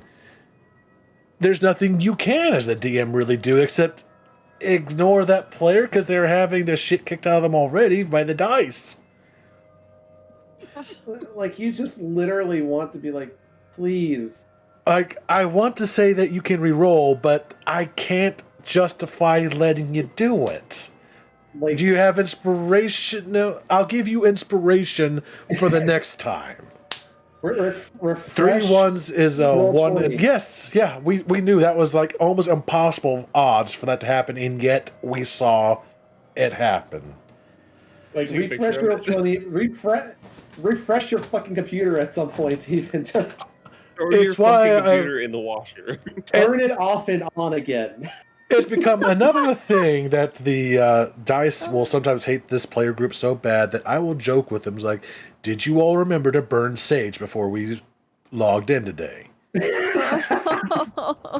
This is why I'm actually happy with one of the 2024 changes to fighter. They've got an ability, I think it's like level 13, where if they miss an attack, the next attack they roll has advantage.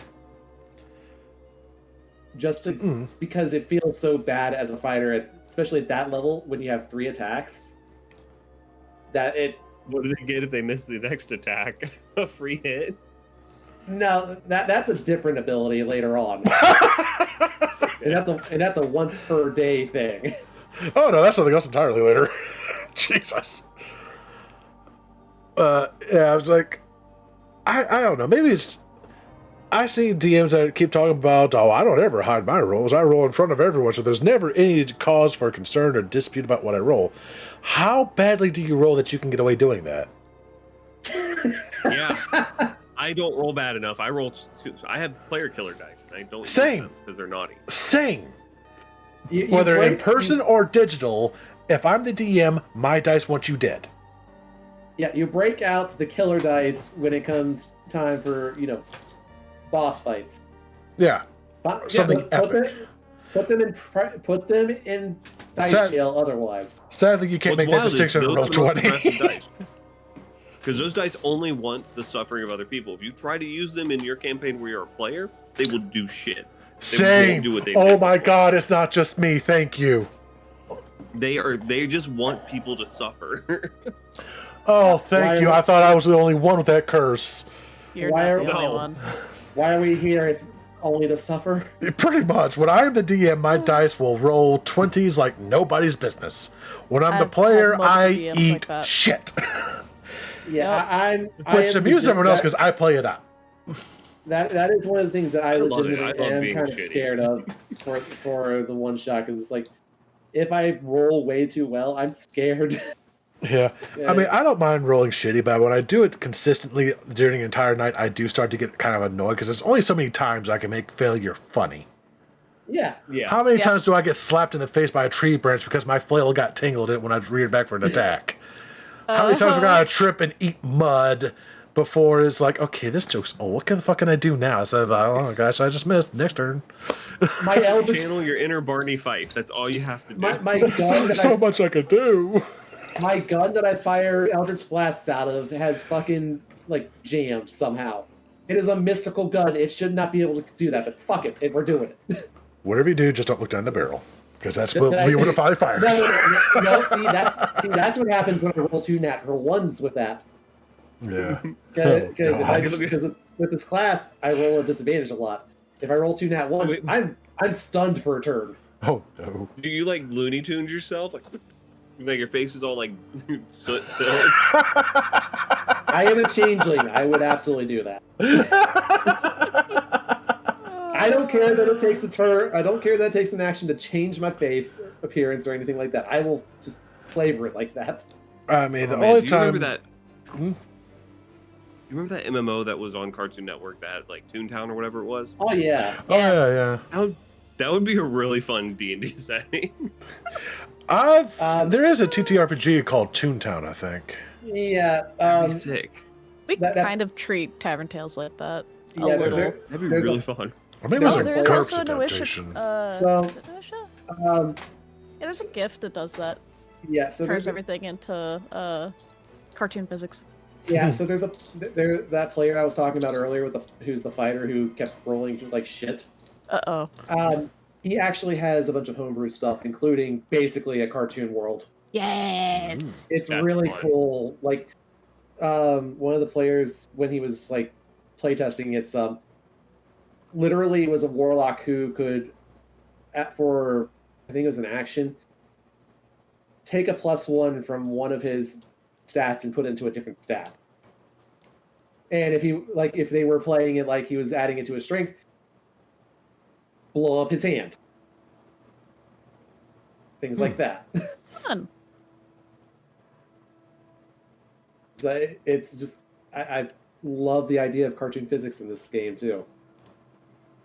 Yeah, that would be amusing. Hell But- yeah. That's just one of those things that fudging dice. Let's be real. I think almost every DM is going to have to do that at some point because, well, Oh, you want to keep the definitely. you want to keep the story interesting for everybody. You know, not kill them outright if you can avoid it. But there's only so many times you can kick those dice before they start getting suspicious. Most of the time, have backup plans for if something happens. If you really want to keep these characters in here. Yeah. Yep. Which, Oh, Especially they- kicks back if you have a bad poker face. oh yeah. They didn't kill you. They put I have a they very good knocked you poker out and face. put you in jail. I can literally outright lie to people and they will never know. I've been DMing for too long. But even on those times when I fudge, like not allowing someone to get the final blow because they've been getting the final blow all the way up to this point, it's like, okay, it's time for someone else to shine a little bit, buddy. Share the spotlight. That's still in my way of trying to keep the story interesting and involve other players, so this overpowered backstab master doesn't just get all the kills with that they just feel left out. And I only do that when someone else's turn is coming up next. If it's the monster coming up next, I don't do that shit. Because naturally that's be when this guy gets nothing but crits. And kill somebody. It's like, nah. So it's one of those things that you only fudge the dice rolls to keep things interesting or to, well, show mercy. But again, basically everything about the game is arbitrary anyway. I heard a story about one game master who had stuff behind the screen and who's just pretending to roll stuff. And someone who was just watching the game noticed that whenever the players hit the monster, he wasn't deducting HP. And they later asked him about that. How come you weren't like deducting HP? It's like, oh, I just let the fight last until it starts getting boring and then they win. Which, on one hand, okay, that's kind of cool. On the other hand, Huh. that kind of sort of takes all the fun out of it if there's no risk of failure. But I guess it's something he only does on certain occasions or something. Of course, I'm an I say, old I school don't know if I go gamer. If I that don't, far, but yeah. yeah. Man, I'm just too old school of a gamer. Like, I'm used to like dying and having to start all over again in some games. Like, okay, now I know how to be better, and you get better. Like, well, take the Dark Souls series. Would those games be anywhere near as popular or as fun if they weren't as difficult as they were? That's true.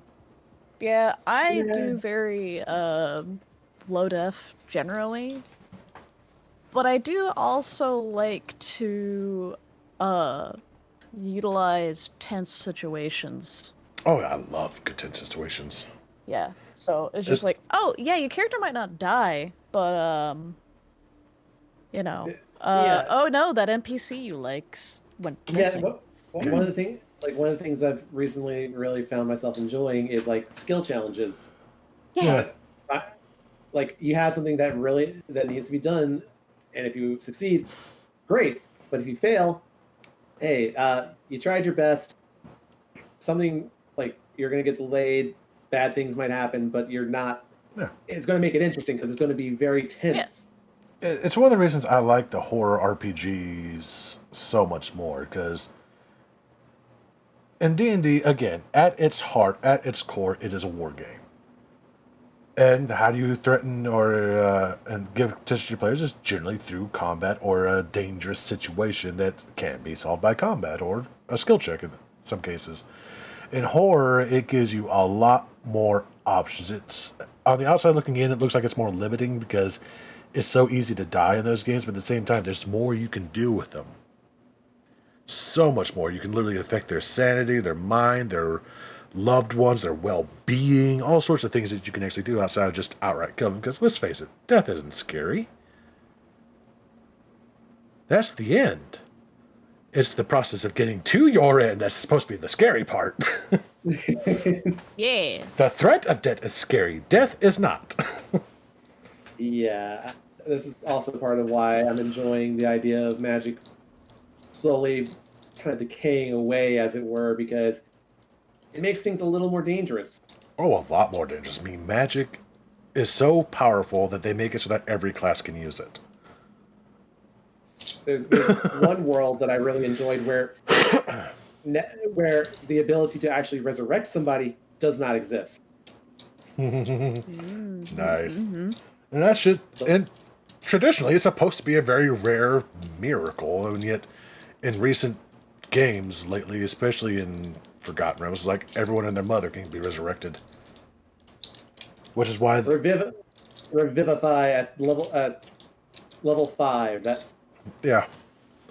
And Wasn't even there in a Tomb whole, Annihilation, like, wasn't their whole setting based on like a curse that's making to where people can't be rezzed? yeah, Tomb of Annihilation. Yeah. Okay. Yeah. That's what I thought. I wasn't sure which one it was. The soulmonger, sucking up all the souls. Yeah. And Yeah, anyone that but was that's really resurrected cool. is slowly I like rotting that. away. Oh yeah, I like that too. And it's a ticking time bomb because hey, you gotta try to stop this thing before everyone that's ever been resurrected dies because they're slowly rotting away. Yep. Mhm. And I like it when one of the party members has been resurrected and they didn't know it.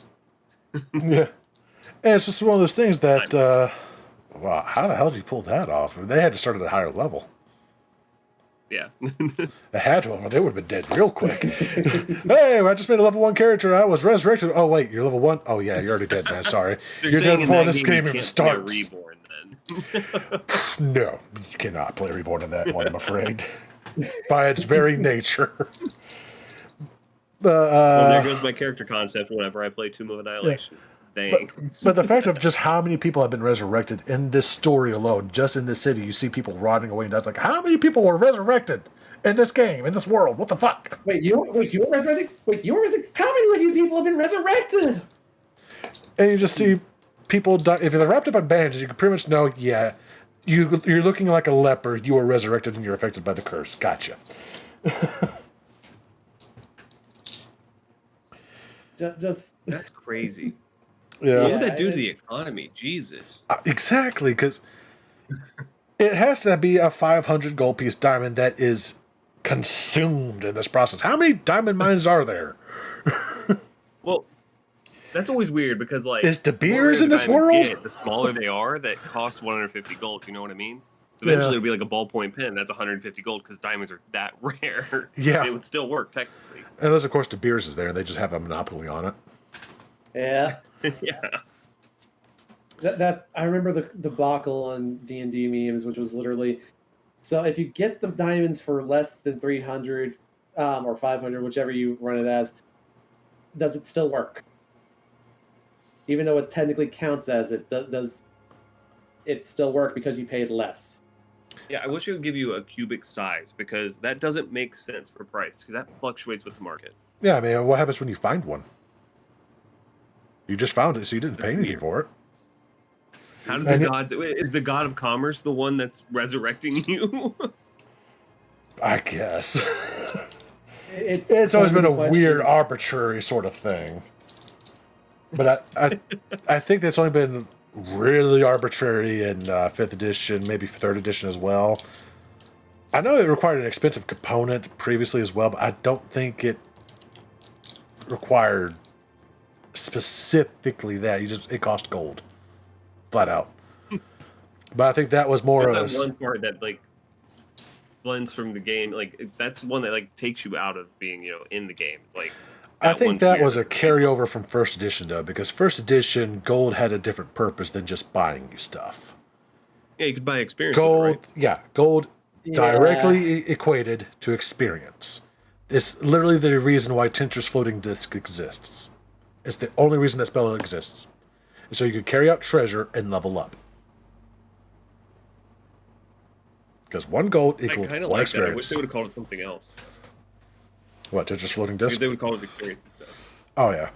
That's just how it was when the game was first released. That's how they equated. Because everyone wanted to go on an adventure and get treasure. So how do you level up your character? You get treasure. It made sense at the time, honestly. I mean, I can see the Still argument kinda like it. for it. have you played Dark Souls and Bloodborne and all That's that? exactly what Dark Souls and That's Elden Ring. literally, Yeah. that's literally how you're running it. Is Yeah. your income is also your leveling up ability. So I think the spell components costing a stupid amount of money in 2nd, 3rd, and so on and so forth is kind of like a holdover of that sort of kind of, but not really. It's the only sort of comparison I can make to it, though. Yeah. We got 3 more. Yep. Flag 21. Made extremely difficult checks that no player could pass or her NPCs could shine. Example, in Call of Cthulhu, I played an English nurse who had served with the Red Cross for a good chunk of World War I. I had her become a doctor and go into psychiatry after the war, which would be her tie into the campaign. We came across a corpse. I rolled to see if I could identify the cause of death. She said I couldn't tell how he died. Her private eye NPC that accompanied her then pointed out how obvious it was that he died of a gunshot wound. I'm not sure how a World War I nurse would miss a gunshot wound, but go off, I guess. I don't see how your particular layman could miss a gunshot wound personally. Of course, then again, I am Southern. I've been around hunters. I've hunted, so I guess maybe I just have more innate knowledge of that. I don't know. It's But kind at the of same funny. time, you kind of can tell, like, hey, there's a hole in this person. That doesn't belong there. That's not where the hole normally goes That on a was person. definitely a lion, bro.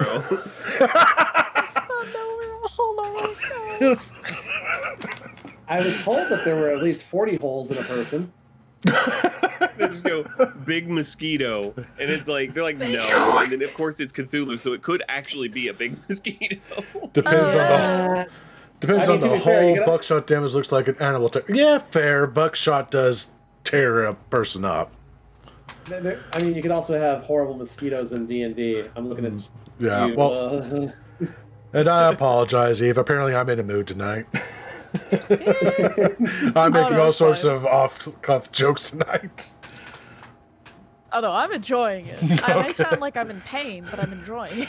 It's like I might be making one too many, a little too adult jokes here. I should probably tone that back. I'm sorry, I'm definitely feeding into that. It's my fault. Look, I just got done playing a game about sentient corn, so there you go. No. I'm hurting from the cringe more than that stuff. Don't worry. You have toned it down. So it's me. There you go. It's me. I'm the problem. Alex is informing me that I have already toned it down. Apparently, Alex wants me to be more risque. Oh dear. All right, I'll keep prodding him. I'm still getting the feel for this group and seeing where the lines are. I haven't figured out what I should press yet. Anyway, flag number 22. She would consistently talk about cool stuff she had planned for us. And if we suggested something fun, she would say that she'd include it and it sounded like a great idea. Usually it would get skipped or the moment usurped by one of her NPCs. Then when we asked, she'd laugh and go, well, you didn't think that was actually going to happen, did you?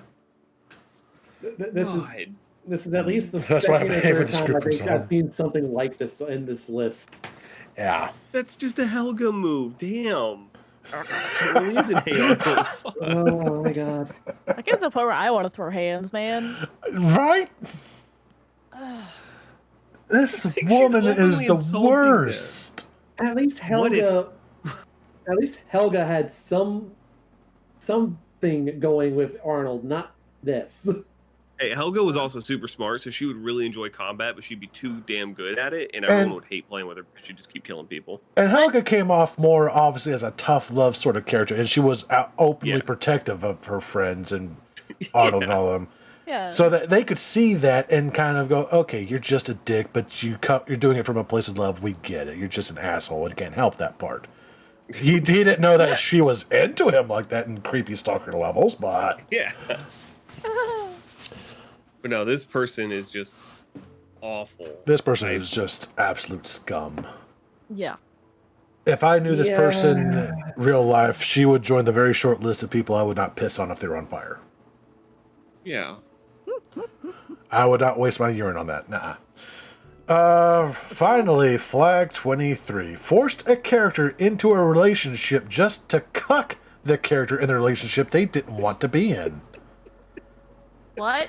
So we S8'd somebody here? What? What? Huh? Kind of, sort of. More or less force them to watch pornographic Did imagery, this I guess. NPC just walk up to you, pick you up, and go, "You're my friend now. We're having soft dogs later." Nope, I wanted a hot dog instead. You can't have any. What?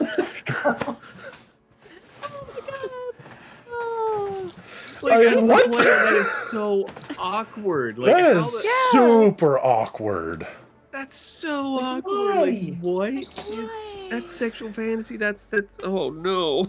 Oh. Again, see the earlier flag. This is all about her fucking fetish that she's subjecting these poor players to because no one wants to read her fanfic. Horribly that- racist fanfic. Is it wrong that I want to take a look at her writing history and be like, okay, when were you writing fuck, what was it called? And then the fact that he used the word when were you writing I cuck. Am Mortal? Here's the thing. I think you're just following the FBI's trail. I almost they've spit my already soda checked out. That about made me spew my soda. So, yeah, this lady is the worst. There is no taking her side like there was with the rules of the 44 rules. This person, utter scum. I hope she grew to be a better woman. And by the way, this story was posted 3 days ago, so this means that college no. age. Let's see. That was for a year, 3 to 4 years ago. So Oh, man. at This is least she is 22 years old now. So she hasn't really progressed too much beyond young woman yet. Your brain doesn't stop developing until 25. I like to think my brain's still developing. At least Like, expanding. frontal cortex. All we want to do Yeah. is eat your brains.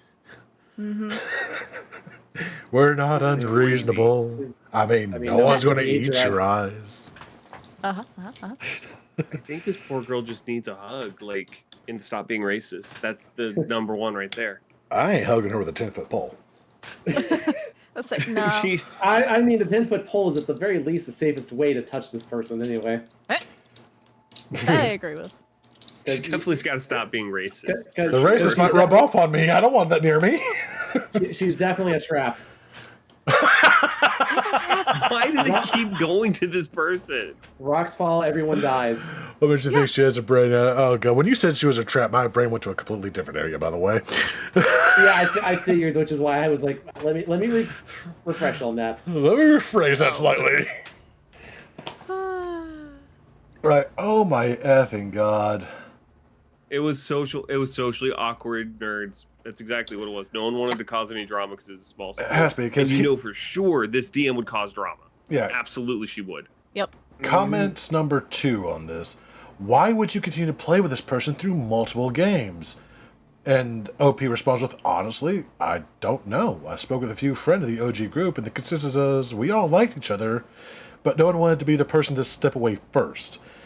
This also was in person at a small school. So there was also the fact that no one wanted to cause any drama because we'd all still see each other anyway. I was literally just about to predict that. Yeah. I was literally just about to say that they probably they're all stuck in at least one class, if not multiple, with this DM, and so yeah, and that might be why they waited so long. Maybe, yeah. Just boot this person out of their lives.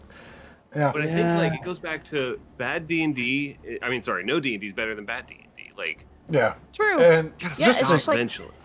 Yeah, just opt out of tabletops.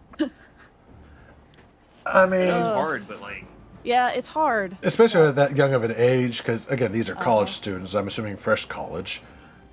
So again, they're like 22 years old now, maybe 23, 24 at most. And it's like, maybe he had a few games under his belt, and he's like, I really, really love this game. Could you imagine this being your first experience as a player? oh, you wouldn't play anymore. You'd be You wouldn't done. play anymore. You'd be done. It's like, Yeah. wow, this is a garbage person game. loved Why the would game. anyone play this? He had to have had an prior experience. Yeah. Because if this was your That was first much time better, like an playing, older you would brother or never uncle or touch it something. again.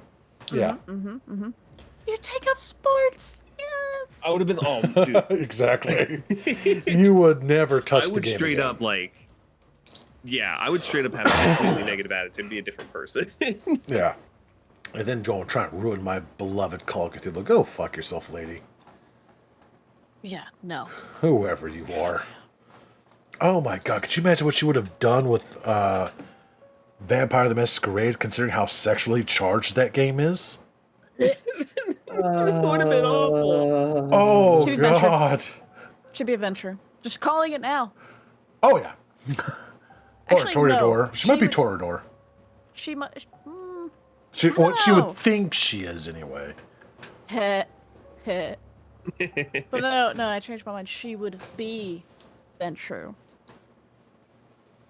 Yeah. Yeah. Yeah. Because she thinks she has to be the one in charge all the damn time.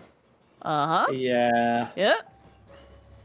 Or even better. just- But considering is the it? fact I'm that that Kane. last flag, forcing a character into a relationship just to cuck them, what would she have done in a game that was more openly sexual, like Vampire the Masquerade or Cult? God forbid Cult or any of the really heavily charged stuff like God, those. no. Fatal. Yeah, I don't know much about Fatal, but I can imagine. That's the one thing I've heard constantly about that one. So it's like, Really? Oh. yeah. Because Ian she's clearly Sebastian. trying to play out some of her fantasies through this. Yep. Yeah. I don't understand. Just from that last flag alone. Yeah. I don't understand why they didn't just, because this was recent enough to where they could have so easily just done, like, well, I don't know. I guess they were too afraid to do a game behind her back, even like doing it completely online, because they were afraid of if they like were If she talking found about out. it excitedly, yeah, and like overheard them by accident. Yeah. Oh, and she would cause so much drama. Oh, yeah. Well, absolutely. Yeah. Oh, it would And- be horrible. Yep. I mean, again, I've said this once. I'll say it more times, I'm sure. I am not going to yuck anyone's yum so long as everyone's a consenting adult and safe and what all. But don't inflict it on others that aren't into that. Yeah, So And this was weird. very clearly not. absolutely with not. consent. And this is quite frankly It's forcing so your weird. kinks on other people. She did It's not even ever doing that. do You're forcing them to experience your kinks, and it's just. You're just making them weird. watch. You're making them unwitting voyeurs. Because again, And, this is a fan It's fiction. horrible. It is a fan there's fiction no way in to tabletop do- form. Yeah, she would not do. It's like that one right there, session police officer. Come This, on. this is the Oh, linen God. section of fanfiction.net. Yeah. What were you saying, Eve? Oh, just no session zeros, no consent forms. Yeah. She wouldn't do any of that. Oh, No. No. Absolutely not. You're going to take what she gives you and you're going to love it. Yeah, like session 0, that's taking away her autonomy. Yeah. Ugh. Sweet Lord. That's messed up. I've seen some messed up things in my day. Not You're- nearly that messed up. You're supposed to feel useless. The story is not about youth. 16 and 23, 100% confirmed. This is her fan fiction reenactment, and you are there for the ride. You will watch it, and you will like it, or she doesn't care, really. Mm. I didn't sign up to watch a D&D game for this. As someone who actually fanfics in tabletop form, no, she doesn't do that. Please don't lump her with us. Yeah, but you are doing a collaborative one. She's making us watch her story, no one else's, and not letting anyone else have any input. Yeah, no. That's right. That's what I'm saying. Individual. Yeah. She's essentially pleasing herself in front of everybody, and it's weird. God. Oh god, we're getting back to the elevator scene. Fuck. Wait, you talking about the elevator scene with the old lady in it? What? That's what exactly where I went back to. In real They life. were warned. Yeah. They were warned. They knew what they were signing Yeah, up for. Yeah, at least they were warned. That's all. Oh my gosh. I These made poor folks everything were up warned. front and clear on that. There was no warning at all from her. In fact, consider yourselves warned should you ever play the Lorraine estate with me. It gets very charged. There are so many trigger warnings in that scenario that I'll have to tell you about later. Oh my goodness. Oh boy. Oh, I think that list of triggers took at least 2 sentences. So we got 2 other horror stories to go through for next time, and I'll probably find a few more from then. We might also want to, like, I don't know, discuss what we believe will make how to run a good horror game, because we're all horror people here, Yeah. Love horror. and it's something I do like talking about. I've done it twice. I know, right? Jump scares don't work on me. After I Yeah. saw The Ring as a kid, that was the most shitted pants I. Oh, I'll do one better. It was all downhill from there. I don't think I was double digits when I first saw The Exorcist. Woo! Look, the first thing that really kind of got my goat was the original Amnesia. Ooh. Last half Yeah. of That was a good Gremlins, game. I think, actually was my first one. Jump scares is to horror as fart jokes are to come. Exactly. A jump scare is good if it is earned. If there's enough tension and build up to that payoff, but if it's all you're relying on, get out of here with that shit. It's just no. Yep. That is why I, to this day, hate that one game. What was it called? Fuck. Spooky's House of Jump Scares? Oh no, that was I mean, to that be- was it was intentional with this jump scares. You knew what you're getting. Yeah. And that Okay. was just that was a red herring. That Yeah, was a I'm red trying to herring. remember- It got better real quick. Oh, yeah, true. absolutely. It was in an asylum. You were a reporter. Oh, Outlast? Thank you, Outlast. And it began with an O. I just Really? couldn't remember those. I hated Outlast. Huh. Hated it. Was not scary. Wasted opportunity. So Have you much played the promise. second one? No, I refuse to. I can understand why. I'll say this about the second one. Every me- single scare in Outlast was jump scares. Nothing else. You are in a fucking asylum. All the inmates are loose. It's in the dark. Why is that not scary enough? Why do you have to just rely on jump scares? You can't build up to anything. The fact that this one dude fell out of the elevator screaming to his death, I laughed. I called every jump scare before it happened. It was like, oh, gee. like probably I will freely say the best characters in that game to me were the twins, They were who are amusing. actually based off of actual people, and Eddie Yeah. Gluskin. They were as from, close to being proper horror as it got. Yeah, and then if you saw anything of Whistleblower, Eddie Gluskin he's something.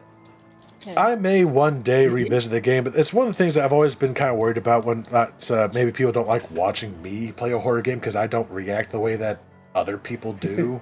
Because I'm just like, meh, okay. I'm convinced other people are faking it. I think so too. They have to be. They have to be. Like for me, I will immerse myself into it to get what I want from myself. Yeah, but I can understand that. I'm admittedly a horror snob, and it's one of the reasons why I started respecting Markiplier when I was first watching him, because he'd play a lot of horror games, and he'd get really spooked sometimes, but even he had his limits. Oh, And yeah. when it was a game that was nothing but jump scares in some of these indie horror games, he'd literally start cussing developers. I was like, come on, is this really all you can do? Shut the fuck up. Because Oh, yeah. he'd get mad at Also the play game a because it lot was of always Five doing. Nights at Freddy's. Oh yeah, Yeah. so he became probably more immune to it than other people are. But even then, you can see where he evolved from it, and Oh yeah. when he gets spooked or jumped or whatever, it's generally from a place of genuine. He's not faking it generally. I don't. Oh think. yeah. Like one of my favorite YouTubers. The haunting goes started by- it for me. Ooh, the haunting was good. Yeah. The original Wait, haunting. The We're original supposed haunting to was do this good. for another episode. Yeah, I think we're doing it now. Yeah, one of my favorite YouTubers by the name of Rad Brad. I started with Amnesia from him, and when he plays a horror game, he's very genuine about everything. Like he's very genuine about a lot of games. Yeah. Like they gave him that new Walking Dead game, and every title he made for the game, because he kind of had to finish it for the deal that they made. He trashed on the game every single time he uploaded. Oh God, nice. I mean, didn't say how I had to react to it, guys. Meanwhile, like playing Amnesia, he's like, I've got my Bible with me. If something scared him, he literally would toss his gaming chair away and stuff like that. During playing SCP Containment Breach, he actually broke his desk. Oh God, out of fright. Containment Breach was fun. And this was back in the day when you had no chance of living in Containment Breach. You just had. It was like, how long do you survive? Exactly. You still don't. You still don't. Like It's still a that. bad ending, no matter what.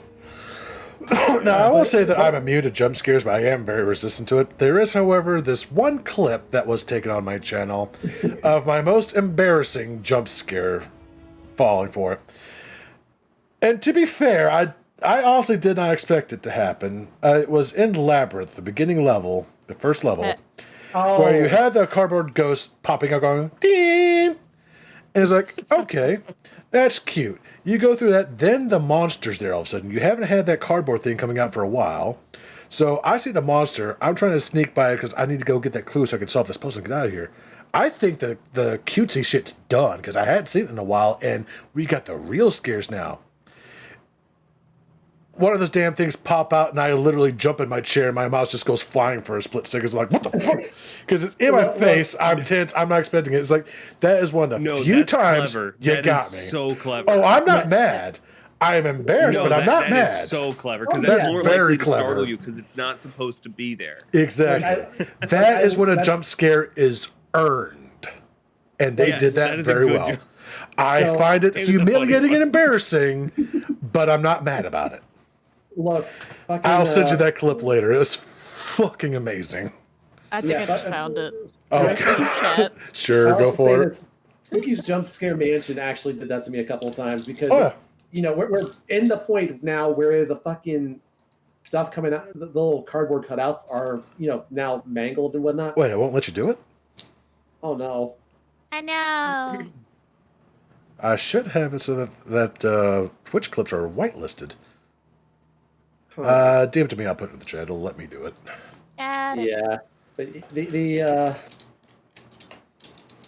yeah. So silly. So we got to the point where the cardboard Yep, cutouts that's the one. we're now scratched out and spooky and everything. And then one of the regular ones came out and freaked me out somehow. Like it was just unexpected. Yeah. I love it. Yeah. That's one thing. Spooky's jump scare mansion is like the quote unquote jump scares at the beginning were intentionally silly to set a false tone and set you up for, and then the real horror started. It got pretty good. Oh yeah, especially if you actually read like especially if you end up reading all the messages and everything. And I'm not just talking about Miss. This is not romantic. I felt so bad for her. She had such a tragic story. Oh yeah, Poor little thing. She was so adorable. but yeah, Spooky had, especially if you finish the dollhouse stuff. That Yeah. that is painful. Yeah. I was like, oh god, I actually shed a tear on that. Yeah, like I was trying to remember one other game that I played a lot of that You're back. kind of freaked me out a little bit. But I mean, I've played a bunch of horror games. Like I've played pretty much all of the Amnesia games. Amnesia, the bunker. I am mad at. I am mad at that game. I remember. I can understand that. I still want to play it at some point, but goddamn, I remember the rage. Oh, did I rage that hard against it? Or are you just talking about in general from the community? Well, I remember just catching you every once in a while in the middle of it, and it's like you were very upset by it near the end of that. I loved all of them up to that one. That was the redheaded stepchild of the series. It has no place like in an there. Amnesia game. Thank you. Yeah. It's- I watched I will- Mark. I will freely admit it's closer to It's like a modded version of it. It's like someone's modded game that they would you had those add-ons you could just download someone's mod for it of the original Well, Amnesia. It feels like one of those. no, so it's very similar to the original Penumbra. Or Yeah. very very similar to Penumbra. Yeah. I can see that. And the stealth mechanic was a fucking joke. What was the point of stealthing when it's going to know where the fuck I am anyway? Yeah. It's like, oh, it doesn't know exactly where I am, but it knows I'm in this area despite the fact that I made no sound getting here. Why is it here? Why is it not over there still hunting me? If I made a noise, fair enough. I didn't though. Why is it here? Why am I having to hide under this blanket? Or not this blanket, this bunk bed, waiting for it to fuck off so I could try to dart past. Stealth was a joke. It felt rushed. It felt rushed. It felt like Yeah. they exposed the monster way too damn soon. Well, I think they rushed getting it out. I Yeah. think was the problem. Probably so. Yeah. It's common. mean, Sad. At least they have an idea of what they're doing most of the time. Yeah. Whereas you've got you've got the Callisto Protocol. That rings a bell, but I'm not able to remember what we're doing in that one. It was supposed to be like Dead Space. Oh, right. But just everything just kind of broke down very quickly, and the creator's currently blaming having to put it out too early or something like that. Which that Yeah. is the kiss of death for a lot of games, honestly. It's like they got It was rushed one out. of those. It was so hyped, and they rushed getting it out, and it ended up not meeting the hype, and well, it got shat on. Yeah.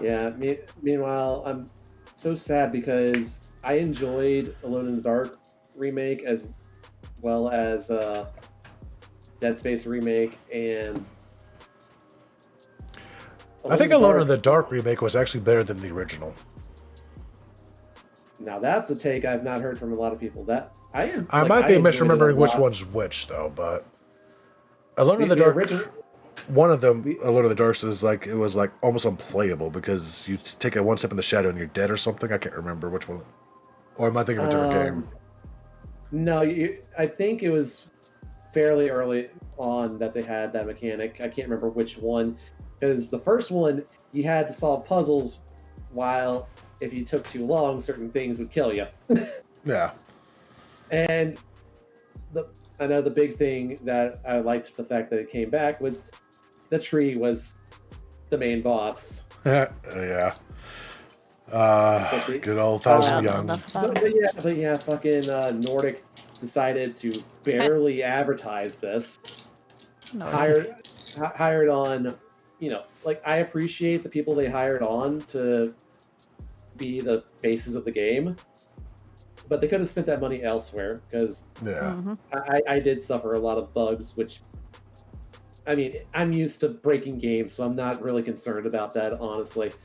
But the fact that they did that and then they released it at the end of the fucking quarter, Ooh. of course it's not going to make any fucking money. Yeah. And then EA is just fucking EA. Yeah. I mean, going back into those that time frame, I'd say what really helped revitalize the horror genre was, quite frankly, Alien Isolation, because it did yes. horror God, yes. right. That is Yeah. the was bar. So good. And that was another one ruined by fucking bad reviews, because these people had no idea how to fucking play the game. Yeah, that's a hey, y'all's problem. You're right about that, but like, the ending wasn't great. We're all gonna admit that, right? Well, Yeah. here's the thing. First off, I don't mind being left on a cliffhanger, because Skill issue. Skill issue.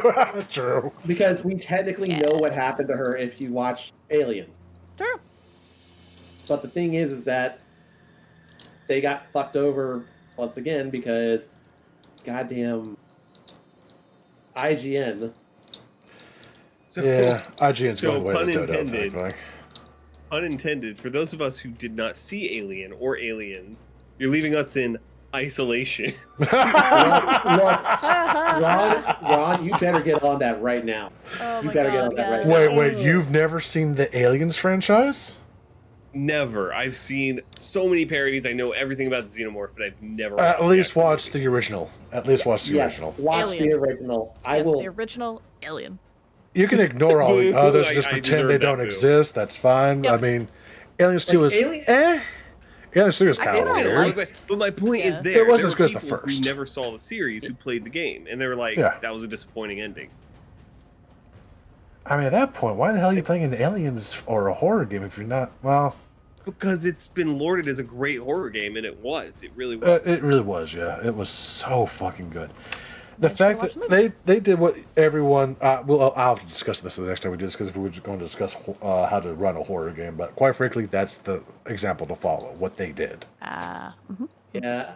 Another fun one that I had, and I know that this is a more niche game. Anybody else played Crimson Snow? Heard of it? Rings a bell. I think I might have put Never it on heard my of it. throne. Or considered. It's a very interesting story where basically you have obsessive ex-girlfriend who just might also happen to be vampire. I don't know. That sounds like a few horror movies I've seen. But it's fun. There's a lot of, you have to hide from her, and she's very good about hearing you out. Ooh. Damn. Crimson Snow, you said? Crimson Snow, yes. Let me make a note of that. It's a game I like to play for Christmas. For Nice. I also I need to actually go back because there's a secret ending that I need to get.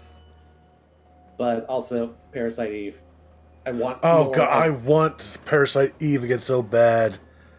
I literally have to Get download us- an emulator and a ROM to play that sucker. give us the original of that. Give us the original of that, because that was so good. It's so good that it's It doesn't even officially have to be a recognized- remake. It's just re-release it so that it's able to be played again. Yeah, Uh-huh. it's the only. It's like one of the few games that's officially recognized as an actual sequel to the book. Wow, that's impressive. By Parasite the- Eve by 2 the was author. good too. Hell Yeah, they just leaned a little bit too much into the Resident Evil portion of the game. Yeah, But I yeah, still enjoyed it though. It was so good. Oh yeah, we don't talk about the Vita. I've never played the Vita one.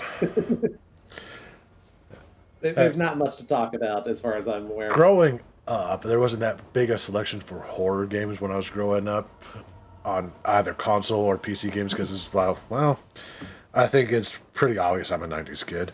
But Shivers was so good. I've heard of that one. I'm It- so sad I didn't know about it until later. You can get it on GOG and be able to play it perfectly Nice. through I GOG. have it somewhere. Oh, The seventh guest is. fuck. I was about to bring that one up because I was like that. I just I also I didn't love even point and real- clicks. So Oh yeah, didn't point and even clicks are a realize lot that of fun. was 20 Gabriel or- Knight series. Fuck, it's 30. It's 30 years old as of this year. Yeah. oh, Seventh Guest was one of the first games to be released on CD. So yeah, it's pretty fucking old. But yeah. it was so freaking powerful that we didn't have a computer for a longest time that could even run the damn thing. I believe it. I do not doubt that in the slightest. I ran through so many computers before I could actually run any games. Yeah, and Seventh Guest is I a made one so weird one. It's not really scary. It's more like a goofy horror thing, but it's got some spooky elements to it. But it's a lot of fucking difficult puzzles in that game. They leaned I really don't heavy doubt into the that. puzzles. Shivers has some pretty difficult puzzles too, but not as bad. And quite frankly, Shivers is a bit more spooky too. I loved that game growing up. One game that also got me with a jump scare really badly was Beast Inside. Ooh. Mortuary Assistant actually got me pretty good with the jump scare Oh once. yeah, look. Yeah. Most of the That time, got those aren't even- clipped too. most of the time, those aren't Hell even yeah. jump scares. Those are literally just him sitting there like, "Hey, what's up?" It got to the point for a while because I play a lot of horror games at my community.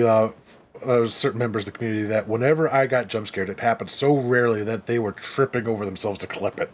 Like, got it. Because it so rarely happens that I jump. And this Yeah, let me- another one got me good. Let me see if I can actually find the. Hang on, I'm going to head to the bathroom super quick. I'll be right back. Oh my god, this is very old. Trying to look for the clip.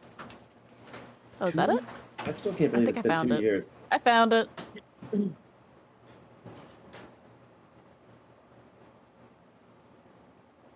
Yeah, I actually didn't know that either.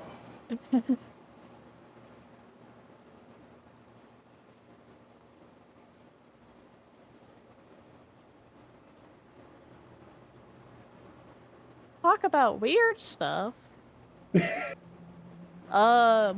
Okay, How do we top what we've already talked about? I don't know. Give me a second. I'm gonna. I'd 'Cause post the this- clip if I could. Yeah, I'm gonna. At the very least, I'm posting this in the group chat because this is an older one, and I'm just. I'm back. posting the. I found What- the what? portrait system. What am I? Oh god. The ghost one, yeah, that's the one. You put that in the chat as well. I also need to show you my very first Ooh, experience the briefcase with one. Dead Space. Hell yeah. Yeah, that is probably the highest anybody has heard my voice go while streaming. I remember this clip that Mr. Luff got with the Ghost One in Halo. I was getting something to complete the embalming, and I heard a creak behind me. I was like, "Oh, what the hell was that?" And I was just looking out the window because I was looking out the window at first. Like, don't see anything there. I didn't hear anything else while I was staring out the window, and I finally turned around, and the fucking white ghost thing was just the mimic, I think they're called, was just leaning over the gurney, staring at me, and my mouse went up all of a sudden. I was like, "Oh shit!" Because it was there and it was gone, and it actually scared the fuck out of me.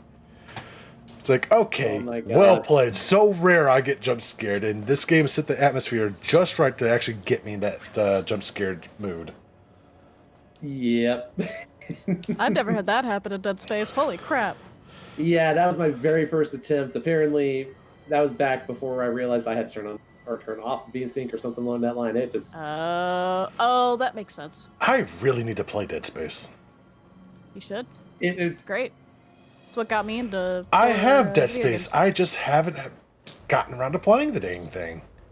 yep, and you I think are I'm in the being same boat. and you are being very helpful for helping me get this into D&D. I've got Dead Space 1 and 2. I have not played either one of them. I'm looking right actually now to see if I got ashamed some. of that. I'm actually ashamed of the fact that I've never actually played them. And I've got the original. I don't have the remake. I've got the original Dead Space just sitting there. Play it.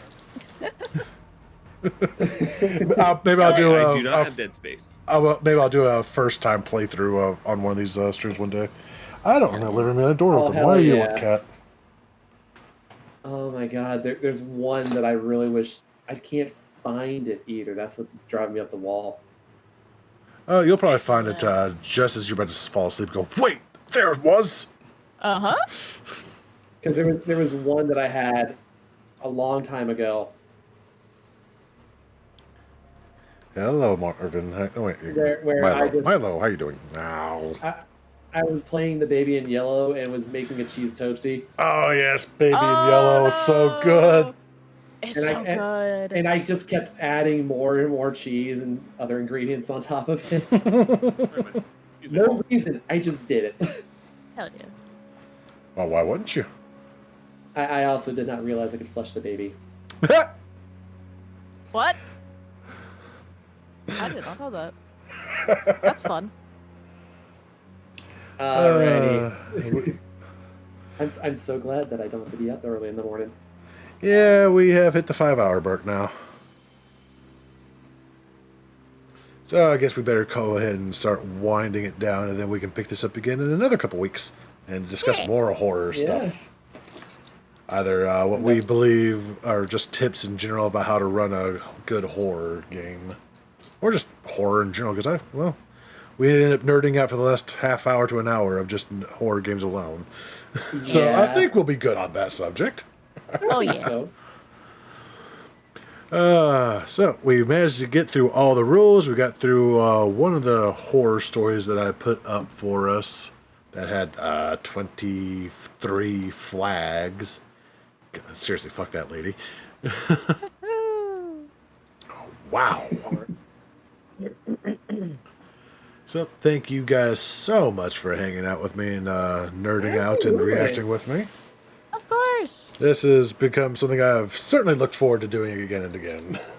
Yay. yeah, I've had so much fun with this. It got me through work today going, man, I can't wait to get home, and then I can hurry up and wait so we can start doing the talk. I better not do anything because I'll lose track of time. Hell yeah. So do feel free to check out these three lovely people, Eve, Morden, and Renafero, if should he ever decide to come back to streaming. They're all I super hope you awesome, do, friend. super talented people. Yeah. And well, I guess we will do this again soon. Yeah, I look Well, forward I- to it. I am looking forward to it. It's so nice having friends to actually talk to about this stuff. I know, right? It's just going to become like a bi-weekly podcast at this rate. And I am okay with that. I don't mind it. Alright, so you all sleep well. Thank you guys so much for hanging out with us. And Yeah, we'll thank see you. who we can go raid soon. Who's on? Yep, I'll go ahead and switch to the ending screen, and I'll go ahead and let you guys get some rest. Thank you guys so much again. Always a blast, and I'll Yeah. speak to you again soon. Yeah, I was very happy to be here. Yeah, Either thanks for good. having us. And always happy to have you.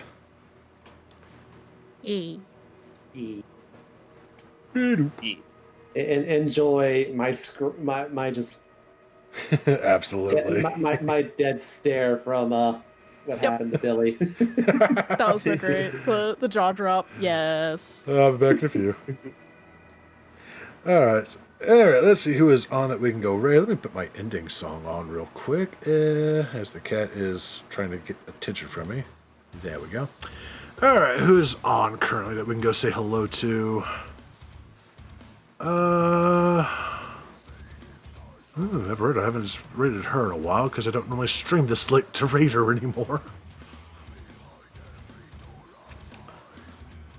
Muff. Cannoli is streaming oddly late.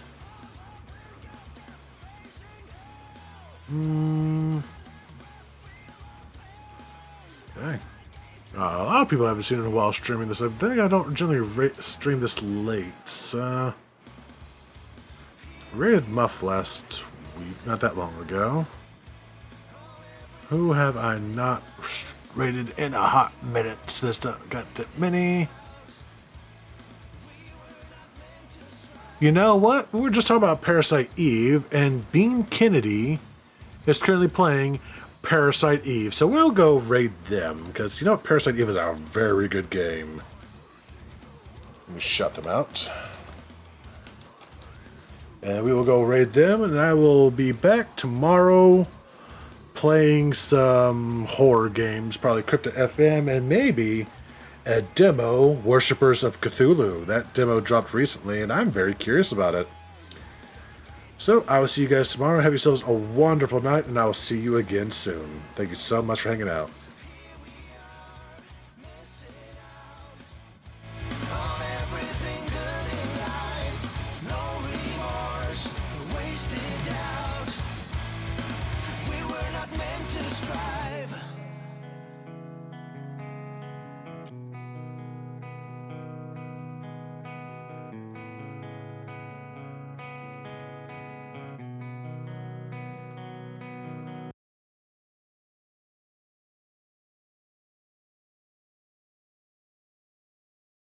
Welcome Welcome back. back. And then I'm gonna dip because I am EP. Hell yeah. Have All fun with right. it. Y'all have a good Have a good one. night. Bye. Bye for now. How was your stream, Undead? I hope it went well. And if you guys don't... Wait, were you... Oh, you got a shout out already. But hello, Raiders. If you don't know who I am, my name is Bean Kennedy. I'm a unicorn hitman. And today we are playing some Parasite Eve.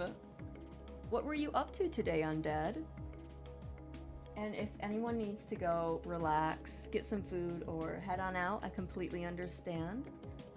But if you would like to stay around and watch me be really bad at this game, that is a-okay too.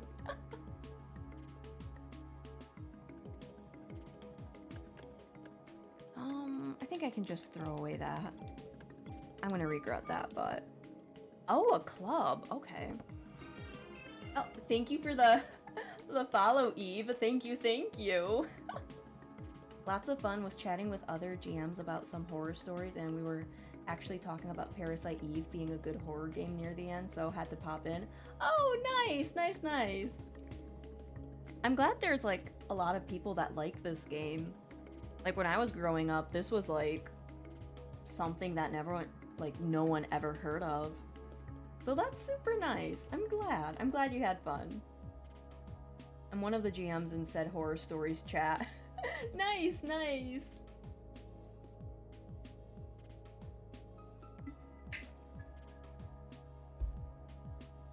I'm curious, what do you guys, so your GMs, do you do like Dungeons and Dragons? Do you do the World of Darkness? Is it tabletops or what do you guys... I'm curious because I'm a big D&D person and I also like World of Darkness even though I haven't been able to play it. I just watch from afar. I really want this game again. I have to find it later. I got super lucky with my copy. My used game store had this copy in for like 2 to 3 months and it wasn't moving at all. So they sold it to me for $20. I got super lucky.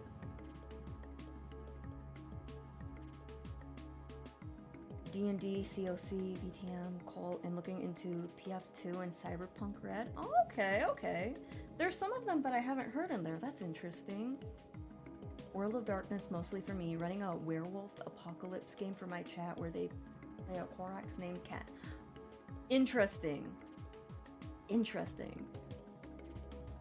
That's super cool. I'm glad you guys came on in. Sorry, I'm just yapping. I do that a bit, so I do apologize. Do I just get all the ammo and weapons here? Oh my god. I feel like I can, like, give up Club 1. Call of Cthulhu, Vampire the Masquerade, Cult, Pathfinder 2, to give the full names. I heard of Pathfinder and Vampire. Call of Cthulhu, I feel like I've heard that too, but I don't think I've looked into it. We appreciate the yaps. I love D&D and World of Darkness too. It's fun to listen to people talk about it. I would love to join a World of Darkness game. I just have to find people and the time.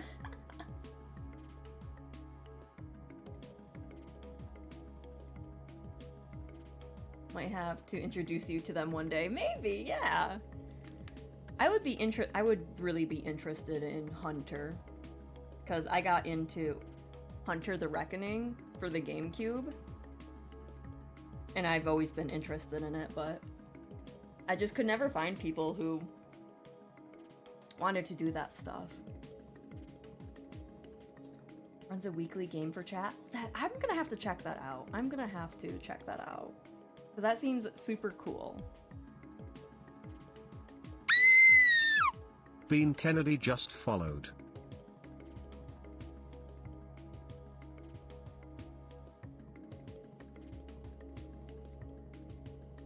I love that book. I need to read it.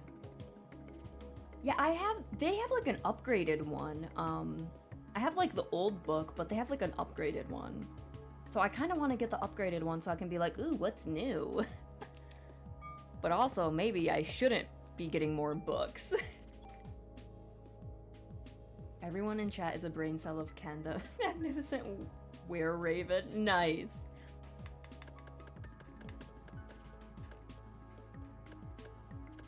Where's Club? Oh, I need to look at 10. What's Club 2? Okay, we need to get rid of Club 1. Rip Club 1. I need to give you up so I can get... Is that good? Hang on. Is there more? Oh my god. There is so much. Go the more goofy route, which works well for my chat. Yeah, I mean, sometimes you just have to have fun with stuff. It doesn't all have to be serious, you know? I could probably give that one up. It's pretty weak. I can probably give this one up too.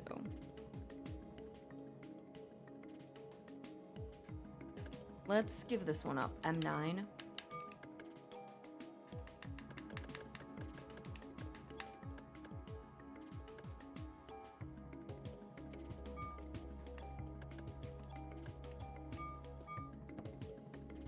I don't think I needed that, but I'll check.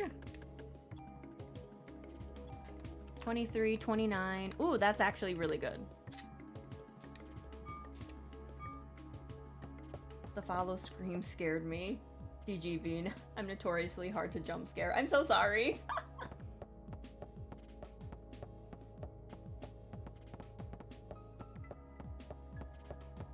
Okay, I think I got everything, I guess. Oh my... Okay.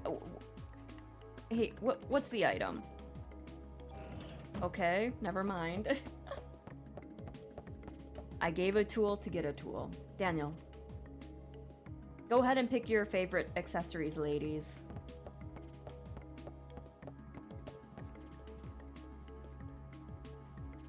This is just too much. Okay, I think I got everything. Let's head on out. BRB, no worries at all. It was hilarious considering I was just saying how hard it is to spook me. Oh, you're gonna have to take that back now.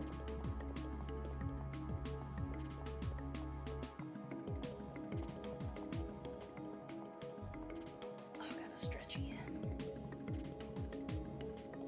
I guess where did we go, Daniel? We're stocked. Come on, get in the car. Okay. Do I just... Hey, you're supposed to be up front with me. Oh, okay.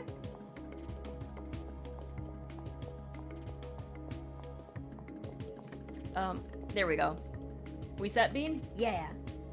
Road rules don't apply here. We can take the shortest route through Manhattan. We're just gonna run everyone over, it seems. Gonna lurk as well in case I ain't back before you end. Have a great rest of stream. Yeah, thank you for stopping on by, and thank you for the lurkies. Unfortunately, I gotta head out. Got some things to do tomorrow morning, but have a great rest of stream. Not a problem, Alaska. I hope you have a good evening and get lots of sleep.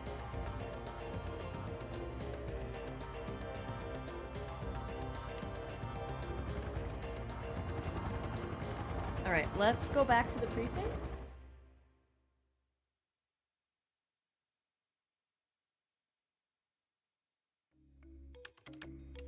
Alright.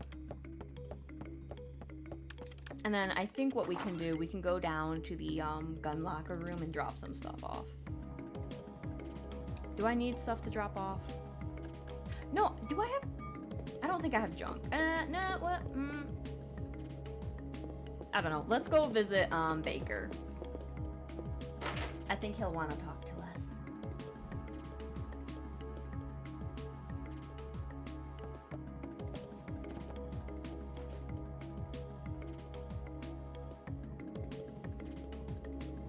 Hello? Was I not supposed to go here? Where was I supposed to go?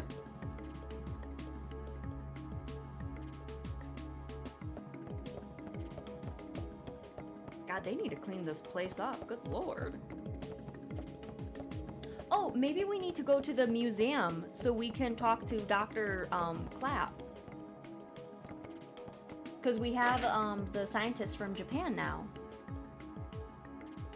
We have Kunihiku. So let's go say hello. See if he doesn't destroy us. That guy is just still typing away. We'd love to see it.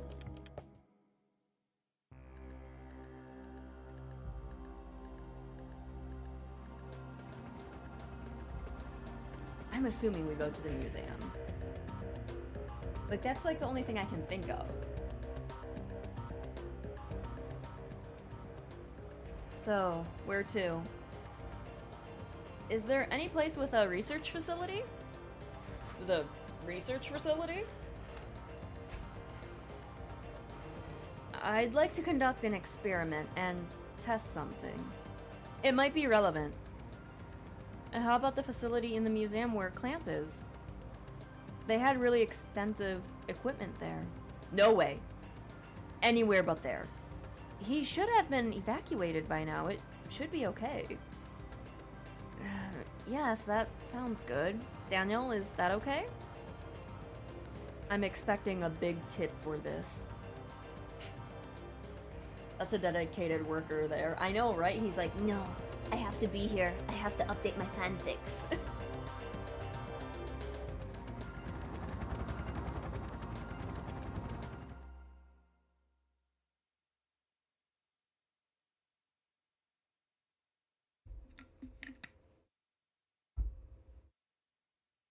So this is an American Museum of Natural History. It's just as I imagined. I can find a research facility in this building? Yeah, hopefully. Excuse me. This is what happens when you drink sparkling water. You get all bubbly and it's like, ugh. Hopefully we won't run into the jerk who runs it. Since he's been evacuated, it should be empty. But would he leave all of his research there? I don't think so. For a lab in a museum, this does have fairly extensive equipment. So, what do you want to test? Yes, of course. Let me see.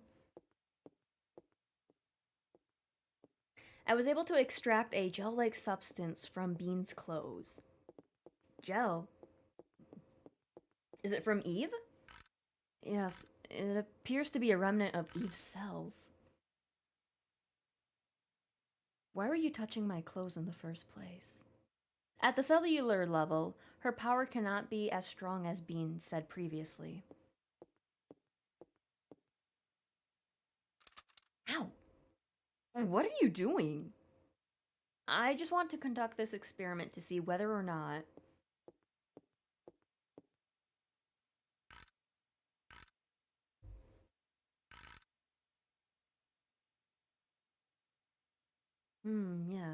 yes. This is exactly as I... It's just as I thought. Go ahead, take a look. Dude, I'm not gonna know what I'm looking at. What is it?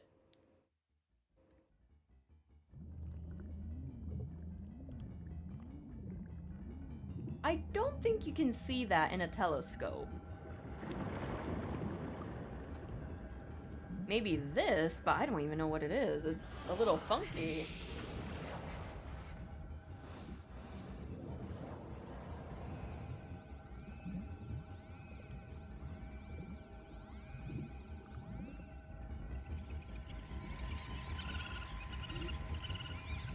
Now I know that's not normal.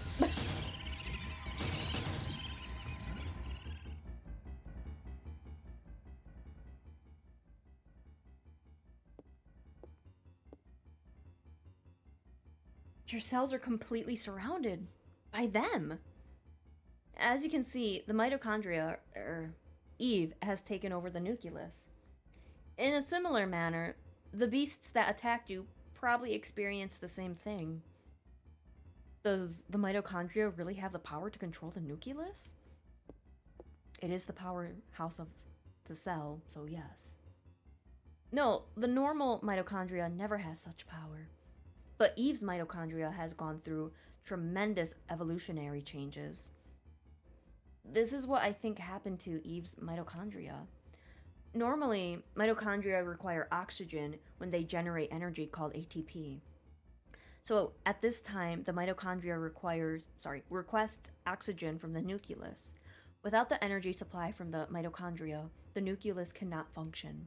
So in essence, the two organelles constantly rely on each other, but in this case, it seems that Eve developed the power to reverse this symbiotic relationship. Evolution or even mutation seems likely in this case. Reverse the cycle? Look at this. Even with a limited number of cells, her cells have this much power. Can you imagine how much power Eve has within her whole body? Medea. Yes? Could you test my cells? Yes, of course, but I want to know. I want to know why I have the power to fight her. I want to know where I stand with her. Bean. Please, Medea. I need to know why. Yes, of course. Thanks, Medea. Could you step over here, please? So I can cut you? I'll need your arm. Like this? Here. Yes, yes. Ow! Let me just set this up.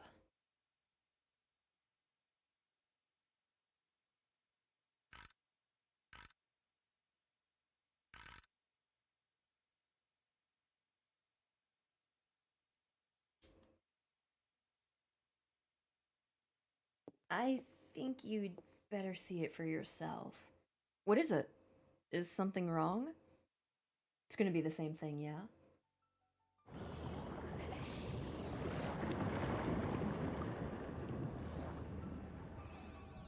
Yeah, it looks the same, just not bad? They still attack, but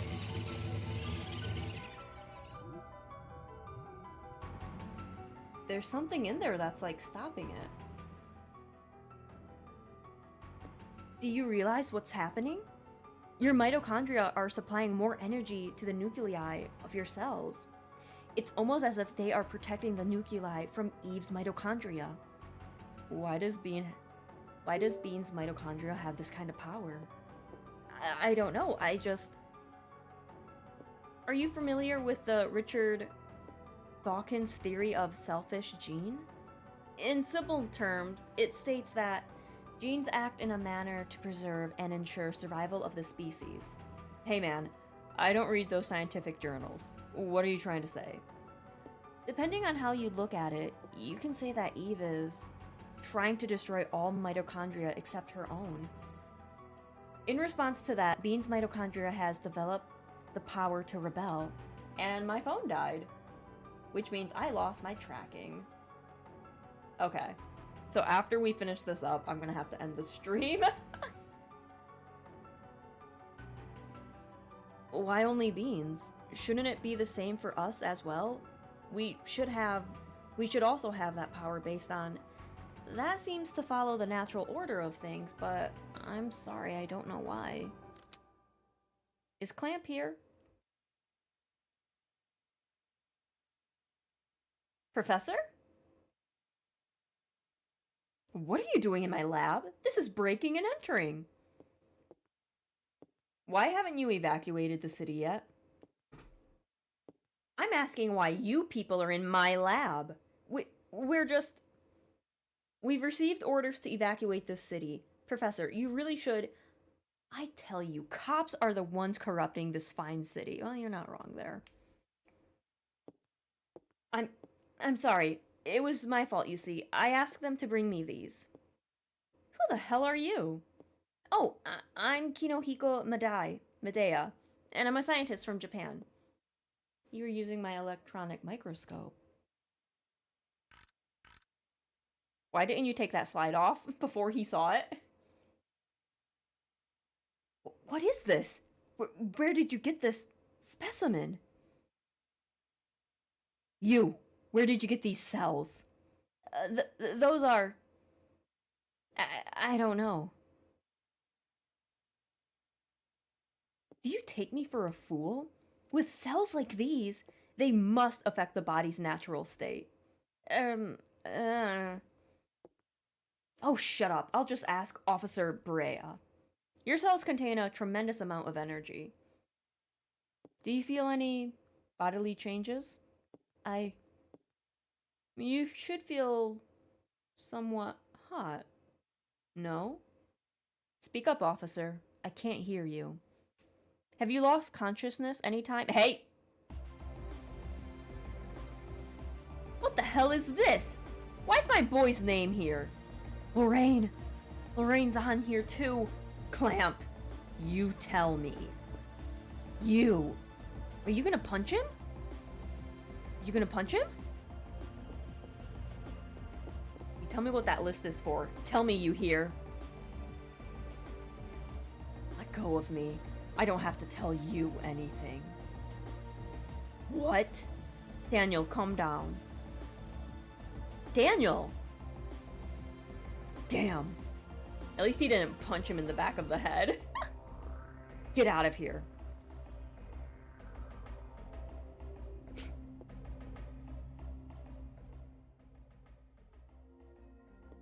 Sorry to disturb you, but we do have to officially warn you of the evacuation. Please remember that. Officer Brea, do you enjoy having that barbarian for a partner?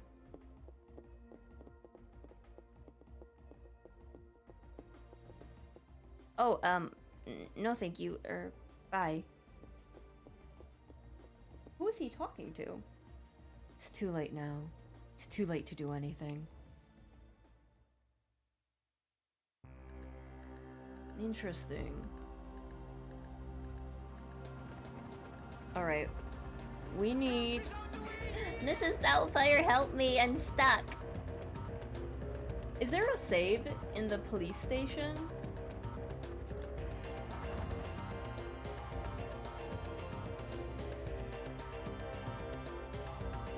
There is? Okay. Damn him. One of these days. What was that list?